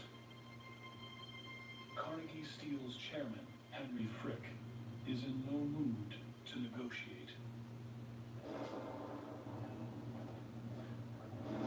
Under pressure to quell the revolt, Frick brings in the Pinkertons, a mercenary army capable of outgunning the U.S. military. And their presence threatens to be the spark that lights the powder keg. Frick thought to himself, when the workers see the Pinkertons, when they see that I'm not going to back down, they will back down. He thought a show of strength, a show of resolve was all that was needed. And that would be the end.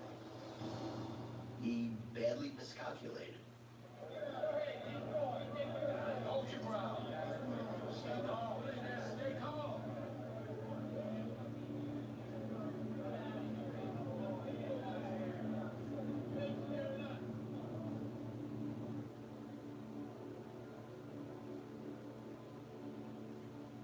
We're here to take possession of this property. I suggest you turn around and go home. You're not getting in. You do not stand aside. We will mow every one of you down. Innocent men will be on your hands. Tear down this barricade!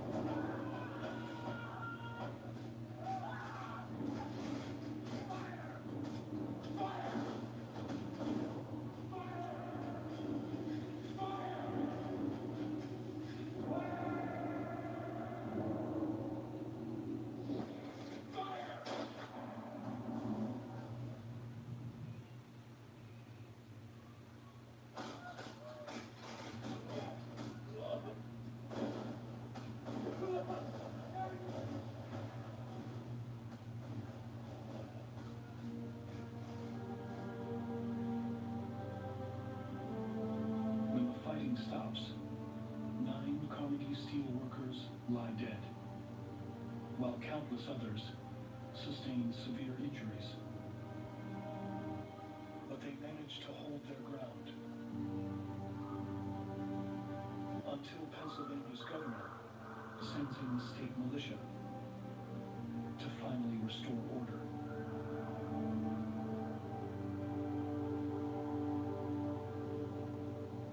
Homestead is back in the hands of management.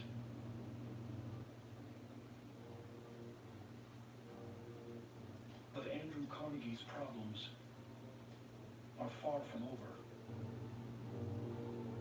The public is outraged over the violence, blaming Chairman Henry Frick directly. Many are demanding justice for the dead.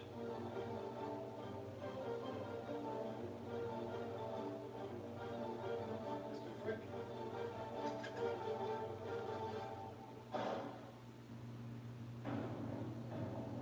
The vast and rapid growth of America is in full swing. Railroads now connect all 44 states. Oil is the most precious resource in the country. And steel is building our cities. But growth at this pace doesn't come without a cost.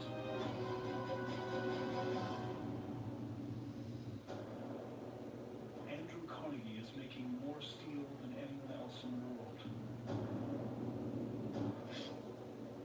To meet this level of production, his workers are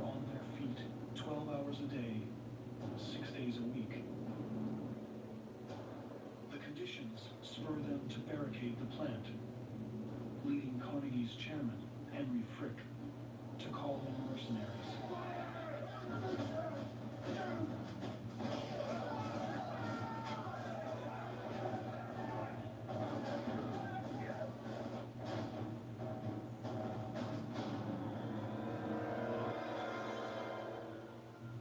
A bloody battle leaves 9 workers dead.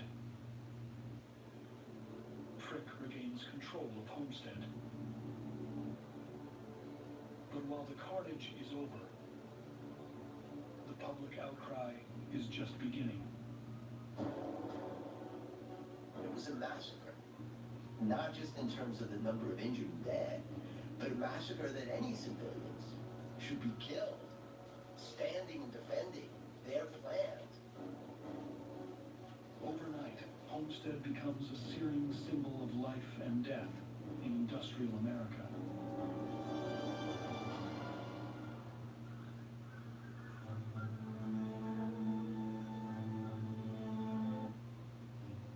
Time is luxury. Book your time with CoStar 3 at CoStar.com.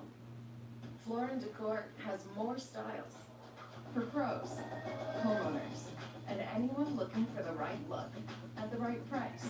Your next beautiful space is now open in Warwick at the new Floor & Decor.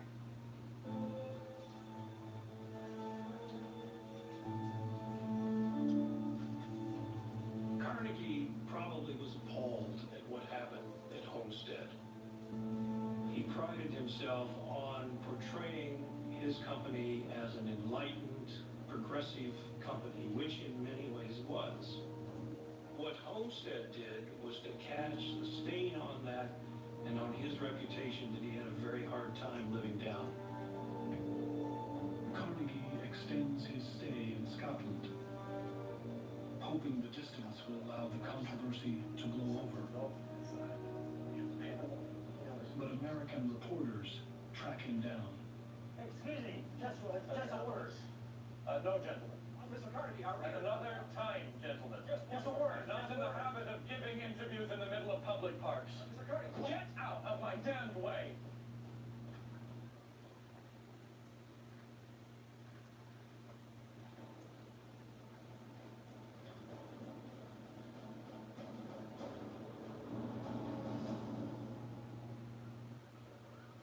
While Carnegie's hounded by press abroad,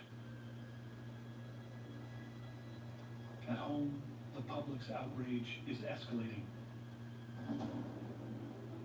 A new group is emerging, calling themselves the anarchists. Known for their violent tactics, they are beginning to strike out whenever and wherever they see injustice.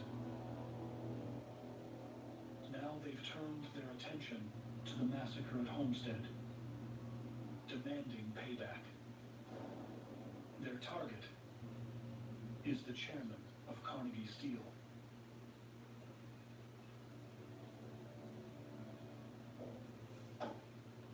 Henry Frick is determined to get steel production back up to speed. But his enemies have other plans.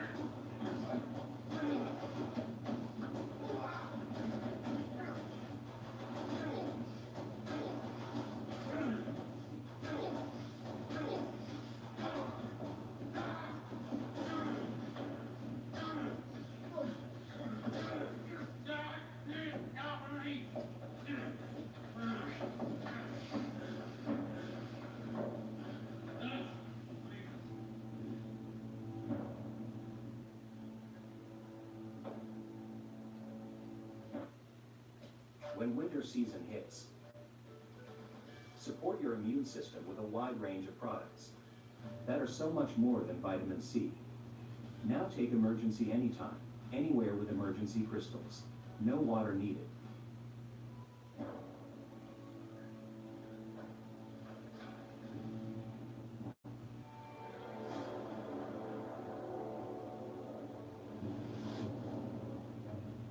Andrew Carnegie fights to save his steel empire. After the bloody attempt on his chairman's life, but just as Carnegie's rivalry with Rockefeller reaches the breaking point, a new threat emerges. Are we on the verge of depression? Not if we act wisely. J.P. Morgan partners with a famous inventor. You're about to become a very busy man, Edison. To spark a revolution that changes the world forever.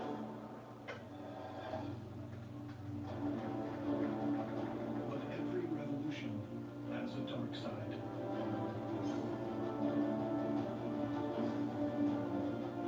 I do not want the house in Oregon associated with electricity. I have a chance to build here. What would it take to light all the homes in New York City? This is what's going to happen. There's going to be an end to this war.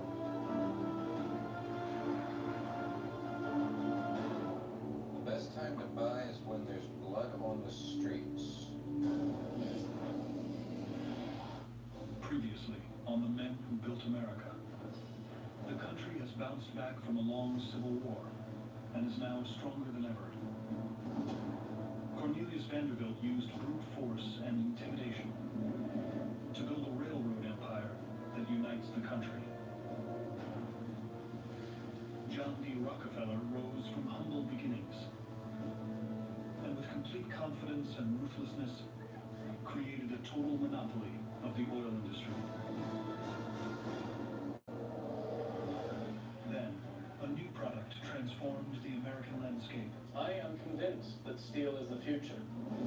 And thanks to Andrew Carnegie's steel, America's cities now reach the sky. Nothing's impossible. But after his name is linked to one of the worst disasters in American history, Carnegie's empire begins to fray. His chairman, Henry Frick, pushes his workers to the breaking point,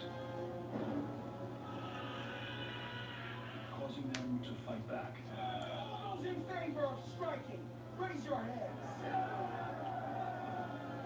Barricading Carnegie Steel's flagship plant. And when Frick decides to take it back by force, fire!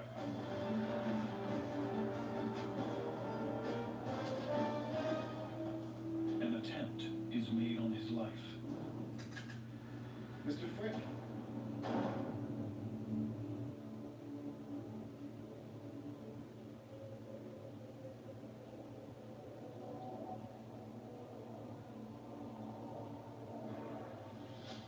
Andrew Carnegie is forced to rethink everything.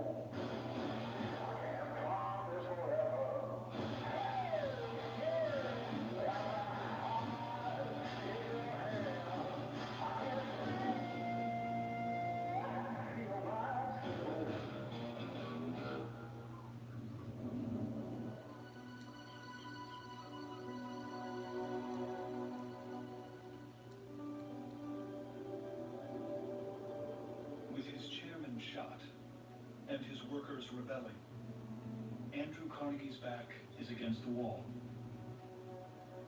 His company and his reputation are under threat, and the empire he spent a lifetime building is on the verge of collapse. Hoping to salvage salvage his legacy, Carnegie cuts short his trip abroad and returns to Pittsburgh.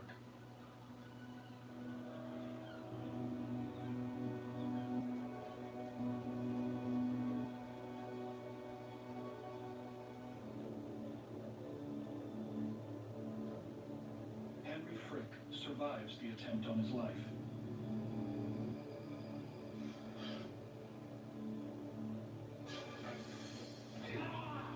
Only 3 days after being shot and stabbed, he's back in his office at Carnegie Steel.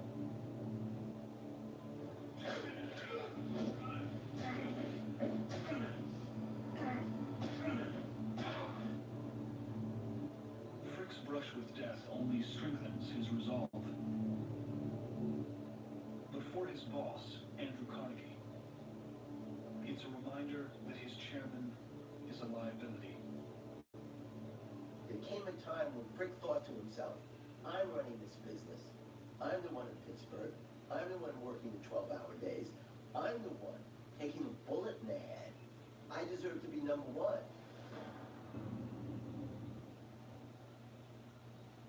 Carnegie's relationship with Frick deteriorates.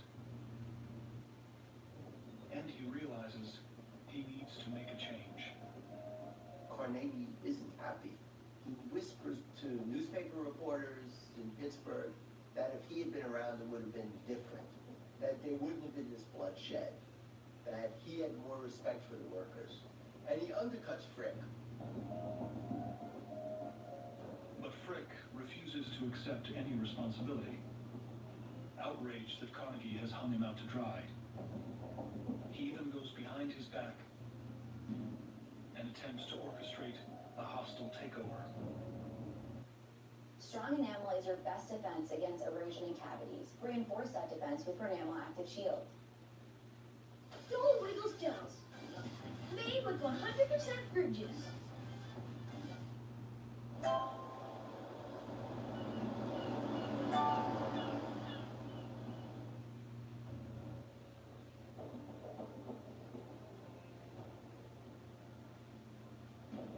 Carnegie Steel is eroding from the inside out.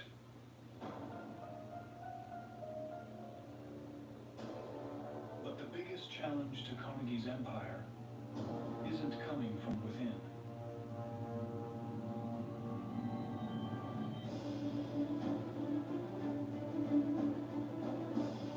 A new threat is emerging. J.P. Morgan is a banker who's made a fortune consolidating broken industries, buying out failing companies and returning them to profitability. Companies like Carnegie Steel. You look at J.P. Morgan, the way he controlled the bank, it's basically there's one man who just literally dominated the banking industry and essentially dominated financing in the country.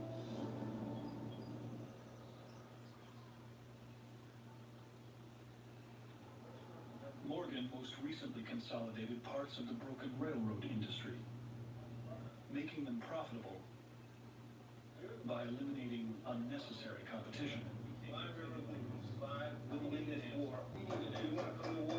I've heard enough. This is what's going to happen. There's going to be an end to this war. The Morgan Bank will buy the West Shore and lease it to the Central. It'll also buy the Central stake in the South Pennsylvania in exchange for a share in other railroads. He excelled at taking warring parties who were destroying an industry and bringing peace on terms that was suitable to them, profitable to him, and which gave him leverage in the business itself. Anyone who knew anything about him realized that, like him or not, he got things done.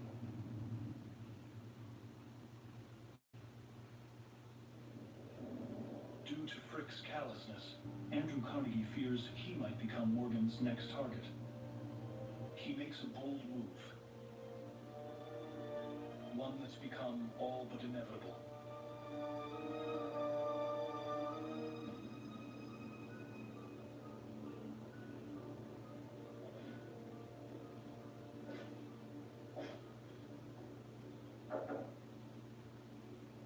Andrew?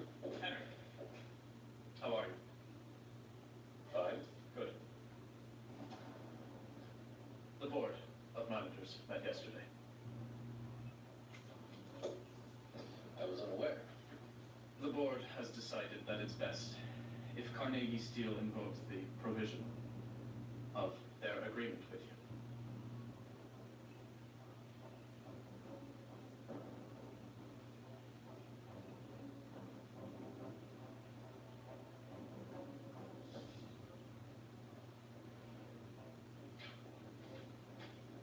You will have to surrender your interest in the company. You will, of course, receive full compensation at book value.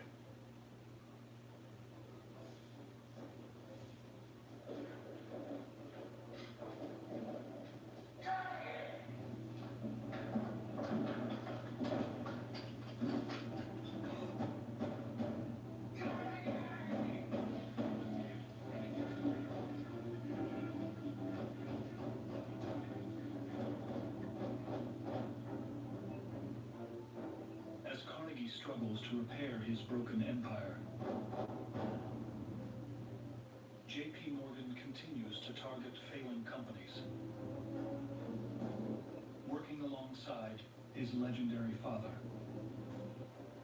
Junius Morgan is the founder of one of the world's first modern investment banks, a financial empire that will come to be known as the House of Morgan. J.P. Morgan was born into the banking business. His father was one of the first generation of transatlantic bankers. And as a result, he identified finance as the industry that was going to command all other industries.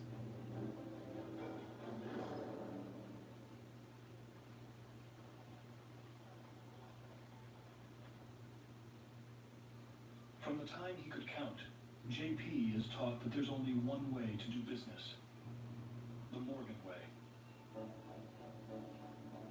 Investing other people's money to make a fortune for yourself. Find some cleans even better. Ooh, is that kind of? Olive Garden's Never-Ending Pasta Bowl is back, starting at $13.99, which means the never-ending pasta you crave is back. Starting it with our never-ending first course? Well, that's always been here. Never-Ending Pasta Bowl, back for a limited time. Teeth sensitivity is so common. It immediately feels like, somebody's poking directly on their nerve. I recommend Sensodyne. Sensodyne toothpaste goes inside the tooth and calms the nerve down. And my patients say, doc, it really works. I will return tonight and see that these accounts balance by then.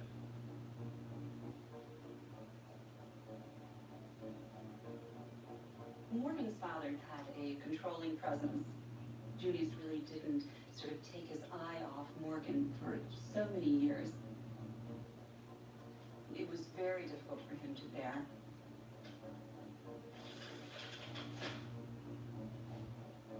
Go ahead, open it. Now pick it up. Feel the weight. You know what that is? That's what it feels like to hold $1 million. Now, learn to earn it yourself. J.P. Morgan's strained relationship with his father continues. And by age 40, he's looking to create an identity of his own. Is all this furniture really necessary? That painting's 400 years old. Yes, sir. I don't see why I feel the need to pillage Europe of its art. About a few paintings, Father, not a whole gallery.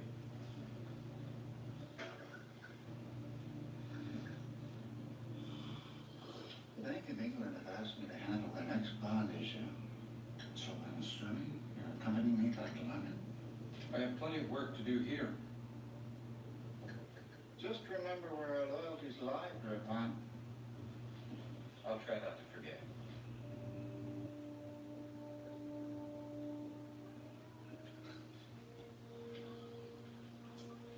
Let me know how you get on.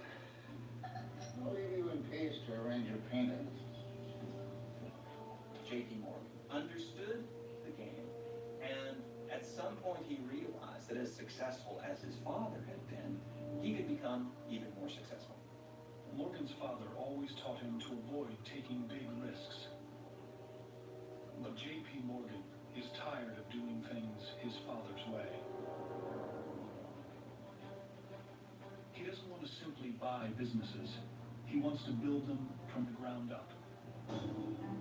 He's watched as John Rockefeller and Andrew Carnegie have built empires from nothing.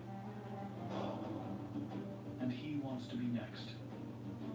But to do that, Morgan needs to find an innovation to call his own. He sets his sights on one of the world's most famous inventors.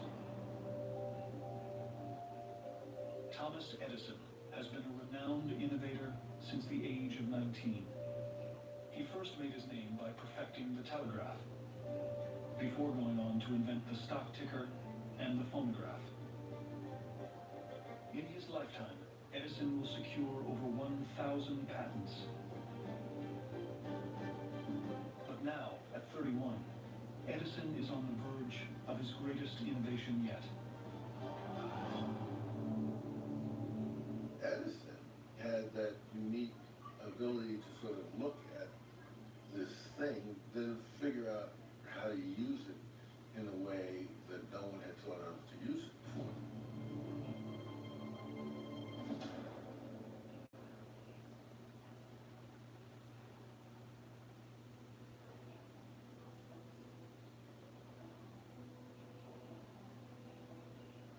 So this is where genius resides.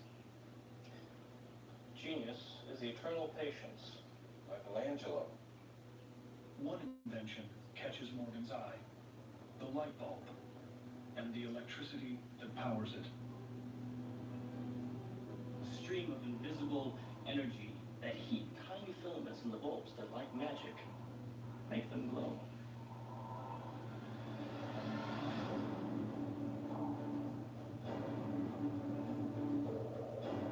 Electric light will revolutionize the world, like fire or the wheel.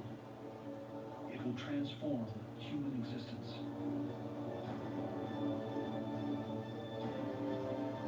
J.P. Morgan sees the potential in the revolutionary new technology immediately, and knows it's his chance to create his own legacy, one that will change the world forever.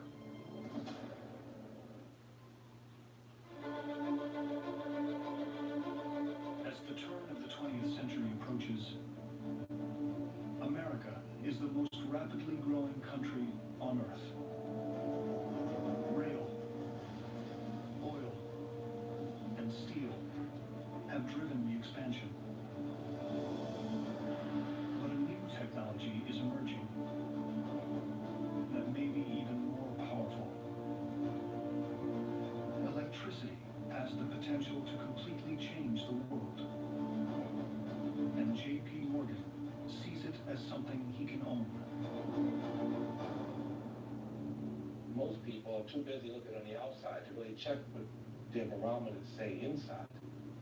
So as an entrepreneur, as you look inside, you'll find things that they all need that could become immensely popular if someone had the courage to promote it or to build it.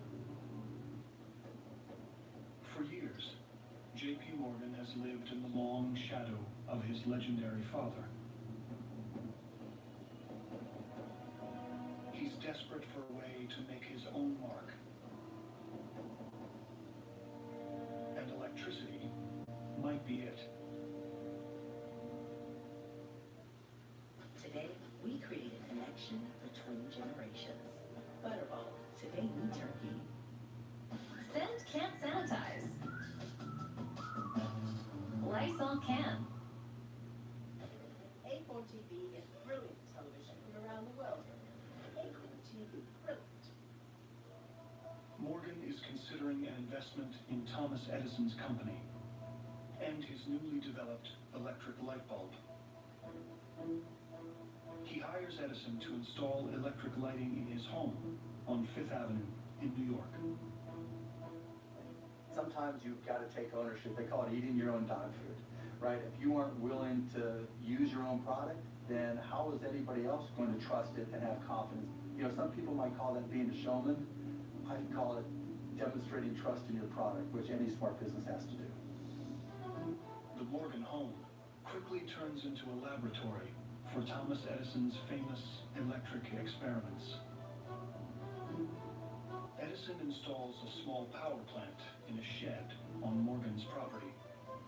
He then runs 4,000 feet of wiring through the walls and ceilings of the house and installs nearly 400 electric light bulbs, some of the first to ever be manufactured. After months of trial and error, the home is ready to be displayed. When I believe in something and I want to sell it to somebody, I want to put it in the best light. I don't just package it, I creatively package it. Morgan invites many, including his father, to see the marvel of electric lighting for the first time. Knowing the demonstration will put him at the forefront of a new industry. Ladies and gentlemen, behold the miracle of modern science. The gas lamp is dead. Long live the electric light.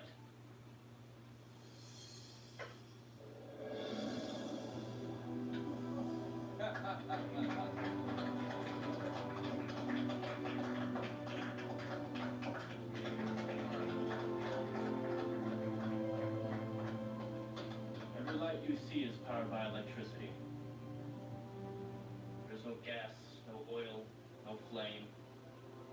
Just an invisible stream of energy.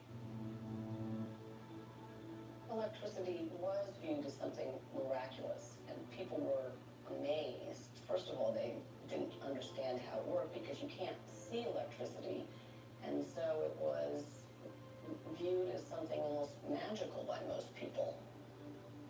J.P. Morgan's home is the first private residence in the world to be lit with electricity. Well, Father, what do you think? You disappoint me, Pierpont. I thought you knew better. This is the future. This is the stuff of carnivals and fairs, and you've been played for a fool.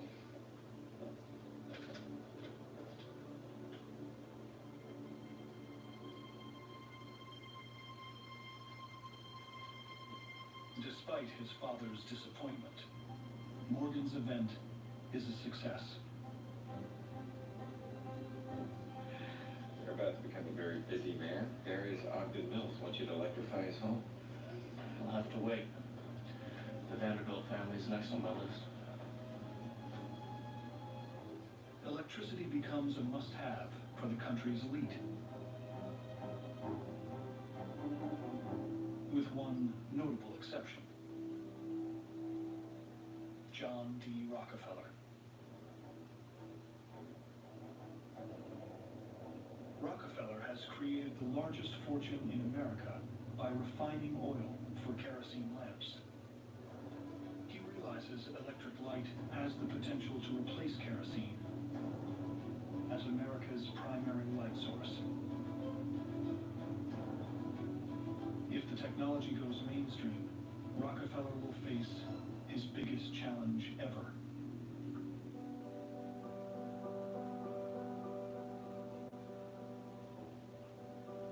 Following the success of his home lighting display, Morgan believes that electricity could be the opportunity he's been waiting for. His chance to control a new business from its start. And become a pioneer like Carnegie and Rockefeller. But investing in Edison goes against everything J.P. Morgan's father has ever taught him. You have to be able to take risk. You can't have greatness in anything without putting it on the line. Otherwise, everybody would have it. If there was no apparent loss, if there was no chance of tremendous value or tremendous setback, you can't have the upside.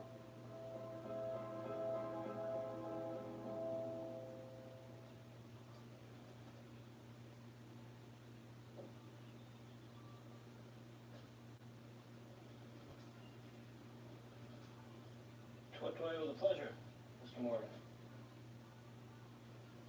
There's a noise in the basement. It's upsetting my wife. It's the generator. I'll send someone round to soundproof it.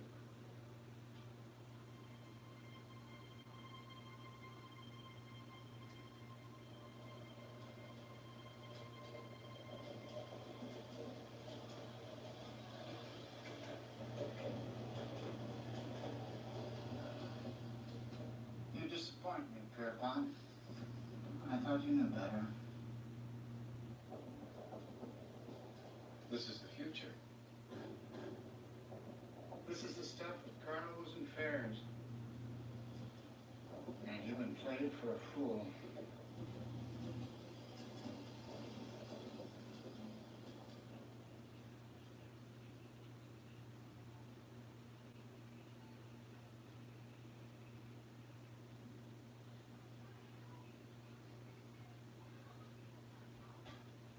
How much competition do you have, Edison? Nothing worthy of note. You know, if you could help me raise money to install a central power station, there'd be no need to have a generator in your basement. I could power anything within a half-mile radius. What would it take to light all the homes in New York City?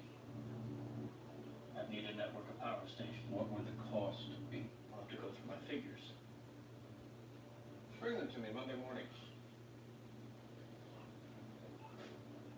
That model train set powered by electricity?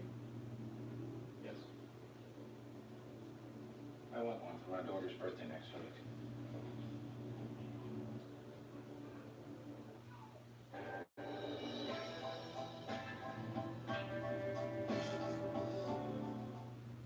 Did you know that Sensodyne now has a clinical range of toothpaste where you can both whiten your teeth, 2 shades, and also get sensitivity protection? It's just properly formulated from a dentist's perspective. It's something that I've recommended to my patients. Pine-Sol now cleans even better. Yeah, it's that kind of clean.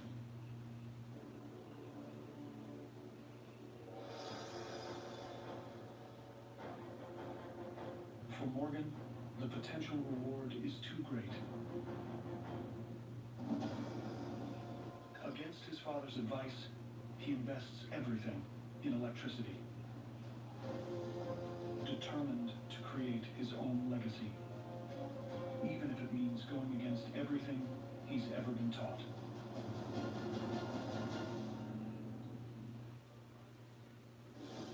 America is undergoing amazing changes.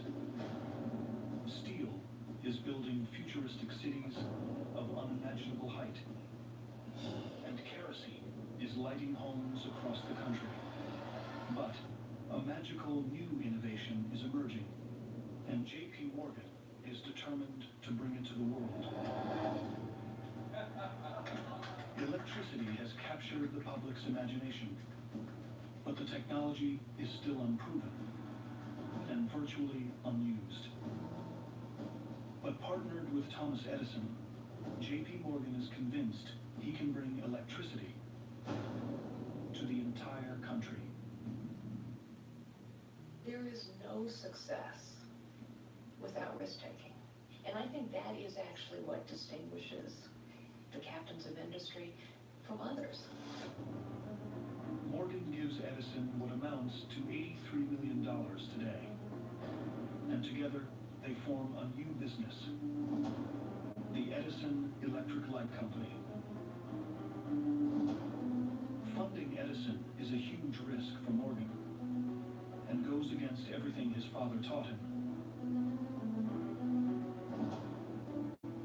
For years, Morgan was instructed to avoid investing in new and unproven industries. But where his father sees risk, J.P. Morgan sees opportunity. I think what's great about the truly transformative inventions the entrepreneurial ideas that really end up having a significant impact is they start relatively small, and most people don't quite understand even what you're talking about, and they take some time before they get traction, but eventually they break through, and the impact's far broader than anybody could have imagined. Morgan and Edison get right to work, transforming a building in Lower Manhattan into the world's first central power station. A high-tech wonder filled with massive generators, capable of lighting thousands of homes. The idea was that from the central station would flow all this direct current, but it also meant that it had to be transmitted. The future of electricity wasn't just illumination, it was power. And power required transmission over a long distance. Edison's workers labor day and night, digging a network of ditches over 15 miles long. They lay over 100,000 feet of thick copper wire, connecting Edison's power station to hundreds of homes and businesses throughout New York. Edison's power grid becomes the model for how electricity is transmitted in the United States. He had never worked so long and so hard at any invention to make it functional as he did with electricity. With Edison's power station up and running, a new era dawns. The city lights up for the first time ever. And soon Edison's power grid covers half of Manhattan. Electric streetlights line avenues, and homes throughout New York are buzzing with electricity. Edison had a big approach which said that we can build giant distribution centers and make it so that electricity is cheap enough for the masses. What a brilliant idea. J.P. Morgan and Thomas Edison stand to make a fortune.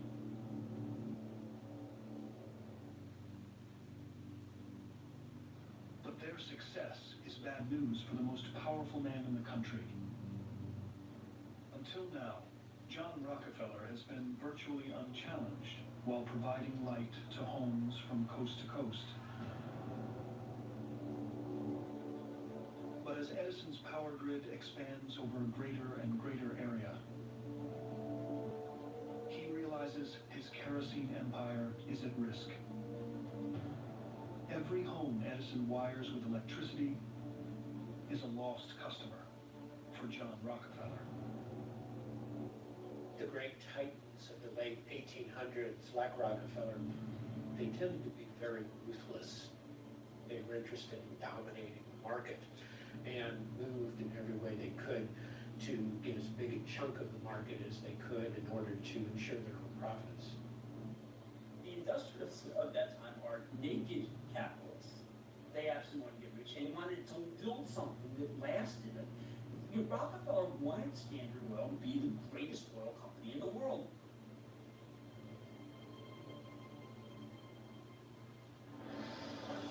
Rockefeller launches a targeted PR campaign against electricity.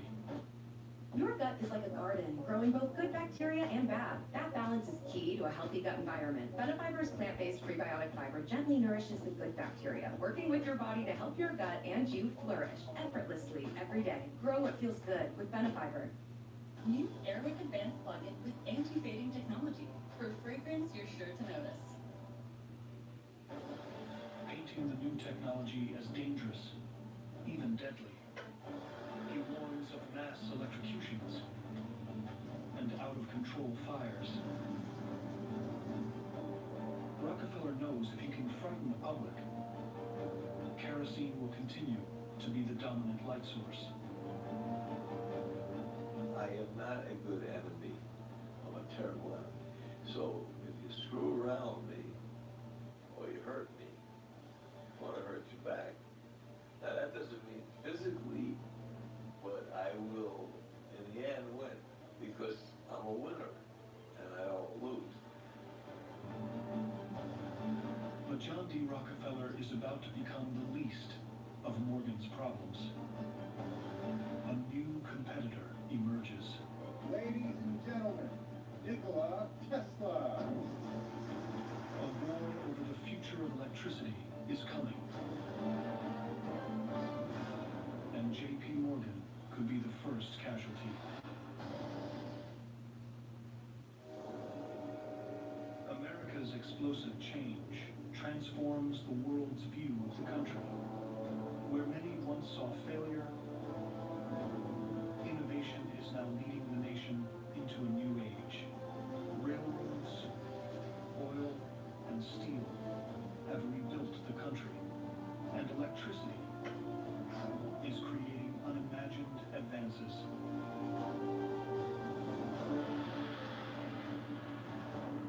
J.P. Morgan's attempt to unseat John D. Rockefeller as the man lighting America has led him to partner with Thomas Edison to form one of the first electric companies. And together, they're electrifying homes throughout New York. The inventions, the things that literally almost come out of nowhere, require incredible vision and support from leadership, because those are big leaps. If a leader doesn't take that invention and really embrace it and own it, it won't happen. Morgan has gone against his father's advice by backing Edison, but he's maintained one of the rules he's learned. How much competition do you have, Edison? Nothing worthy of note. Edison is ignoring what's potentially the biggest challenge to his design for electricity, and it comes from inside his own lab. His apprentice, Nikola Tesla. Nikola Tesla, from a very young age, was obsessed with electricity. And when he first meets Thomas Edison, initially he worships him. Mr. Edison, sir. What is it? I was wondering if you had a chance to look at my AC motor design. Somebody's interested in your design, Tesla. Alternating current is not safe, which is why we use direct current.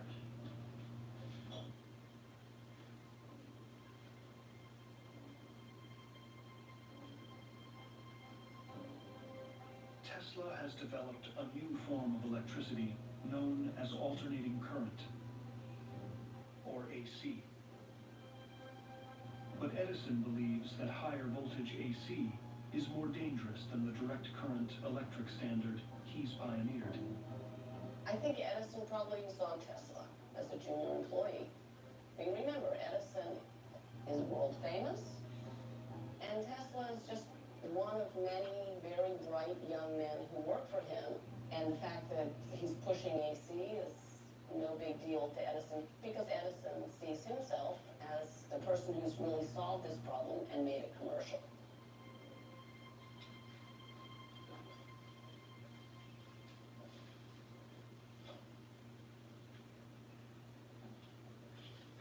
What's this? My resignation. You won't find anybody else to employ you. I'll set on my own.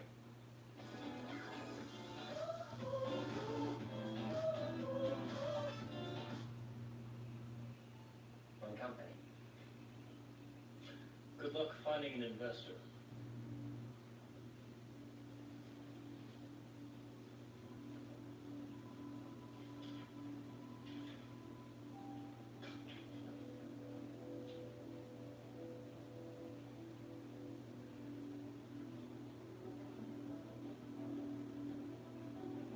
Now free to pursue his own ideas, Tesla begins looking for an investor to back his AC technology. He finds one in inventor turned businessman George Westinghouse.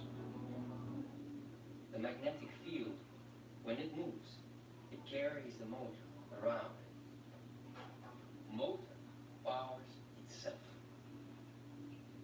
How far do you think you can take AC? I mean, what is its potential? Build one power plant and supply enough electricity to eastern part of the United States. That's amazing. Edison may have lit up New York, but Westinghouse and Tesla believe alternating current's greater power is more effective. And they set out to prove it.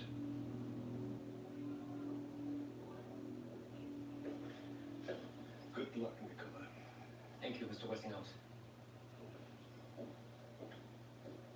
Ladies and gentlemen, please welcome the new wizard of electricity, Nikola Tesla. My first demonstration is for those amongst you who fear that AC and high voltage will make the world unsafe.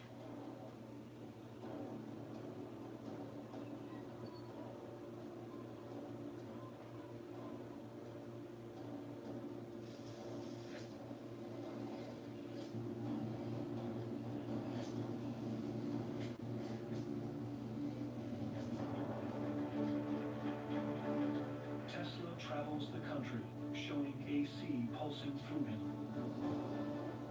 The successful demonstrations have orders for Westinghouse power stations pouring in.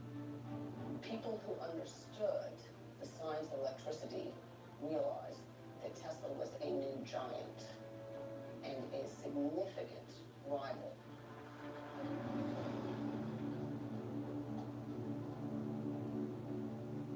J.P. Morgan suddenly finds himself in an unfamiliar position.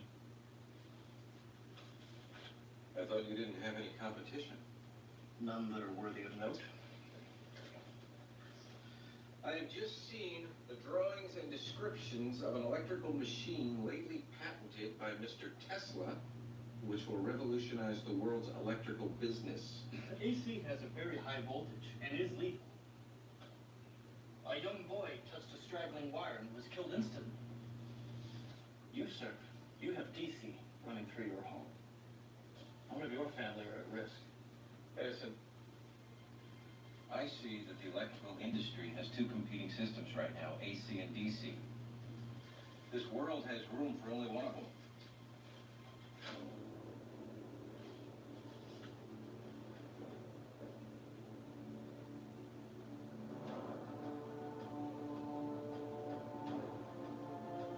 J.P. Morgan is staking everything on Thomas Edison.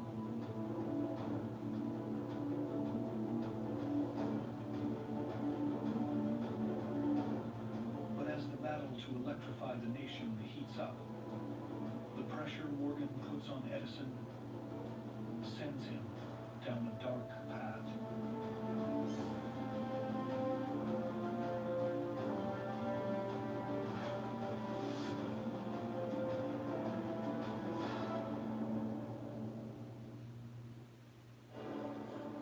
America's advancement in the last 3 decades is staggering. Railroads have replaced wagon trails to unite the nation. And the country's cities stand tall on steel. First, kerosene transformed the night. And now, electricity is about to light homes from coast to coast. Only John D. Rockefeller isn't about to let J.P. Morgan and Thomas Edison put him out of business. He's determined to keep kerosene the leader in the light game. He begins a campaign to stop electricity before it gains traction, though he may underestimate the draw of this magical new power.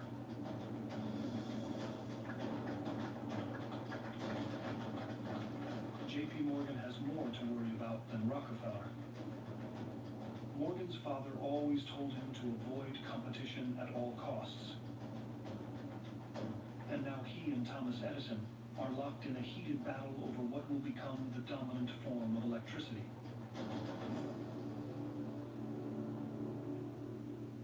Nikola Tesla has developed a whole new way to transmit electricity. And his technology threatens to destroy everything Morgan and Edison have built. The electrical industry has two competing systems right now, AC and DC. This world has room for only one of them. If Morgan loses, he risks ruining his reputation and his name.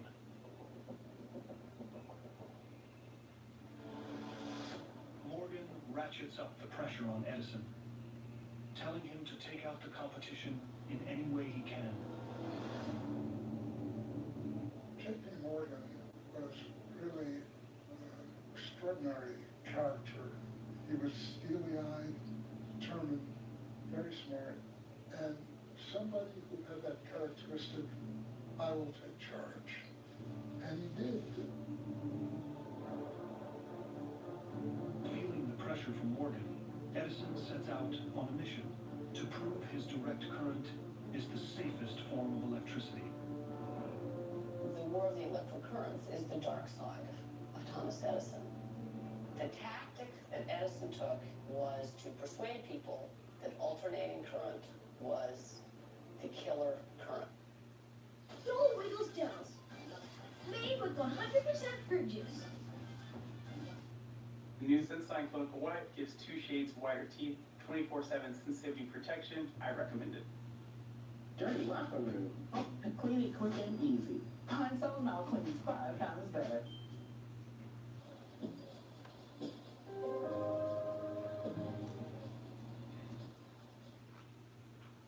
Current. It is a side of Edison we don't normally see. He begins using Tesla's alternating current in a series of demonstrations, hoping to scare the public about AC's power.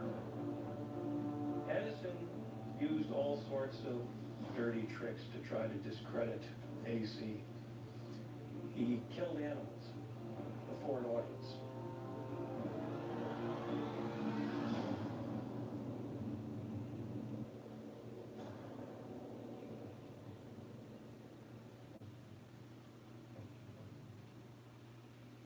But nothing seems to be slowing the enthusiasm for Tesla's stronger current.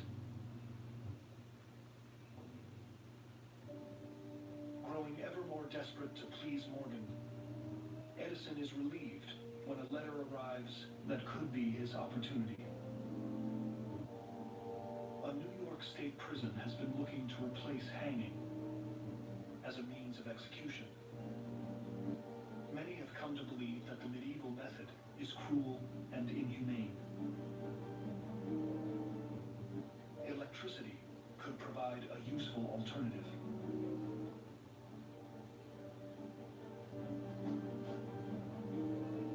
The design Edison envisions is simple yet groundbreaking.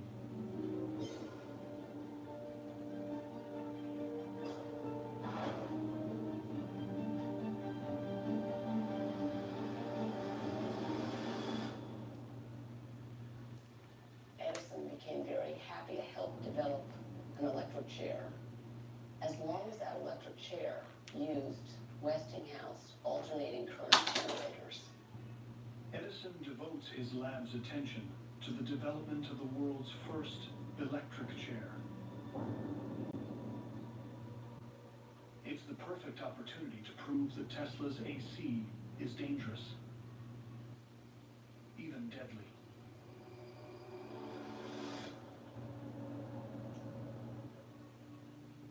The prison invites the press to witness the most sensational demonstration imaginable. The world's first human execution by electricity.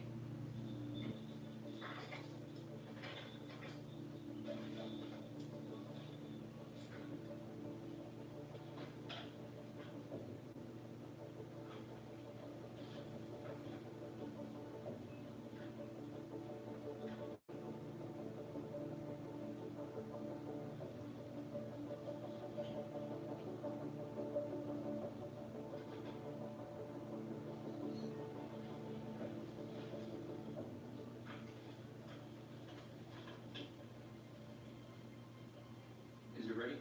Yes. Why, William?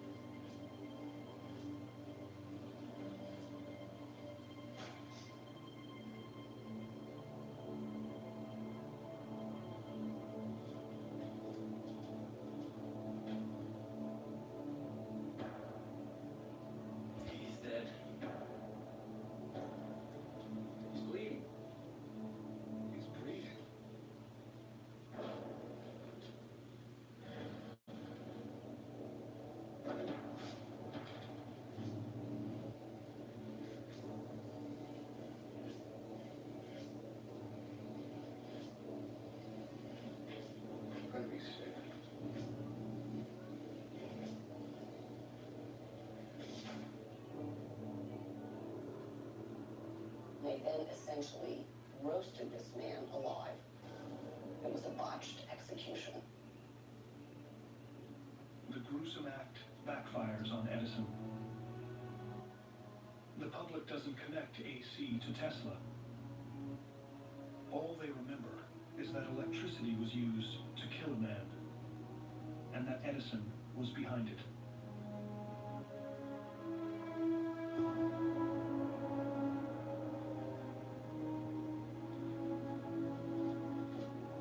The damage to his reputation is massive,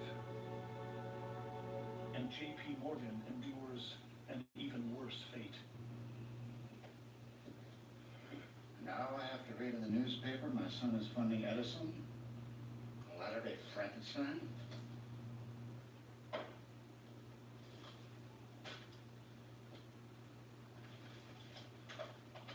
You didn't pull the switch. Let me make a few points clear to you. I do not want the House of Morgan associated with electricity or any of the devil's works. I've spent my entire life making a name, and I'm not about to let you destroy. I have a chance to build here. It's over.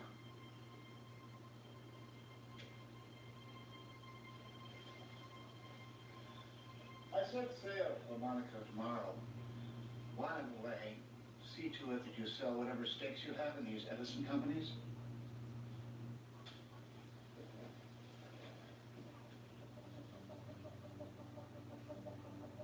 Morgan set out to become a legendary innovator in his own right.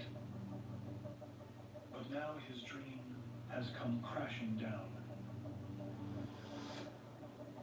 Edison has played directly into John Rockefeller's hands, demonstrating electricity to be dangerous and deadly. Morgan knows that pulling his funds from Edison would completely destroy the electric industry and leave Rockefeller at the top of the light game. But despite his father's objections, Morgan is still convinced that electricity is the future. And soon, news of a new project reignites his ambitions. A project that will remove the stain of Edison's experiments and restore the public's trust in the electric industry. Electricity is about to go national.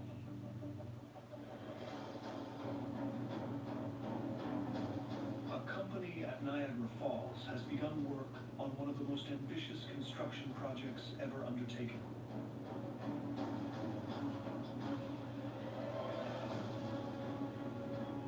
The world's largest power plant is being built, and 1,300 men are digging a massive tunnel 2.5 miles into bedrock. Once complete, the raw power of the falls will generate a mind-boggling 120,000 horsepower. More than all the electricity being produced throughout the country combined. Niagara. Teeth sensitivity is so common. It immediately feels like, somebody's poking directly on their nerve. I recommend Sensodyne. Sensodyne toothpaste goes inside the tooth and calms the nerve down. And my patients say, doc, it really works. Don't wiggles down. Made with 100% fruit juice. There is a watershed in the history of the electric industry. It shows that it is not only feasible but practical to transmit electricity over distance. The Niagara Power Station will be capable of generating enough electricity to light the entire Northeast. To take such a incredibly famous place that's got this extraordinary water power and harness it to electricity was going to make the case to the world this was something you could do everywhere. But the Niagara Power Company hasn't yet decided who will power the generators. Morgan and Edison's DC or Tesla's AC.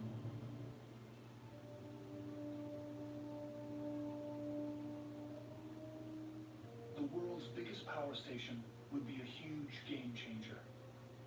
J.P. Morgan knows it's his opportunity to create the empire he's always wanted. But he also knows that getting the contract to power Niagara would require a massive investment, one his father would never allow. Morgan agonizes over his next move, until tragedy strikes.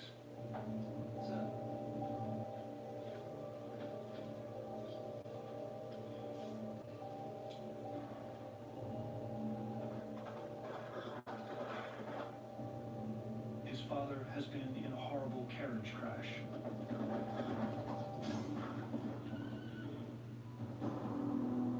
Junius Morgan dies as a result of his injuries. JP is now left in charge of the House of Morgan.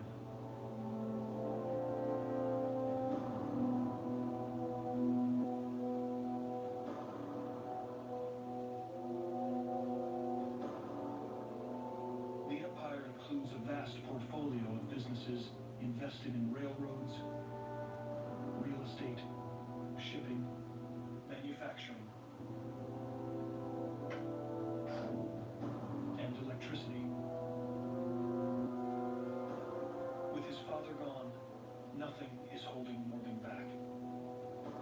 When Junius died, it was truly a devastating moment for Morgan, but also ended up being a bit of a relief because after his father's death, he really came into his own. The freedom really helped him realize his full potential in some ways.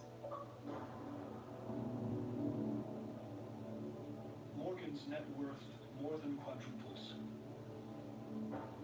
And instantly, he has hundreds of millions of dollars. Money he plans on using to win the Niagara contract.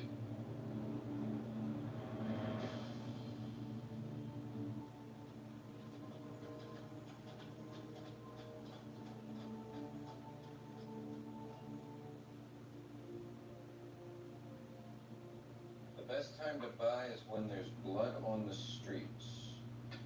Not sure I follow you. It's advice Lord Rothschild gave my father. It's advice he never took. I'm increasing my investment to $4 million. I'll give you an extra $1 million in cash to pursue other projects. That shouldn't be a problem. Good. Niagara Falls Power Company is inviting bids for the new Niagara Falls Central Power Station. They haven't yet decided if they want to go with AC or DC. I want you to prepare a bid, Edison. This is now a race. You better win.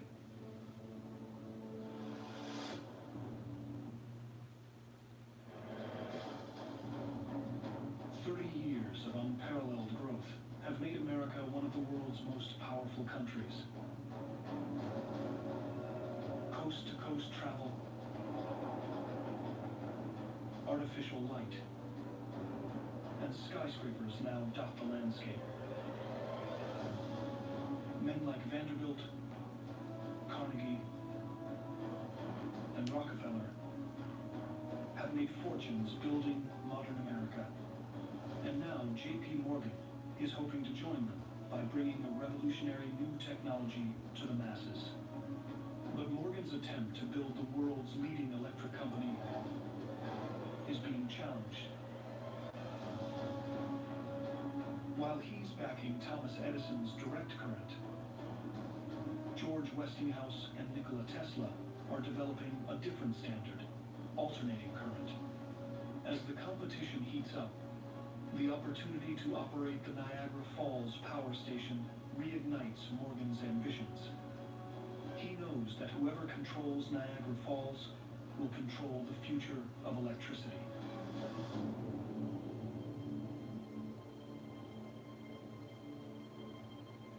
Timing is everything in business. Everybody wants to be the first mover. Everybody wants to be on the bleeding edge or the cutting edge. You have to be on the pulse of the moment. Timing in business, just like timing in life, is perhaps as important as any other single factor.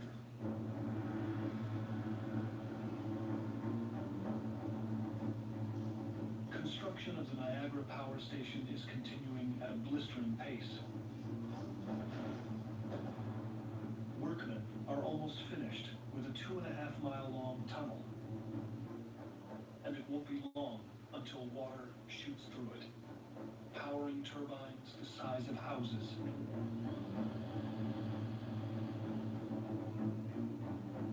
Those turbines will generate enough electricity to light up the entire Northeast. Morgan knows that to win the contract, he'll need to eliminate the competition. Tesla and Westinghouse are making headway with alternating current.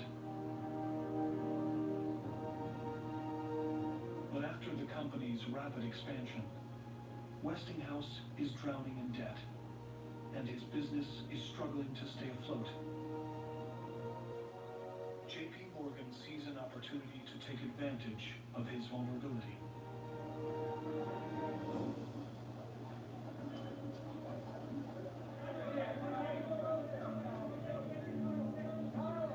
JP Morgan was a huge power on the stock market when it was not at all regulated.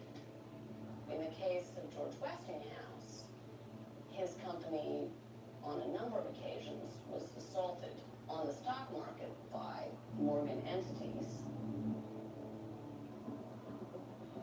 Morgan capitalizes on a downturn in the economy, launching a smear campaign designed to trigger a sell-off of Westinghouse stock.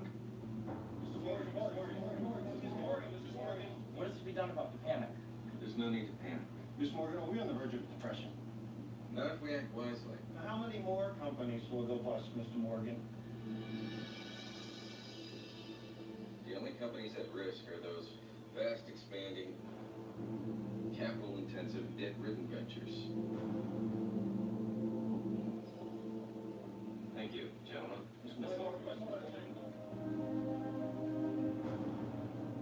Morgan's remarks are subtle, but his influence on Wall Street is so great, their effect is devastating. Over the next few weeks, investors sell off Westinghouse stock, sending the company into a tailspin. Upset stomach? Ibirogast. Indigestion? Ibirogast. Bloating? Ibirogast. Thanks to a unique combination of herbs, Ibirogast helps relieve 6 digestive symptoms to help you feel better.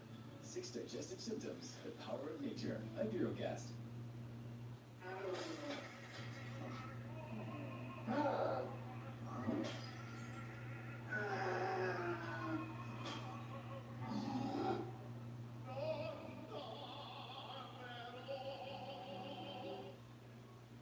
Within days, it's almost bankrupt.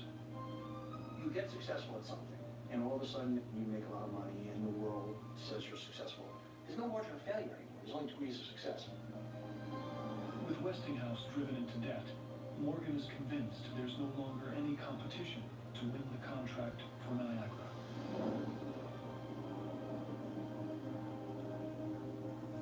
Unable to raise additional funds, Westinghouse is ready to admit defeat. Tesla, the reason I'm here is to tell you that my company's on the verge of bankruptcy. You have my AC motor design, you can raise more money. It's the opposite. Nobody will lend me money because of the royalty deal on your patents. Benefits that will come to civilization from my polyphase system will mean more to me than money involved. Mr. Westinghouse, you will save your company to develop my invention.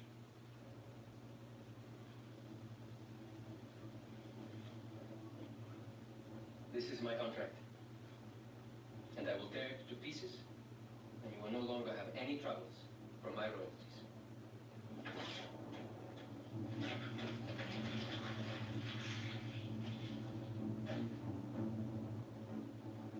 Thank you, Nicola. Tesla gives Westinghouse control of AC and forgoes all claim to his patents. Investments soon pour in, and Westinghouse Electric is viable again.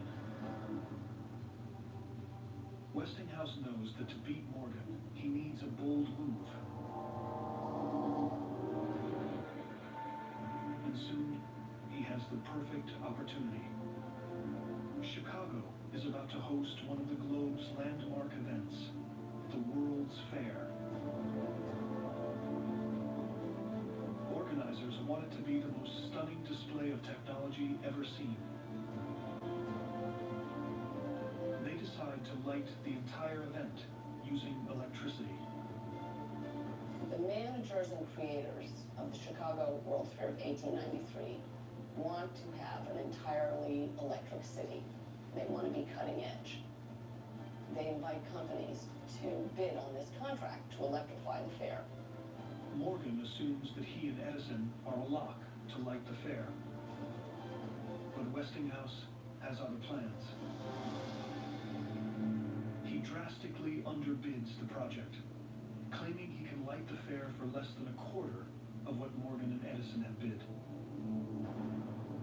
The bold move secures the contract, and Westinghouse and Tesla immediately get to work wiring the fairgrounds.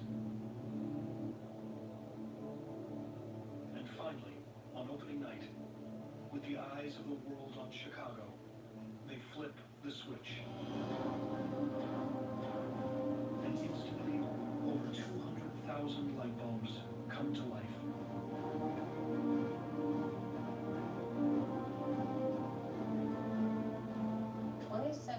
People came to this fair and saw an electrified world. And that had a huge, huge impact in spreading this technology. People realized that there was a whole electrical future coming. It's a display unlike any the world has ever seen. And it's all powered using George Westinghouse and Nikola Tesla's alternating current electricity. The fair forever demonstrates the safety and viability of AC.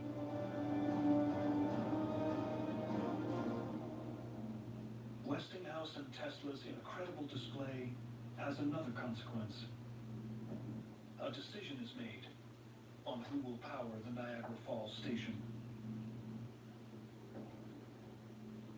2 letters go out.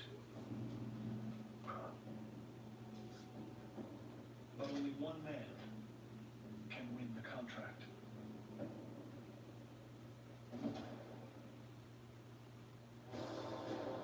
America is now the most technologically advanced nation on the planet. Trains, oil, and steel have built the country. And the newest sensation is electric light. Showcased at the Chicago World's Fair, electricity is about to go national. But a battle has broken out, pitting J.P. Morgan and Thomas Edison against George Westinghouse and Nikola Tesla in a fight for control of the world's largest power plant at Niagara Falls.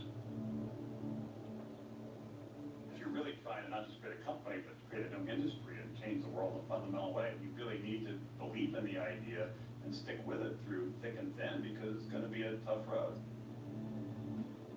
J.P. Morgan has invested millions in the electric industry, hoping to replace John D. Rockefeller as the man lighting America. And the Niagara power plant could give him control over the future of electricity. Whoever wins this contract is going to be the preeminent electrical company, not just in America, but the world.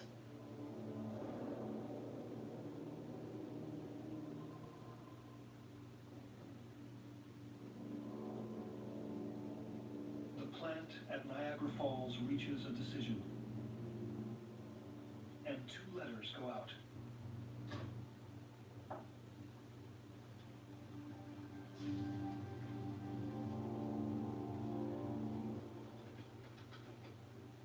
But there can only be one winner.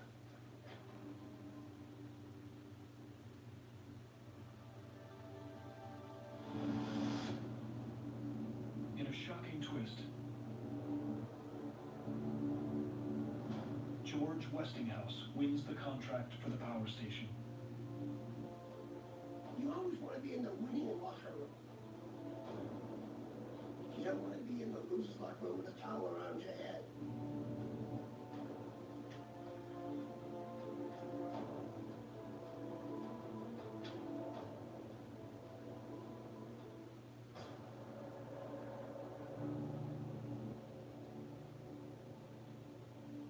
J.P. Morgan has been badly defeated. His dream of building an industry from the ground up is over. His attempt to make his own name ruined. This is the stuff of carnivals and fairs. And you've been played for a fool.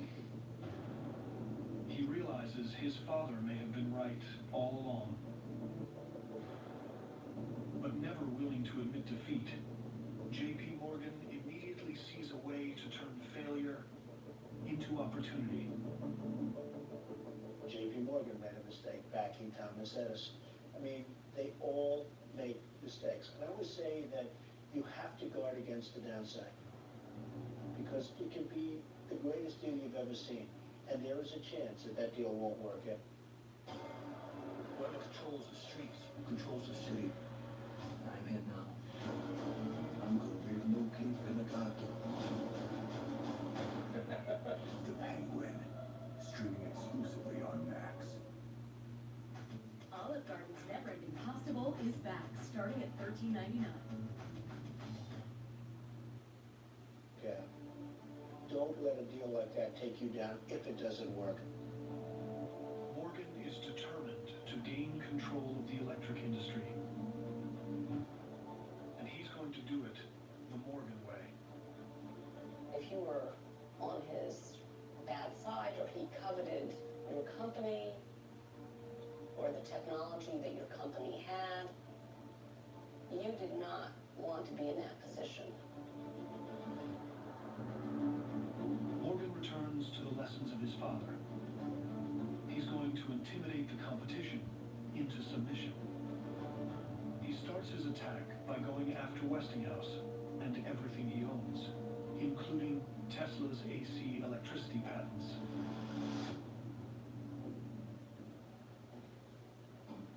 Congratulations, Westinghouse. I hear you won the Niagara Falls contract. I'll be taking you to court for patent infringement over AC designs. Why would you start a legal case that will cost millions? A case that you will lose? Because you don't have the resources to fight such a case. And you'll go under. What is it you want? You know the answer to that.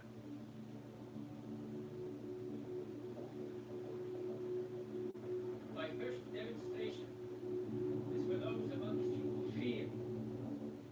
Westinghouse has no choice but to give in to Morgan's demands, knowing that the cost of a lawsuit will put him out of business. He's forced to sign over the patents for Tesla's AC electricity. But Morgan doesn't stop with Westinghouse. With the loss of the Niagara contract, the company Morgan started with Thomas Edison is broken. And Edison's DC electricity looks like a failure. Thomas Edison is probably the most brilliant inventor America ever had. And like many brilliant men, he was capable of spectacularly wrong choices. As far as Morgan's concerned, there's only one way to fix Edison Electric. He's going to streamline the company. And his first step is to eliminate Thomas Edison.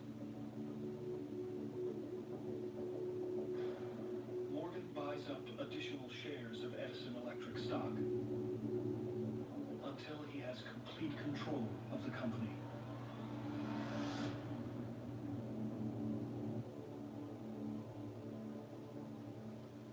It's a device that shows moving pictures.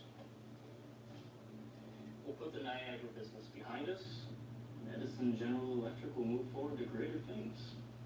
The name of the company's been changed to General Electric. But it's my company.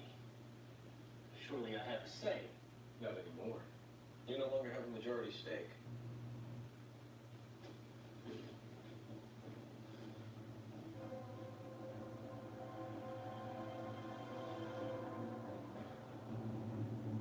Morgan's new electric company, General Electric, is instantly one of the most powerful corporations on Earth, valued at $50 million, or the modern equivalent of over $1 billion.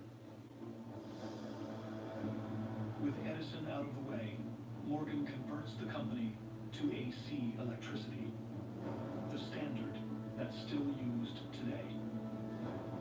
With General Electric, you could tell they were building a big company and something that was really going to change the world.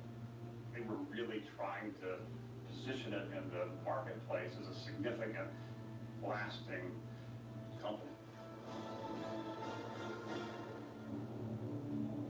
General Electric will go on to become one of America's biggest corporations. The players change, the stakes change, but the essence of the game stays the same. Whether it's understanding who it is that you have to kind of massage, who it is you got to knock on the head, who it is you have to buy off to do this. That's the game. With the creation of GE, J.P. Morgan has consolidated the electric industry, just like he did with the railroads and Wall Street. It's a move he learned from his father, a move J.P. Morgan has now made his own. There's always a reason why you can't do something. But if deep inside you it's what you want very badly, you take chances. You measure opportunity and get where you want to go.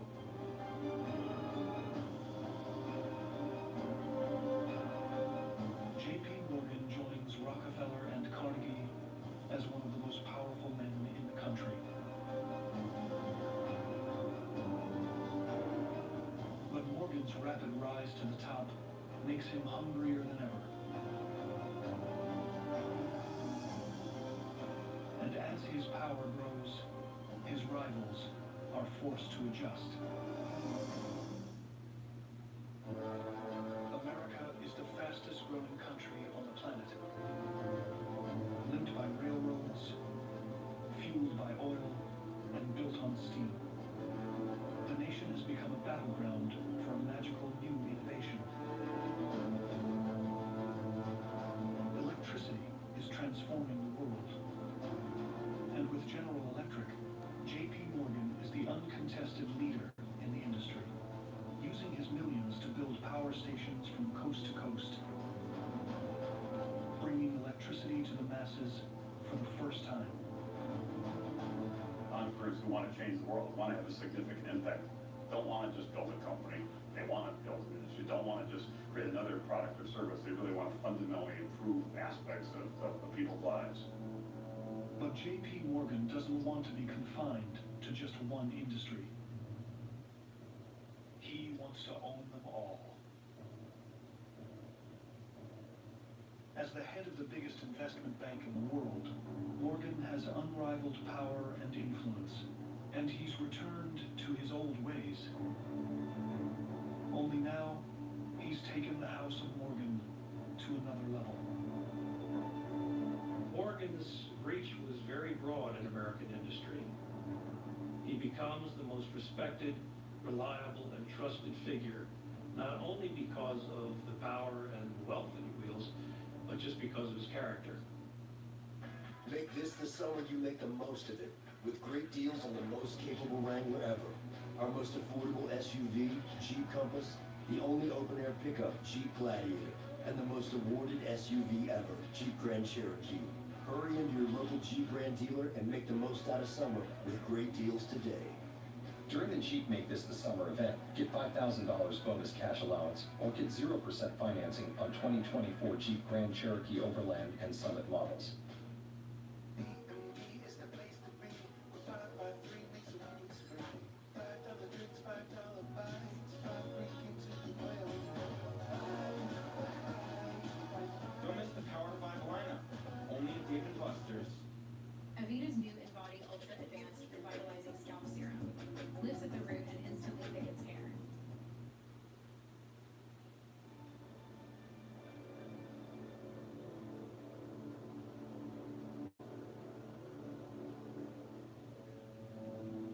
After a 2-year depression, the U.S. Treasury has come perilously close to bankruptcy. And there's only one man the government can turn to. J.P. Morgan is called to Washington to help. We think of bankers now as just greedy gangsters.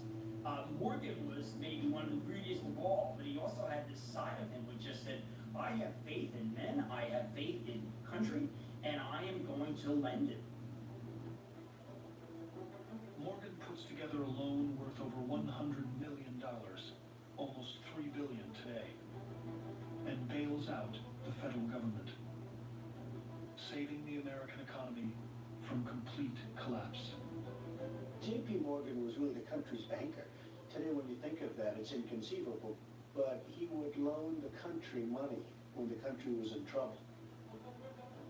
Morgan obviously was looking at the national interest in the context of his own, that is, saving the U.S. Treasury was an act of basic self-interest, but it was an act of nationalism.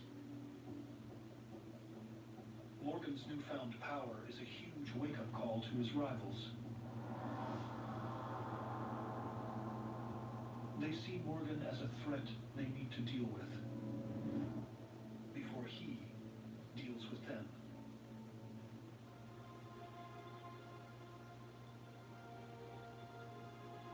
John Rockefeller feels the pressure to keep his empire intact like never before. Despite his best efforts to stop it in its tracks, electricity has gone mainstream. The people started these great companies. They just think out solutions on their own to problems. You don't do it the way it's been done before. That's in a book. You go out and you try something new because you think that you'll be able to make it work. To keep Standard Oil profitable, Rockefeller needs to find a product to replace kerosene. And the answer may have been in front of him the entire time.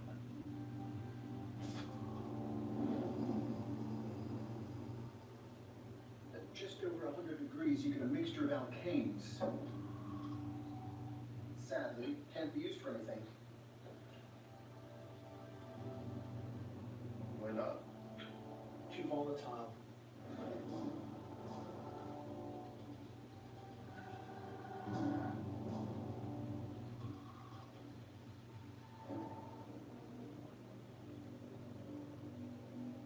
Rockefeller targets a byproduct of refining oil that for years has been thrown away.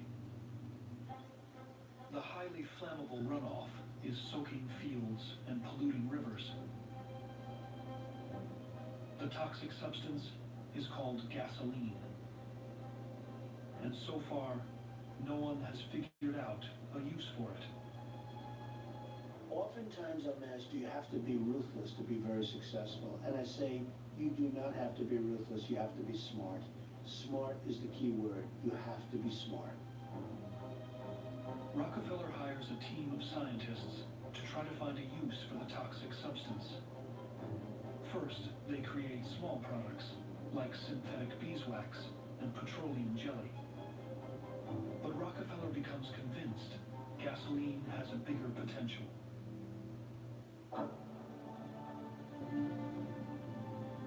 The quest to create a more powerful motor leads to the development of the internal combustion engine. The exact properties that make gasoline so dangerous also make it the perfect fuel to power this engine. We are always looking for the next innovation, the next niche, the next product improvement, the next service improvement, but always trying to get better. The timing is perfect for Rockefeller. Already in possession of the world's largest supply of gasoline, he starts using gasoline-powered engines to run machines in his refineries. The efficiency and power of the engine quickly make it the standard in factories across the country. But when the engine is put on wheels, creating what's being called the horseless carriage, Rockefeller realizes that gasoline could be even bigger than kerosene.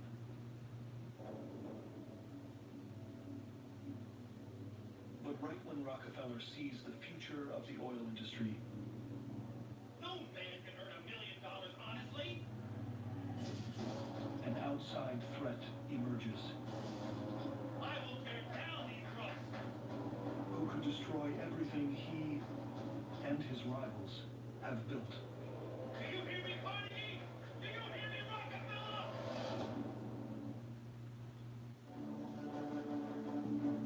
As the 20th century approaches,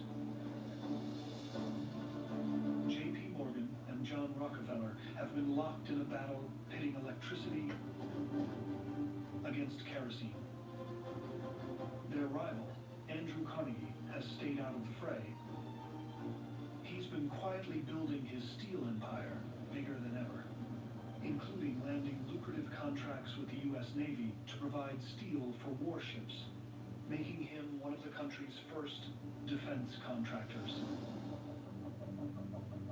The great business icons, it's not that they were worth hundreds of millions or billions or trillions of dollars, is that they moved society forward. Whatever their motivations, whatever it was, they being here and their lust for success, for power, for money, for fame, moved us forward.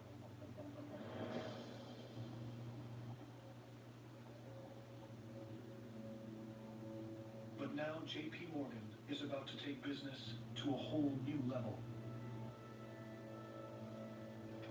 He begins looking for other ways to make money. Building on his father's business model, he creates a tactic that's so innovative, it becomes known as Morganization. Morganization, in effect, means taking companies that were fighting each other, bringing them together, and managing the company in such a way that competition is reduced, profits are increased. In other words, trying to impose order on these fiercely competitive industries.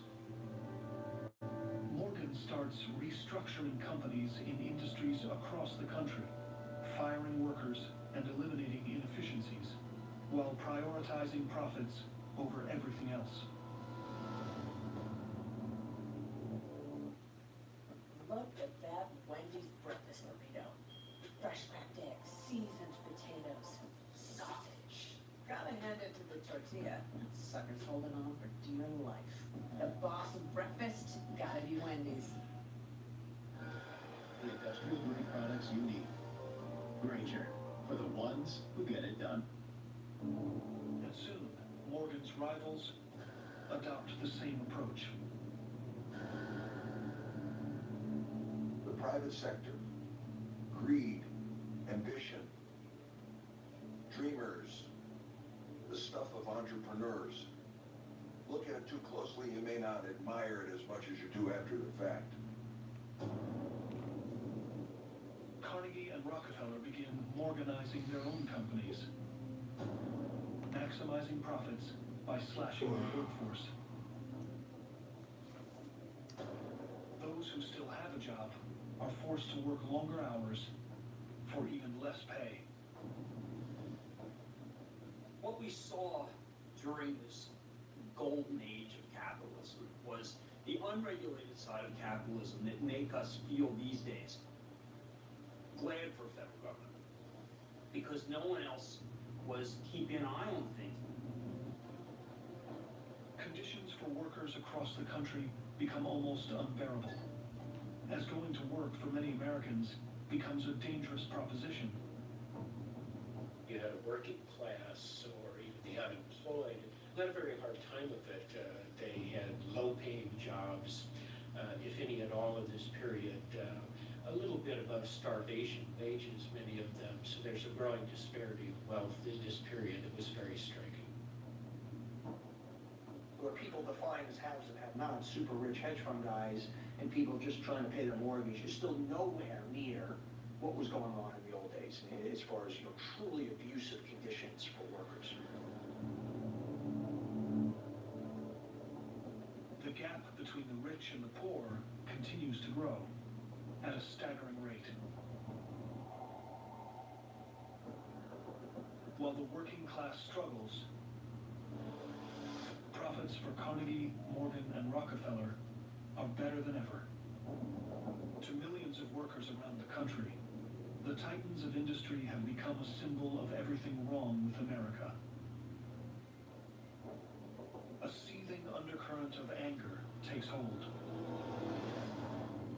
One that quickly bubbles to the surface. With an election year on the horizon, a politician from Nebraska is channeling the public's frustrations. I will tear down those trusts. And directing them right at America's richest men. Do you hear me, Carnegie? Do you hear me, Rockefeller? William Jennings Bryan is an up-and-coming political force who's drawing huge crowds, vowing to put an end to the country's monopolies. But Bryan's promise of change is bad news for the leaders of American business.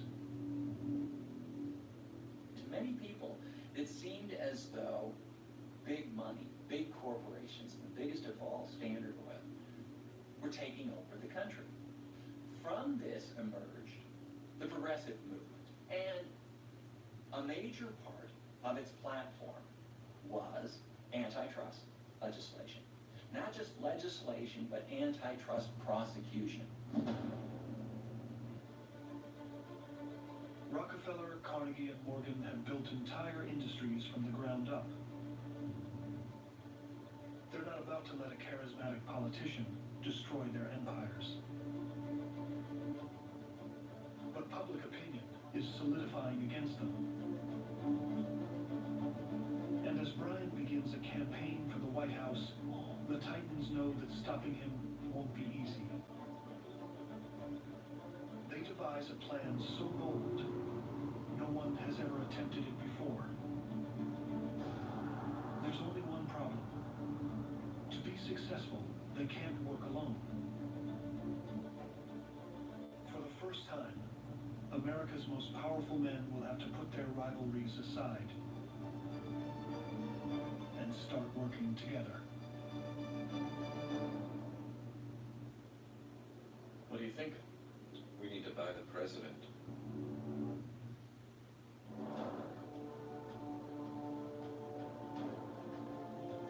They've battled each other for decades. But now the country's biggest titans have no choice but to unite. In a pivotal election, Rockefeller, Carnegie, and Morgan join forces to ensure the White House will bend to their will. I'll make sure. There'll be our man in the White House. And as they continue to amass their fortunes, Congratulations, Carnegie. You're now the richest man in the world. a legendary innovator from a new generation transforms the country. The Ford Motor Car is the first car affordable for the common man. Ushering in a whole new era.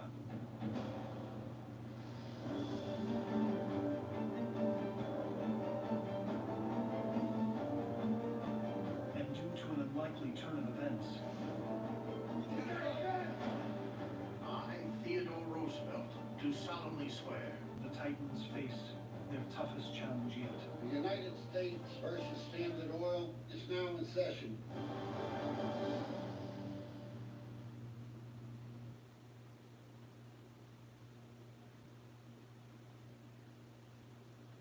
Bottom line is, my mom's love that Lino Frost premium sliced meats have no byproducts.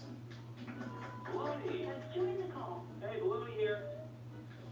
I thought this was a no byproducts call. Lando Frost Premium, a slice above.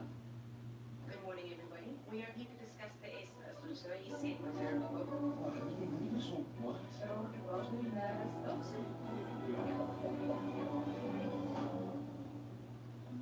So, any questions?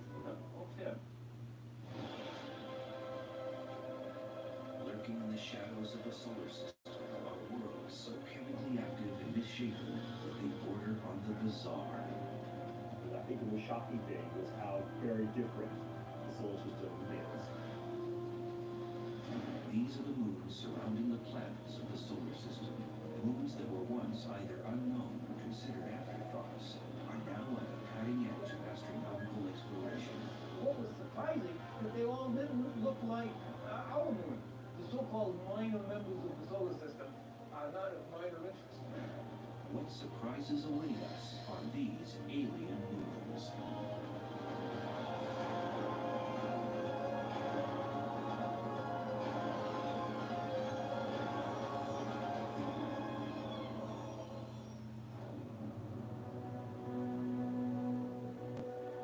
Our solar system has always been fertile ground for science fiction writers.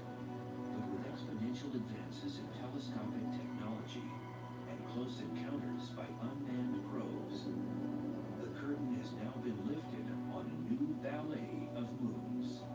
Most of which are going one way around, some of which are going the other way around, all at different rates, passing one another, the inner ones passing the outer ones. For nearly half a century, it was believed the solar system was home to only 32 moons.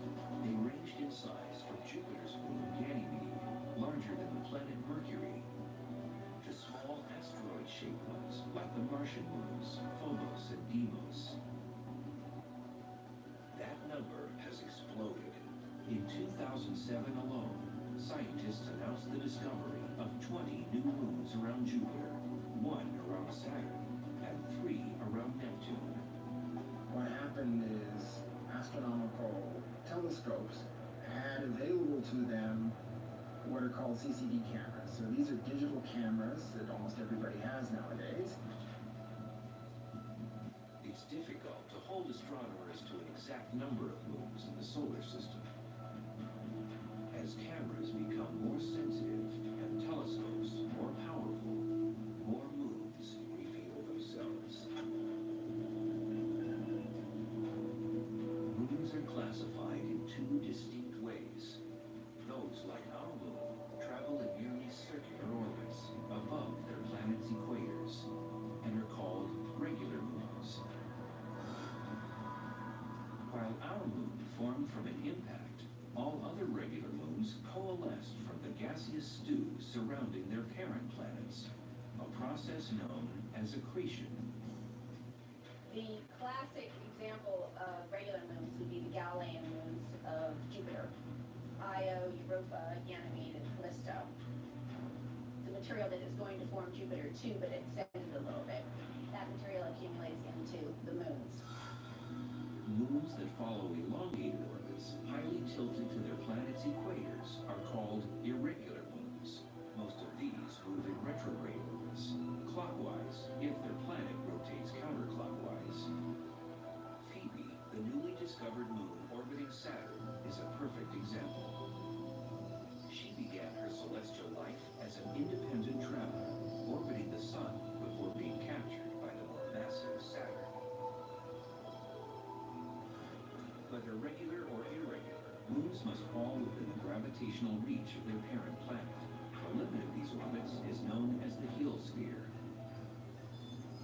This phenomenon is named after George William Hill, an American astronomer from the mid-1800s. So a heliosphere is this region around the planet that moves along with the planet, inside of which the gravity of the planet overwhelms the gravity of the sun. Is someone trying to steal your Butterfinger this Halloween? Call the BFI.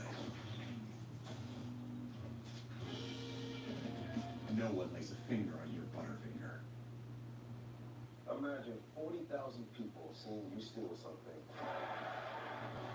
and getting away with it.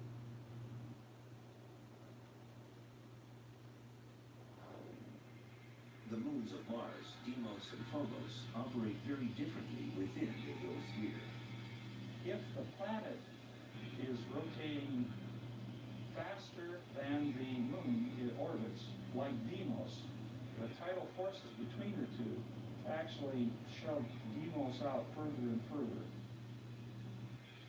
Phobos, on the other hand, is rotating faster than Mars rotates. These small moons were discovered by American astronomer Asmith Hall in 1877. He named Phobos after the Greek god of fear and Deimos for the god of terror. Tom Duxbury was part of the Mariner 9 mission that first photographed the two potato-shaped moons in November of 1971.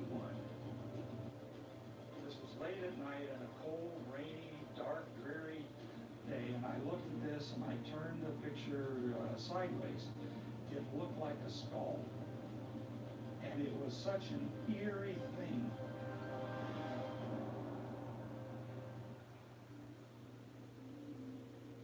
Phobos is in a death spiral.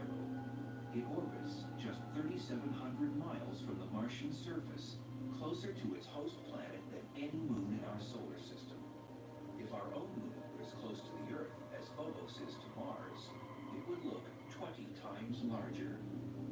Its orbital period would be in hours, not days like it is now, but hours. And at full moon, it would fill the sky. The daily tides, rise and fall tens of feet, about hundreds of feet.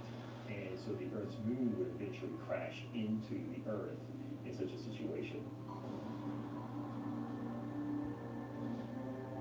Phobos' predicament is caused by a process known as secular acceleration.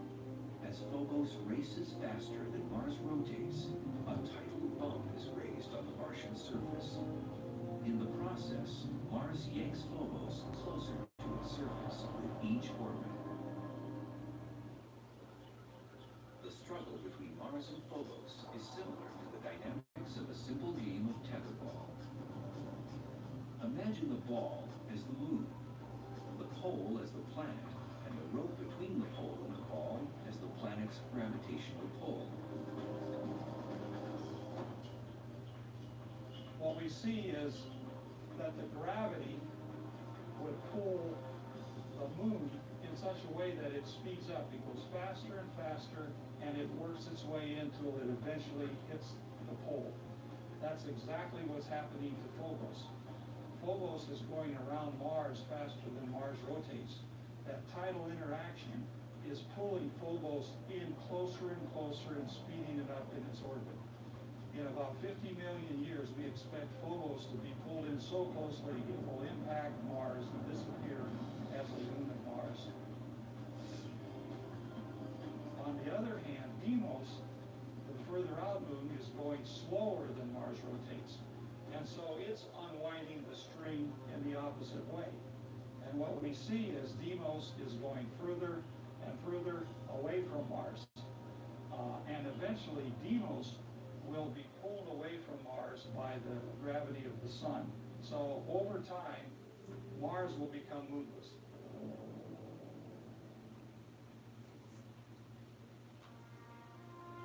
Because Phobos outpaces the rotation of Mars, it appears to rise in the west and set in the east.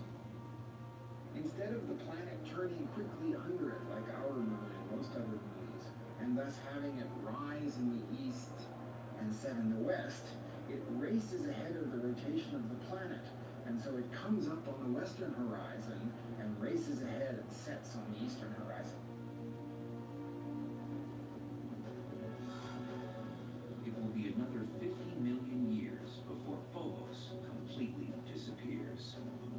Before then, it may prove useful for the eventual colonization of Mars. Science fiction writer Arthur C. Clarke speculated on this idea in his book, The Sands of Mars.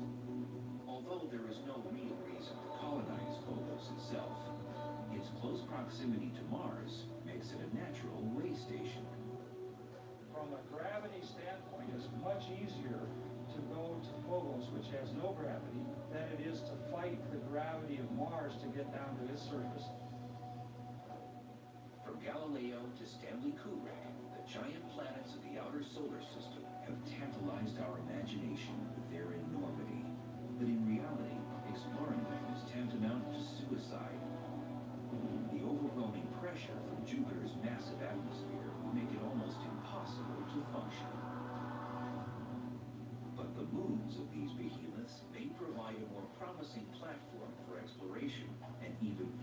colonization. Are these prisoners of Jupiter's gravity, hostile worlds with little chance of sustaining organic life? Or might they provide a safe haven for future generations of planetary explorers?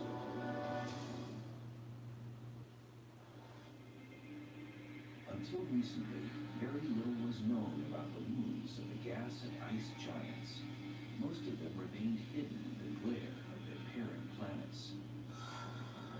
Today, modern telescopes and unmanned space exploration reveal a realm populated by a host of moons, from planet-like spherical worlds to misshapen ones barely 30 miles across.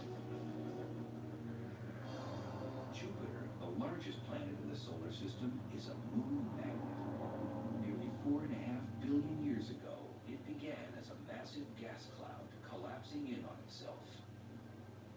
This process, known as accretion, formed the beginnings of the Jovian system. While nearly all the gas and spinning material went into forming Jupiter itself, a very small percentage clumped in small eddies within Jupiter's orbit. These miniature accretions solidified into Jupiter's regular moons, Io, Europa, Ganymede, and Callisto. As Jupiter coalesced, its massive gravity began adding to its menagerie little remaining bits from the birth of the early solar system. The giant planets formed early in a gas-rich environment when there was lots of little flotsam and jetsam around the solar system still to be captured into orbit. The number of Jupiter's moons ranges from 60 to over 200, depending on who's counting. What's clear is, if you could stand at the edge of Jupiter's gaseous atmosphere and look to the heavens, you'd see a magnificent dance of lunar objects. It would look pretty cool to be able to see the moons. Every so often you'd see Io come by. Every second time Io comes by, you'd see Europa at the same time. And every 4 times Io comes by, you'd see Ganymede. One member of this Jovian cast is so battered by Jupiter's great mass that it's literally bursting from the inside out. In February of 2007, the New Horizons spacecraft, eventually bound for Pluto, focused its cameras on Io. About the size of Earth's moon, it orbits 263,000 miles from Jupiter's surface. What sets Io apart from the other Jovian moons is its spectacular volcanism. New Horizons cameras captured detailed photos of glowing lava scattered across Io's surface. A huge 200-mile-high dust plume rose above the surface of the molten moon.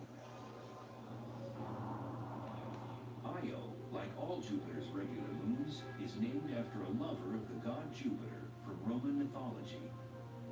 It was discovered by Galileo in 1610, first photographed by Pioneer 1 in 1974, and again by Voyager 1 in 1979. Its pulsating activity has puzzled and intrigued scientists for decades. Leaving Io is about a ton per second of material. Every second of every day. It's a phenomenal machine. I would like to go to Io, even though it would be very dangerous and hot and sulfurous. Io is too small to have maintained a molten core since its formation. Another mysterious process must be responsible for its heating. Io's entire interior may be molten because it's squeezed so much as it's orbiting around Jupiter. This process is known as tidal heating. The massive gravity of Jupiter is causing friction at the inner core of Io. Much like a sculptor needs a cold lump of clay, Jupiter is endlessly creating its own masterpiece. If the moon gets a little bit of tidal heating, it becomes malleable. It can be stretched out like clay and deformed by the gravity of the parent planet. The surface of the moon is cold. It breaks, like pulling clay apart quickly. It'll break. But the interior, where it's warm, can literally flow and stretch needed by the gravity of the parent planet. Most regular moons have circular orbits. To produce tidal heating, a moon must be in a more oblong orbit, where the distance from the host planet changes radically during a single revolution. The only way to produce these eccentric orbits is if another moon's gravity disrupts it. When a moon is in an eccentric orbit, a non-round orbit, it gets closer and farther from its parent planet. When it does, it gets squeezed, it gets pulled apart when it's closer. Io is in orbital resonance with its companion moons Europa and Ganymede, while Jupiter and Io struggle to find a synchronistic relationship. Europa and Ganymede are yanking Io in opposite directions. Jupiter yanks back, and Io gets stretched and squeezed in the process. The tidal heating on Io, which is responsible for its prodigious volcanoes, has a secondary side effect. It creates the largest stationary visible object in the solar system, a massive gas cloud 500 times the size of Jupiter. In 1990, Professor Michael Mandillo and his team from Boston University discovered a large gas cloud spanning the huge distance from one side of Jupiter to the other. They were the first to photograph the entire nebula, discover its origins, and the mechanism that keeps it growing. Now, Io is small, so it doesn't have much of an atmosphere. But these volcanoes are continually providing material that could be an atmosphere. But you might ask, well, why doesn't it have a tremendous atmosphere if all the volcanoes have been going on for eons? Well, it's because the material is scarce. The key gas is sodium. Even though it only makes up 5% of Io's ejected materials, it's easily detectable by telescopes on Earth. Sodium emits an orange glow. In fact, sodium is commonly used to illuminate streetlights in many cities across the world. The sodium and the other gas molecules are pelted by light from the sun and electrons in Jupiter's powerful magnetic field. Electrons and protons are knocked off some of these particles and ionized. Now in plasma form, these ions are taken on a ride by Jupiter's powerful magnetosphere. Its speed increases dramatically because it's been picked up by the magnetic field. It's like they're taking a ride on a cosmic carousel. The magnetic field lines are the poles here, and then every now and then, a sodium atom gets picked up, along with an electron. And now I'm in the Jupiter plasma torus, with all the other ions and electrons that have been captured previously. And the ions and the electrons recombine, the neutral is not confined by the magnetic field, and it goes off at a much higher speed. And that's enough to escape from Jupiter. And they form the largest visible cloud of gas that's permanently in the solar system. If we could see the nebula with the naked eye, it would be the size of 12 moons in the night sky. It is so enormous that to view it, Mandillo and his team created their own specialized telescope. Well, as it turns out, to get a big field of view, all you need is a small lens. But a pair of binoculars gives you a big field of view. Even in 1991, the telescope may have seemed ordinary, but its camera was highly sophisticated and, at the time, revolutionary. The digital camera. Well, once you've got a picture that's in numbers, you can do all kinds of things with it. Mandillo and his team knew that sodium existed in the nebula. Sodium also exists in the Earth's atmosphere. They were able to compare digital photographs of both Jupiter and Earth's atmospheres and bring forth an image of the nebula. Well, that was very difficult to do if you just had two photographs and pieces of paper. But now that we have these digital cameras, we've revolutionized the way we can process images. Though Io would be a fascinating scientific and aesthetic destination, its hostile environment probably precludes that. Even landing an unmanned probe would be difficult among along Io's convulsing fissures. But there's another moon orbiting Jupiter which may not only support human exploration, but possibly support its own alien life forms. Europa is one of the most fascinating and enigmatic objects in our solar system. Really unlike any place else in the solar system, and for that matter, unlike anything on Earth. The surface features are such that there are cracks in the surface, there's mottled terrain, there's chaotic terrain, and it looks like icebergs in some areas. We know Europa is an alien moon. Could it be home to alien life forms as well? Europa orbits 400,000 miles from Jupiter's surface, about double the distance of Io. And like its convulsive cousin, it too is molded by gravitational tides.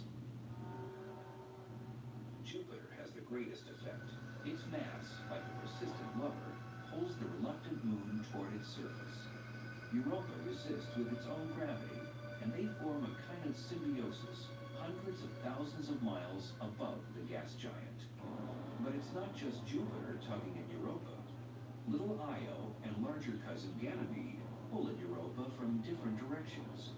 It's the same orbital resonance that has such a dramatic effect on Io.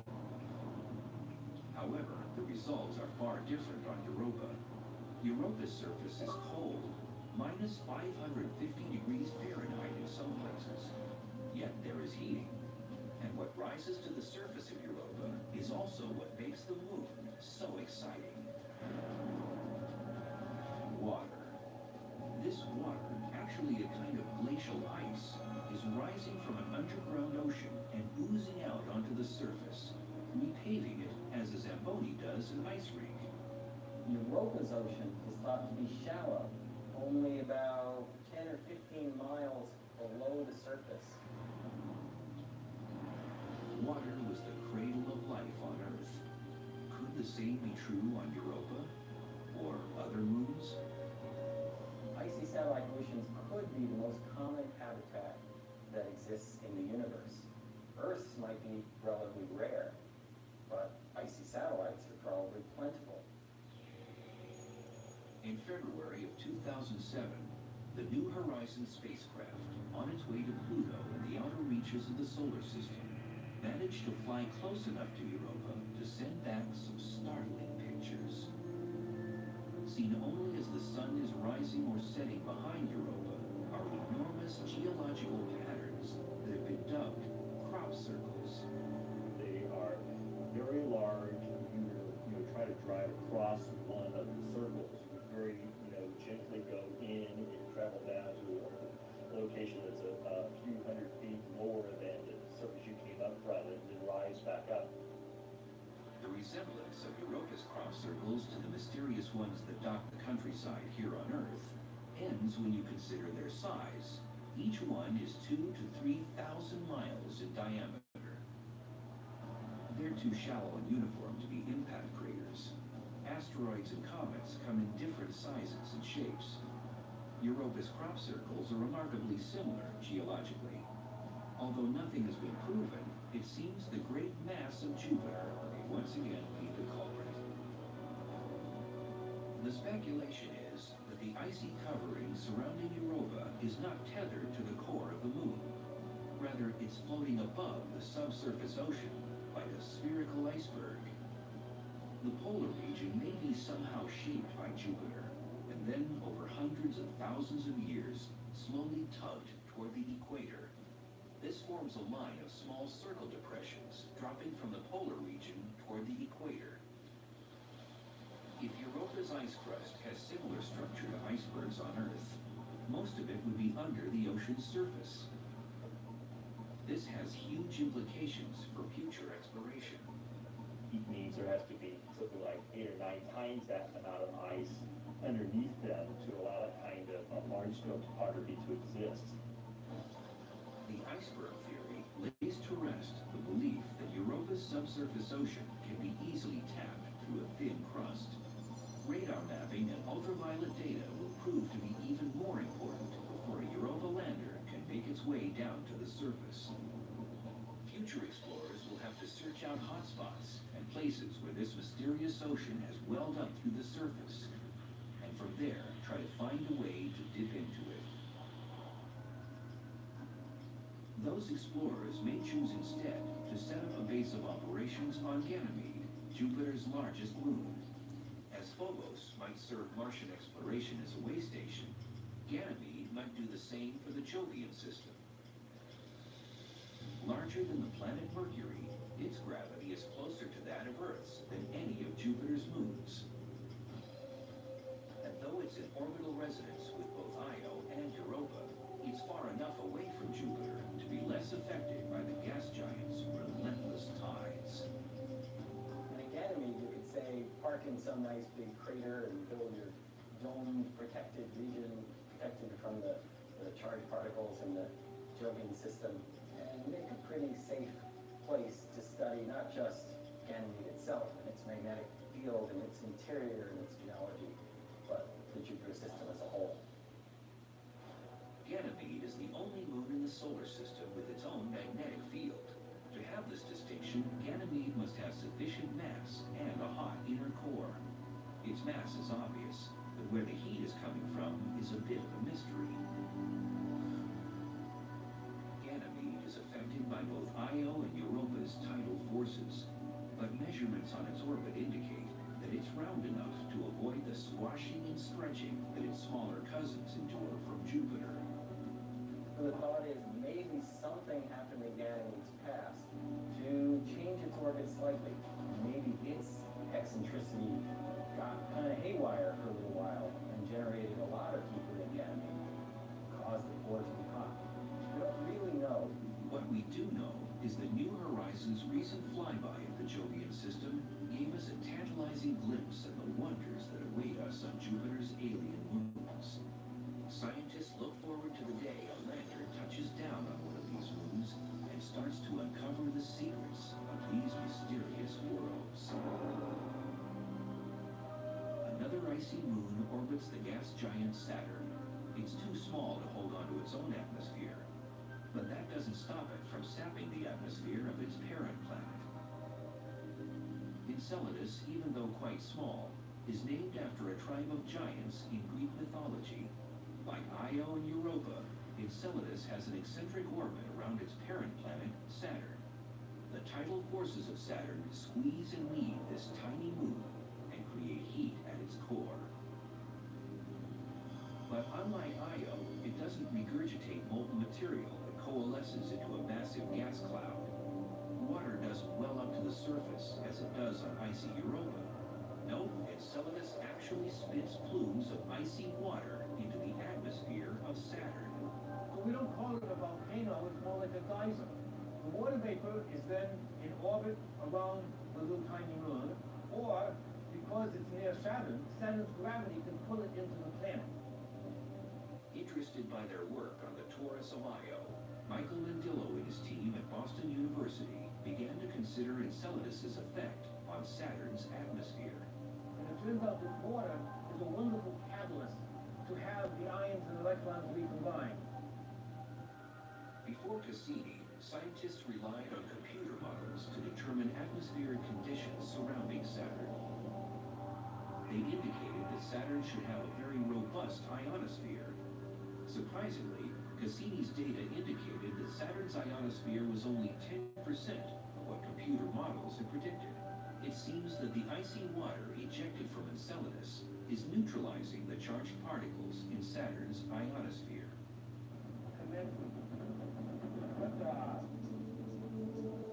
Scientists have learned, quite by accident, the effect water can have on Earth's atmosphere. In 1973, when NASA launched its Skylab workshop, it launched its last gigantic Saturn V rocket, the moon rocket. And it had never had a launch that allowed the space vehicle to keep its engine burning as high as the ionosphere. So this gigantic engine dumped a ton per second of water vapor, which comes out of a giant rocket motor, into the ionosphere. And the ionosphere nearly vanished on that day. It blew a gaping hole in Earth's ionosphere, the top layer of the atmosphere. A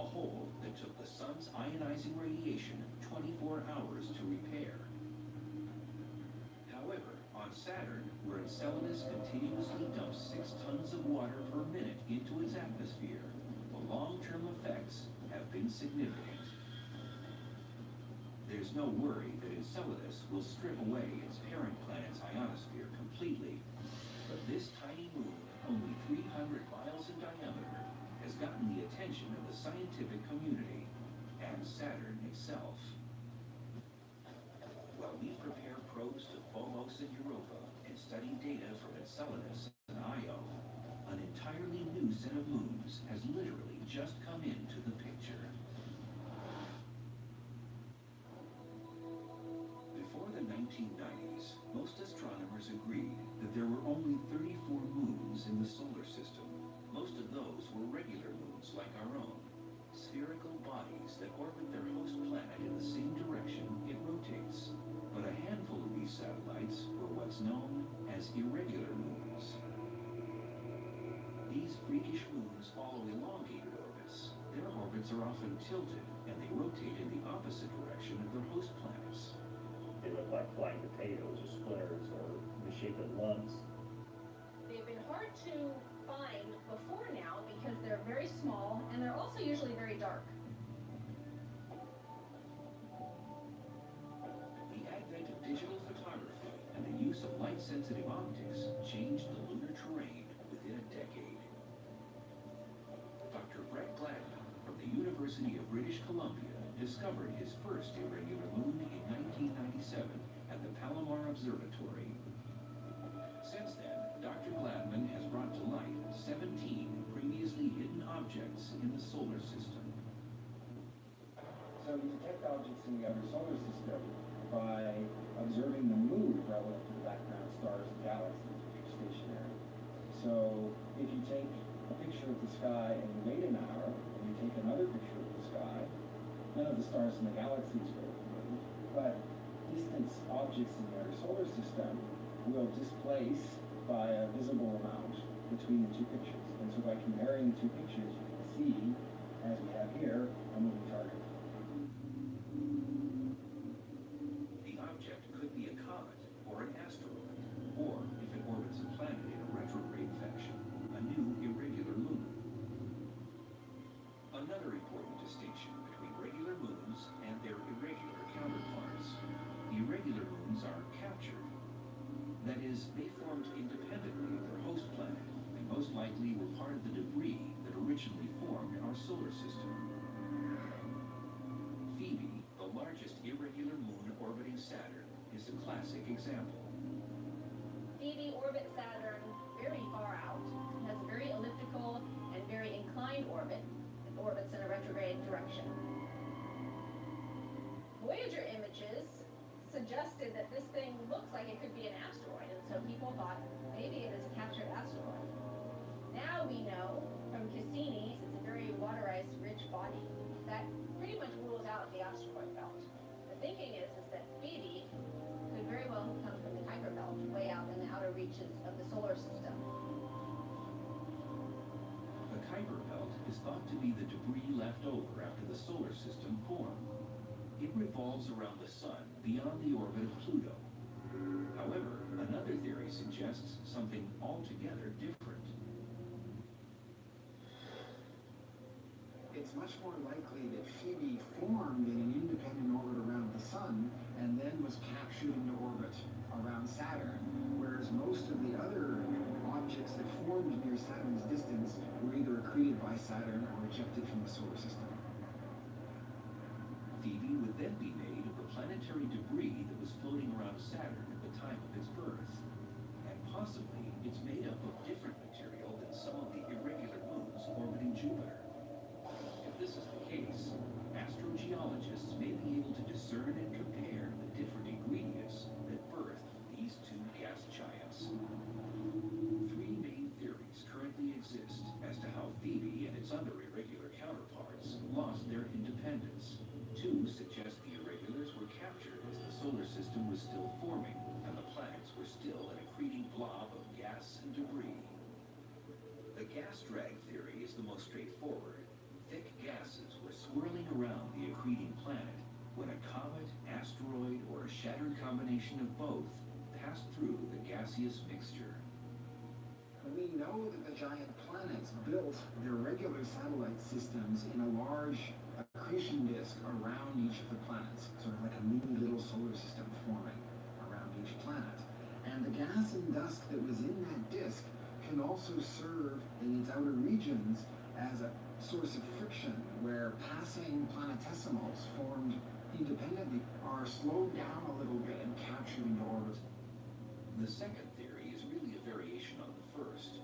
It's sometimes called the pull-down theory. Here, instead of an object being caught by simply passing through the accreting gases, it is unsuspectingly pulled into the forming planet's orbit by its growing gravitational pull. The gas drag and pull-down theories of capture work well for both Jupiter and Saturn because their mixture of ingredients was massive enough to slow down these passing objects. But what about the icy giants, Neptune and Uranus? Because of the extreme cold, they formed much more slowly, and it's difficult to believe that their icy accretion mixture contained enough mass to snare a passing piece of the solar system. Yet both icy giants have their own irregular moons. Hence a third theory, three-body interaction. Discovered that many of the objects are actually more than one object. There are usually two objects often that, because they're both more or less the same size as the other in a binary relationship, instead of being a big object with a small object going in an orbit around like this, it's two more or less similar sized objects going around a common orbit. Between the two of them is called the very center. A binary pair exists when two objects of the same size are tight enough to the very center to prevent a third larger object from splitting them apart. But when one of the binary pair is significantly larger than the other, the more massive third object has a greater chance of separating them. The smaller one will tend to have a much bigger orbit, swing out further. This brings the smaller object close enough to the planet to be captured, while its partner is swung out into an independent orbit. One bizarre moon seems to defy classification. Triton orbits Neptune in a retrograde fashion, counter to Neptune's rotation.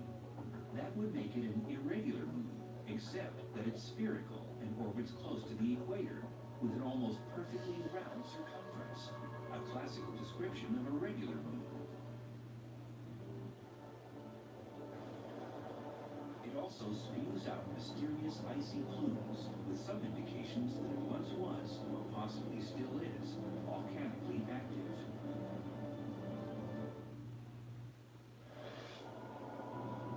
Before Voyager 2 ventured into the outer solar system, Neptune's moon Triton was assumed to be a geologically dead ball of rock about the size of our own moon. When Voyager beamed back photographs revealing a world with mountains, fault lines, and fissures indicative of tectonic movement, as well as a surprisingly thick atmosphere, scientists were amazed. Geologic forces usually associated with much warmer, larger planets might be occurring on a frozen moon slightly smaller than our own. Voyager detected no active volcanoes in 1989. However, like Saturn's moon Enceladus, geysers periodically erupted from the planet's surface. What's really stunning about Triton is not just that it has some unique geological processes occurring, but the fact that they're happening even though Triton is an irregular moon. Most large moons in the solar system are regular satellites, with the very important exception of Triton, Neptune's largest moon, which orbits the wrong way. So Triton is thought to have been a captured object. A captured moon that acts like a regular one. How did an object the size of Triton slow down enough not to either pass through Neptune's atmosphere or collide directly into the icy planet?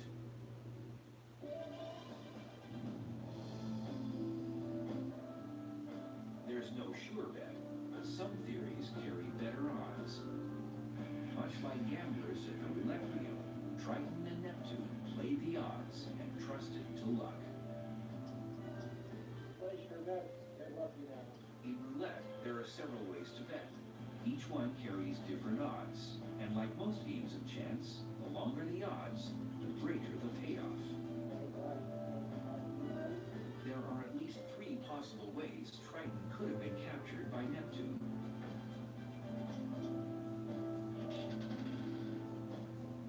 All 3 hypotheses are physically possible, but the first one, the idea of gas drag, is the least likely simply because the period of time in which Neptune had a disk of gas and dust we could have captured a proto-Triton object was a very short period of time, and so the window of opportunity was very small. That's like betting on the green zero on the roulette table. More likely is the possibility that the proto-Triton sometime in sources of history crashed into a set of regular middle-sized icy satellites, and it was the collision which gave us Triton. And that's like betting on the first third of the numbers on the roulette table, so you have like a 1-3 chance of that taking place. Your best bet is to bet on the even numbers. Then you have a 1-2 chance of things happening, and the best bet for the capture of Triton right now is this binary capture hypothesis, because there, we know there are probably thousands of objects that existed in the Kuiper Belt that would have the right size and be partnered with another even larger object, and Neptune could capture one of them. No one knows for sure which number paid in the early days of the solar system when Neptune captured Triton. However, once Triton began orbiting Neptune in an irregular fashion, it started obliterating anything that got in its way. Neptune doesn't have a very regular system of satellites.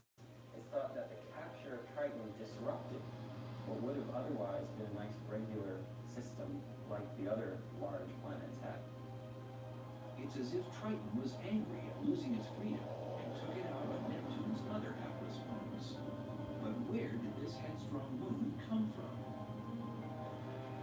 Data from Voyager 2 indicates that Triton's density nearly matches Pluto's.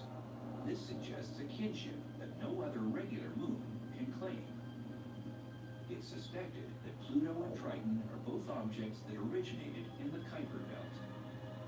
The outer solar system consisted of these large objects going every which way, essentially. Some of them formed giant planets themselves, and some of them were tossed out further, where they sit today in the Kuiper Belt. Collisions, accretions, and even captures have diminished what was once a major thoroughfare of planetary building materials. Early in solar system history, the Kuiper Belt had far more larger objects, and they once had a cumulative mass of 50 Earths, whereas the current Kuiper Belt mass is much less than 1 Earth. What's left of the Kuiper Belt is as old as the solar system itself. The material that makes up the binary objects, shards of collisions, and even some alien moons hasn't changed in over 4 billion years. It's amazing how really different all the moons of the outer solar system are. When I first got interested in astronomy as a kid in the 1960s, we hadn't seen any of these moons. They were little dots in your telescope, and so we had no idea how radically different they could be. I think the most shocking thing was how much variety there is in the solar system. I think that blew me and everybody else away who lived through that period. As we travel back home from the frigid outskirts of our solar system, awed by the vastness of the universe and the majesty of the planets, it's worth it to pause and take notice of the small worlds in the shadows. Those alien moons that were once considered afterthoughts hold mysteries just waiting for human curiosity to solve. For thousands of years, we have looked at the night sky and believed that the illuminated stuff was all that made up our universe. Scientists now realize it's not what shines in the light, but what hides in the dark that holds the true secrets of our sky. There's mysterious dark matter that binds stars and galaxies together, and strange particles like WIMPs, axions, and machos might be to blame. And there is a dark, repulsive energy that is creating space in the universe, but driving the galaxies further and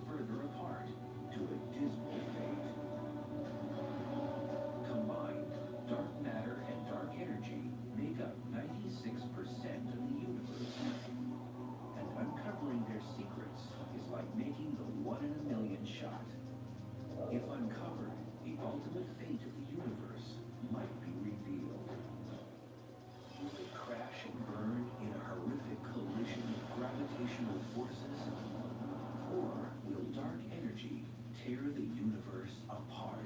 The betting is the universe will die in ice. Understanding these two quantities, dark matter and dark energy, is really fundamental to understanding the universe. This is a trip to the dark side of the universe. This is the hunt for dark matter and dark energy.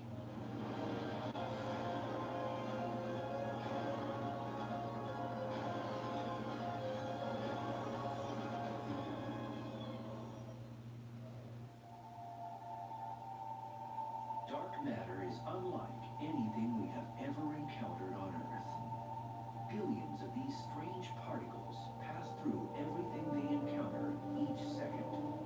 They are so massive in weight, they have the power to influence the galaxies, how they form, and how fast they spin.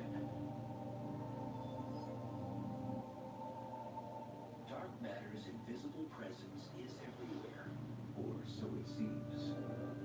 Science has not directly proven dark matter particles exist. There are many suspects, but no answers. And observing something you can't see isn't easy. It doesn't emit light and it doesn't absorb light. It doesn't interact with light at all. Not only does it not shine, you can't easily see it in obscuration. But the evidence is there. Science knows it. Every textbook on the planet Earth says that the universe is made out of atoms and some subatomic particles. Well, all those textbooks are wrong. And they are going underground to prove it. When they hear about this invisible matter called dark matter, they say, bah, humbug, show me proof that dark matter exists. Sudan, Minnesota, 200 miles from any major city lights. A perfect place for hunting dark matter, but not for obvious reasons. Well, you'd think we'd want to look up in the sky for dark matter. That's where dark matter is coming from, after all. But instead, we're going to don our helmets and we're going to walk down into this mine.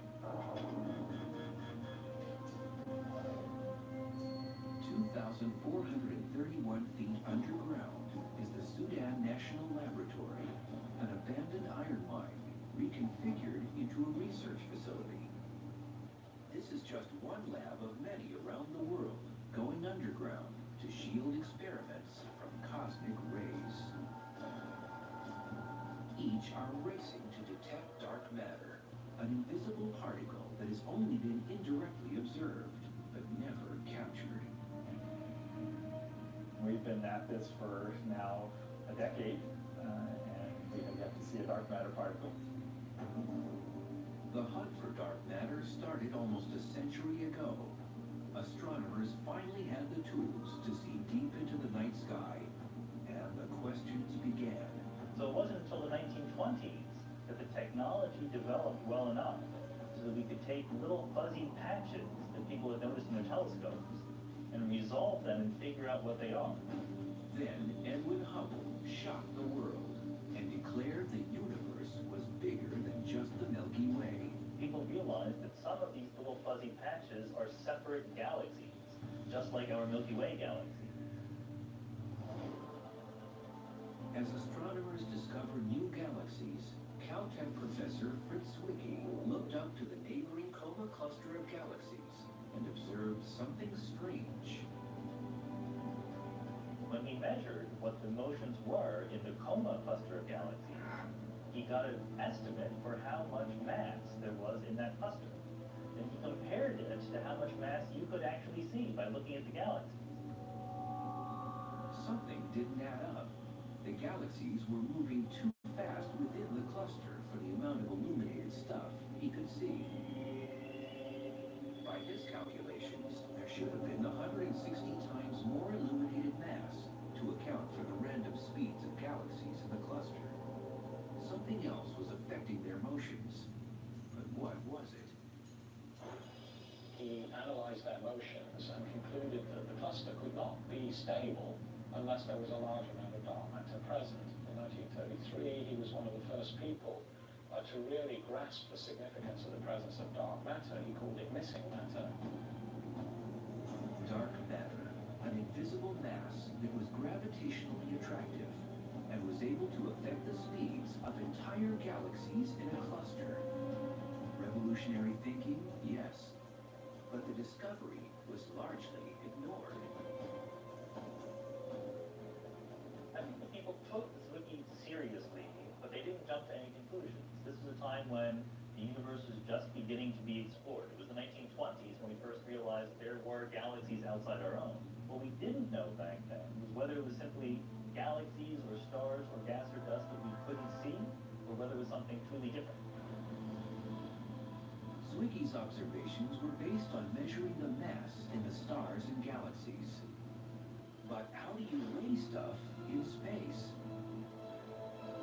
You can't go and put the sun on a scale. It's a little bit hard. But what you can do is you can measure how fast the planets are moving around the sun. And the more stuff there is in the sun, the faster those planets have to move to stay in their orbits. Newton and Einstein both said the more mass or stuff you have in an object, the more gravitational pull it will have. And the further an object is from the center, the slower it should travel in orbit, because the gravitational pull is weaker. According to Einstein's general theory of relativity, or even according to Newtonian gravity, all of the galaxies are pulling on each other. It's like the sun's influence on our solar system.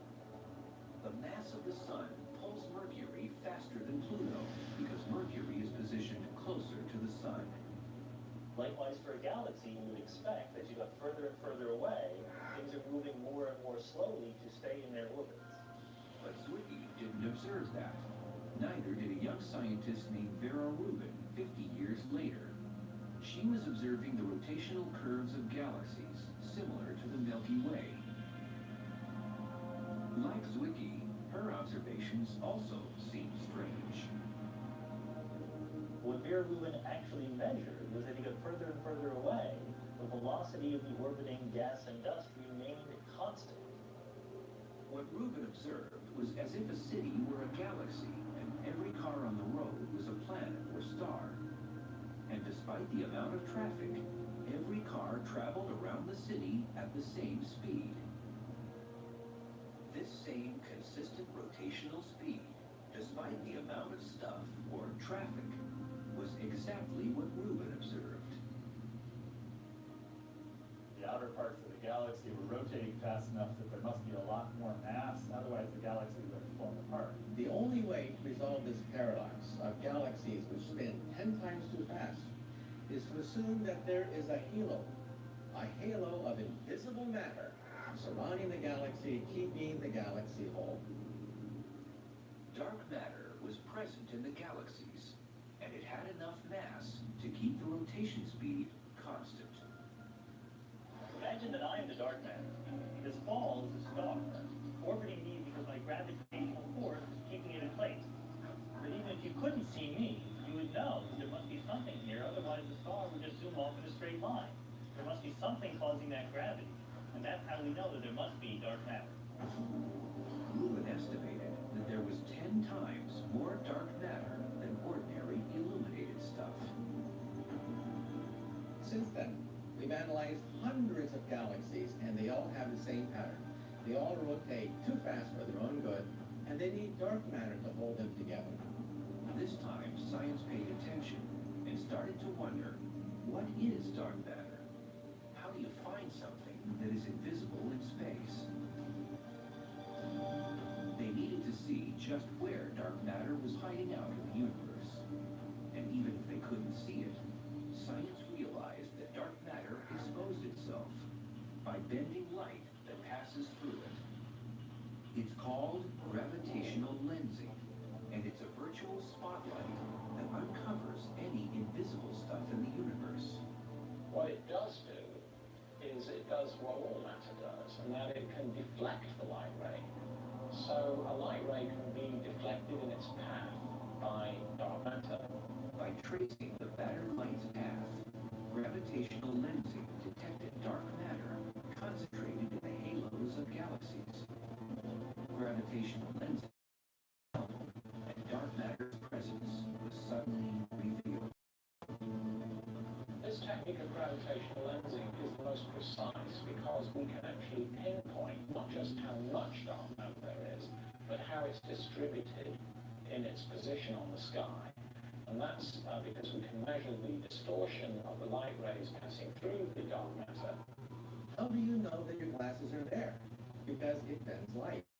In the same way, by looking at Hubble space pictures of the universe, and looking at the distortion of light as it goes through galaxies, we actually have maps of dark matter. Most of the mass of the galaxy is from the dark matter.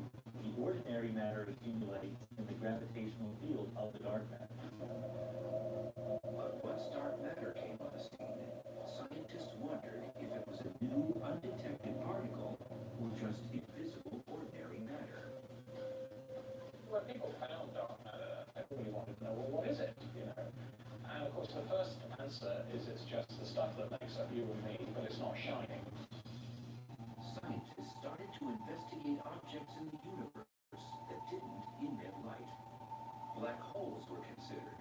They don't emit light, can draw matter to themselves, and are detected with gravitational lensing. They take the form of black holes or machos, massive compact halo objects, which are basically dark, small stars that don't give off a lot of light.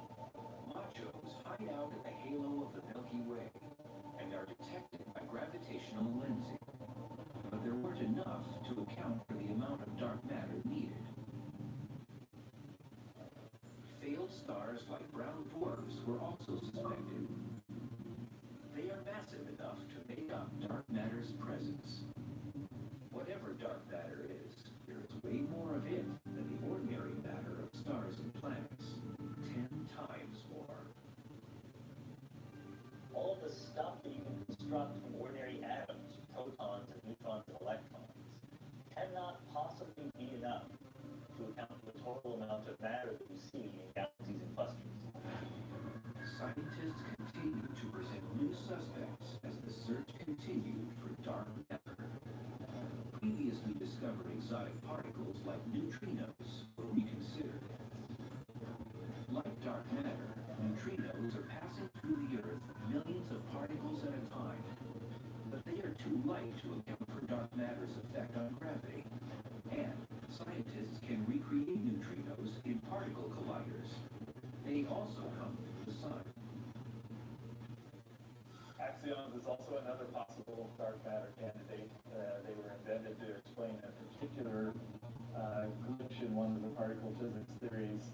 They would be extremely light, so you search for them in a completely different way than what we're doing. But they would also be very numerous, and so they could possibly be the dark matter.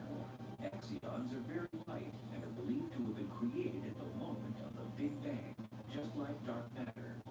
But theories suggest that they can change to protons, while dark matter is stable. After exhausting all the usual suspects, many scientists believe dark matter is a new exotic particle, unlike anything on Earth. And billions are passing through us every second.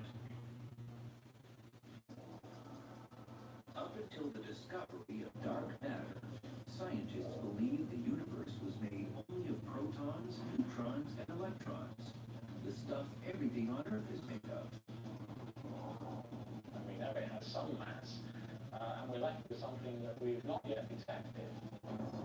But to be a perfect dark matter candidate, it must have certain physical properties, and none of the usual suspects were fitting the crime. So we know the dark matter is some ponderous substance. We know that it's not moving too quickly, and we know that we can't see it. Dark matter particles are not traveling at the speed of light, and they don't interact with you and me or anything very well, and that's why it's been so difficult to track down these particles. And it doesn't interact with ordinary matter except through gravity.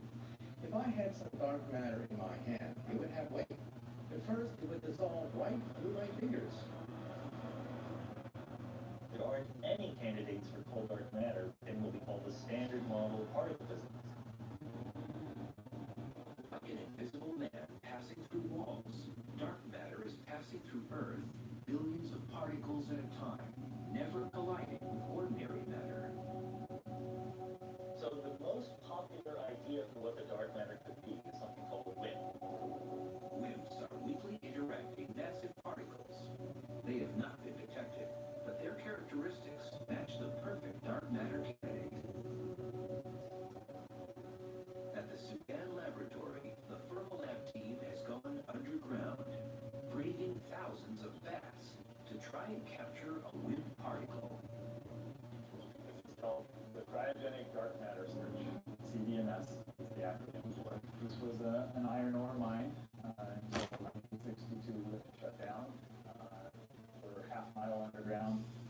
Fermilab has designed a machine that at sub-zero temperatures can detect a dark matter particle passing through it.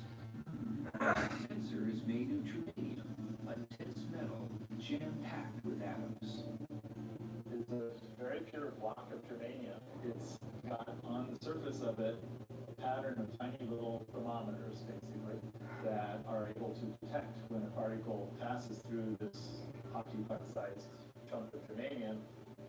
Dark matter is streaming right through us right now without doing anything. Very occasionally, it will bump into the nucleus of an atom, and that's the signature that we're hoping to see. To get a clean dark matter hit, Fermilab needed to filter out junk from space. We would get so many particles that it would be really trying to sift a needle in a haystack. Fermilab's experiment picks up all matter that passes through this detector. The less junk in the air, the easier it will be to detect a dark matter particle.